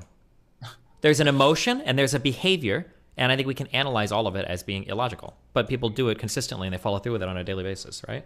Well, if we're going to get into that, then we're going to have to get into addiction, and we're going to have to get into dopamine, and we're going to have to get into all of those things. Yeah, addiction and dopamine and attachment styles and past abuse, ACEs, adverse child experiences. Like there's all sorts of things. But no, I'm just saying that like all of these things, everything that might impact like fast food could theoretically impact relationship decisions as well, right? Correct. And this is my point when Annalisa just wants to say, oh, well, just use logic. It's logical. It's like the situation is so much more complex than she understands.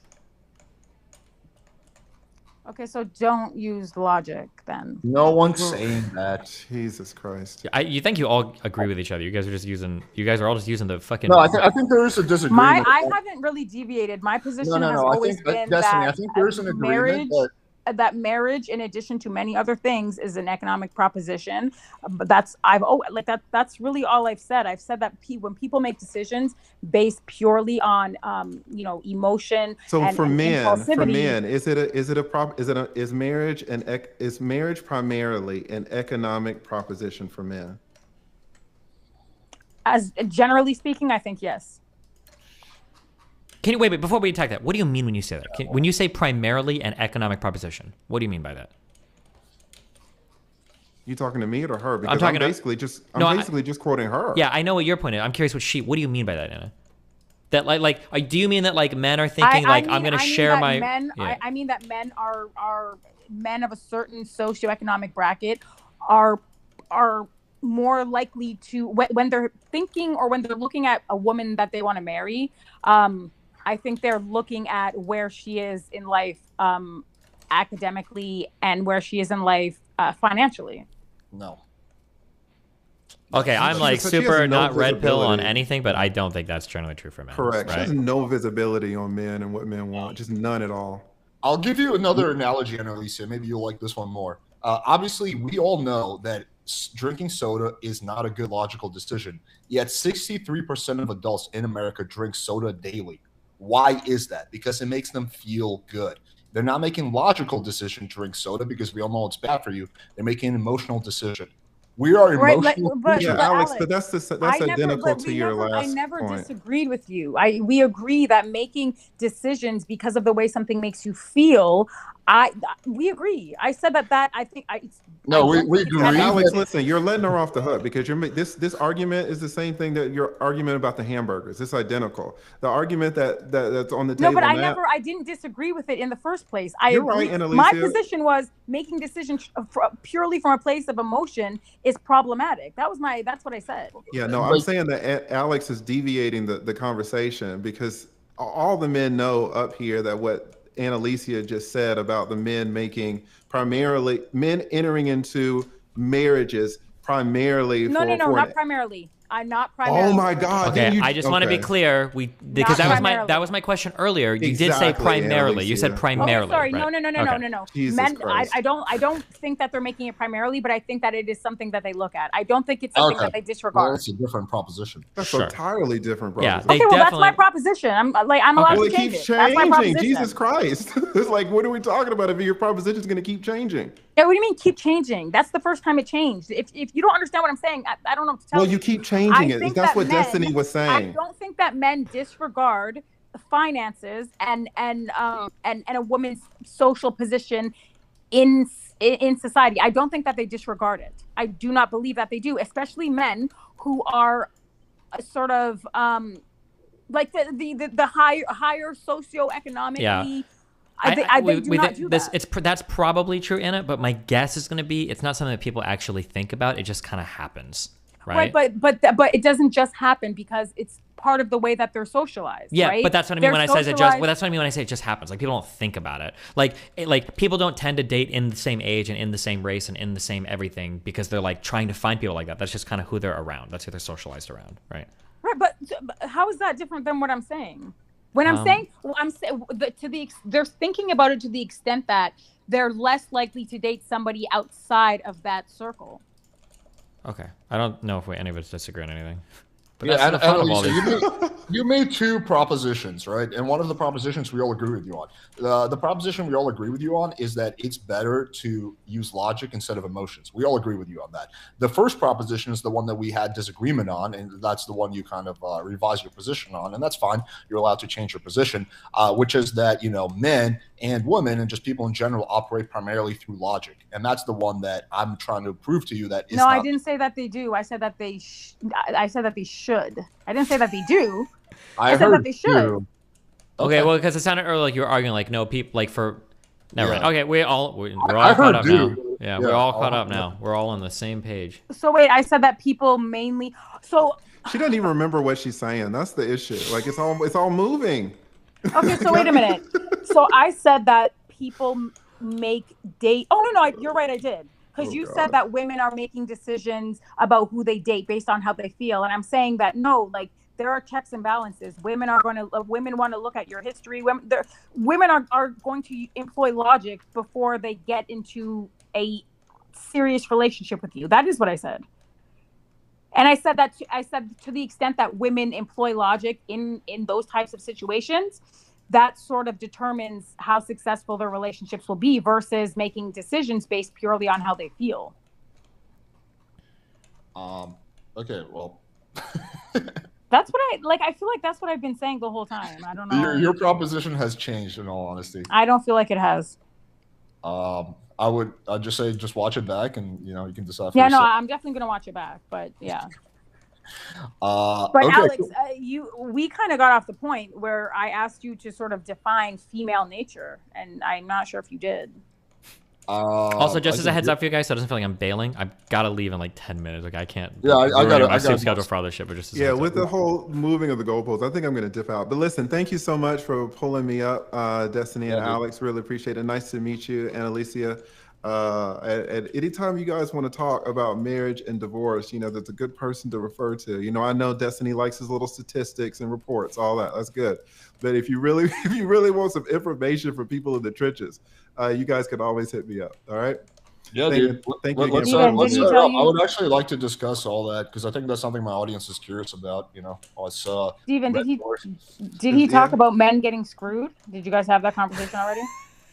Yeah, and Alicia, I'm totally down to set up like a debate or convo with you like another time. We're like 4 hours deep right now, so I feel like if we open up this can of worms, like we're just gonna. Yeah. Oh yeah, no, I'm here. But Steven, did you guys have that conversation or no? I'll have Destiny put us in touch. We did indeed have that conversation. Yeah. Oh, did he? And what did you learn? It's all the talking points you love. That's what I brought you here for earlier, but we didn't have time tonight. But next time, okay? Okay.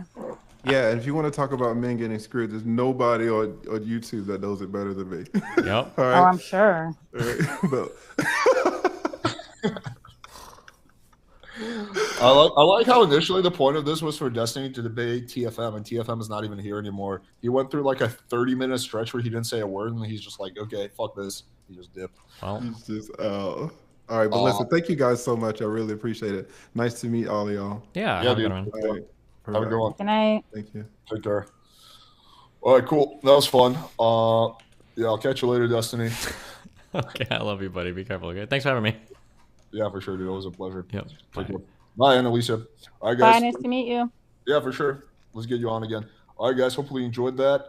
We're gonna do another one of these. We're gonna do another debate, I think, later on in the week, and then we'll do speed dating stream probably sometime in the week. So stay tuned. Check out my channel. Check out TFM's channel. Check out Destiny's channel. Appreciate y'all. Have a good night.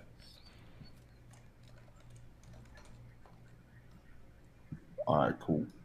All right. I'm going to close, okay? I'm still streaming. Don't say anything crazy, okay? Here comes my my little anti-woman rant. Oh. No, I just always remind people just in case, but okay. All right. Yeah, I got you. Okay. All right, cool, dude. Have a good night, buddy. Have Take care. fun. Peace out. Bye. Jesus fucking Christ. 3 U.S. officials told the AP that preliminary assessments indicate that the missile that struck Poland has been fired by Ukrainian forces and an incoming Russian missile. Uh-oh. Oh.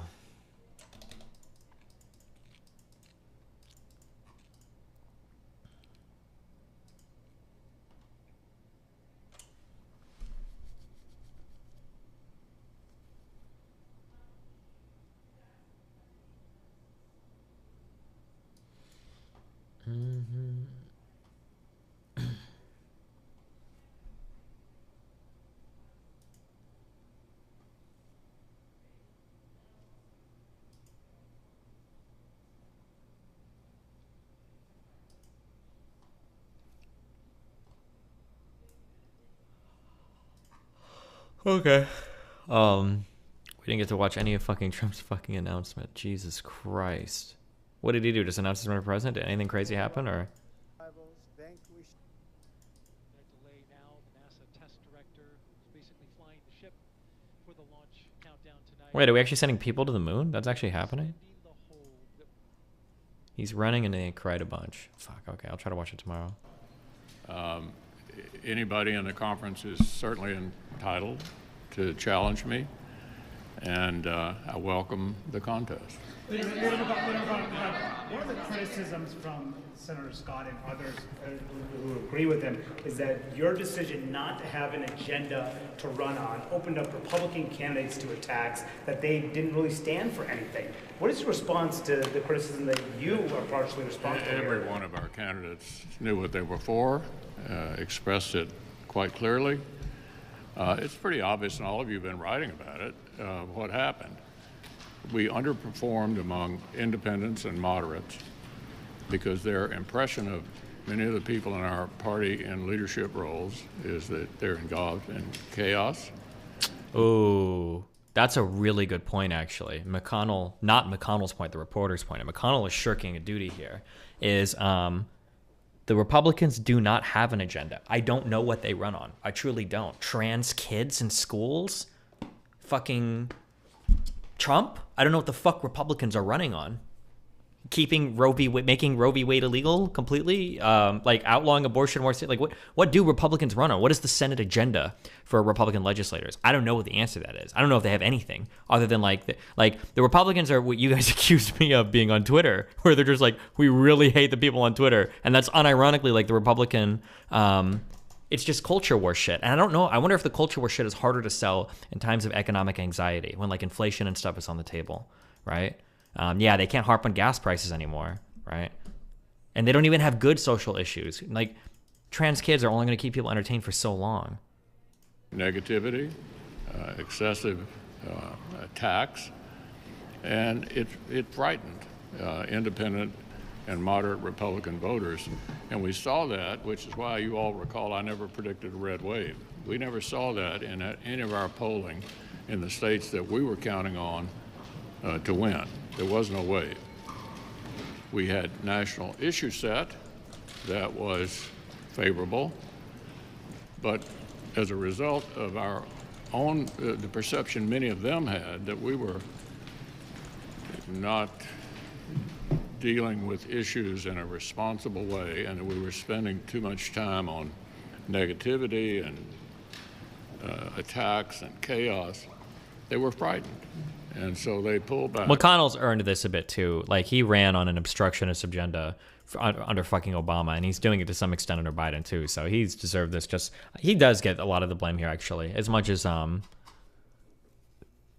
Trump did. How the fuck did they go from a red wave to maybe 49 seats in the Senate? What a fucking disaster, right? If Warnock wins in Georgia, it's 51-49 in the Senate.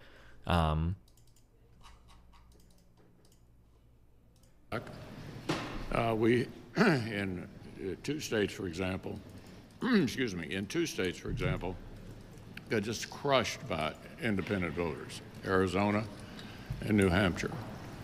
So we learned some lessons about this, and I think the lesson's pretty clear. Senate races are different. Candidate quality, you recall I said in August, is important. And in most of our states, we've met that test. In a few of them, we did not. What's scary? Non-leadership question? Non-leadership question?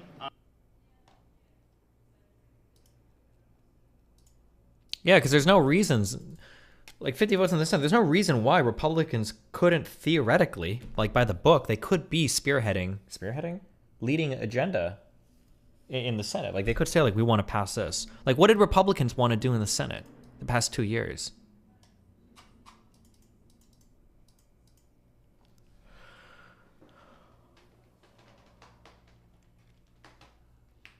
Like, what do they try to do? All they want to do is obstruct. They don't do anything.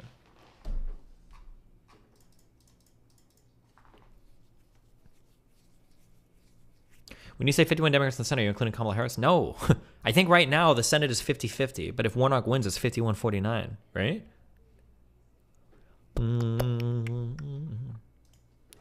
We think there might be volatiles present at the South Pole. By using these volatiles, we'll be able to do things. Yeah, that's wild.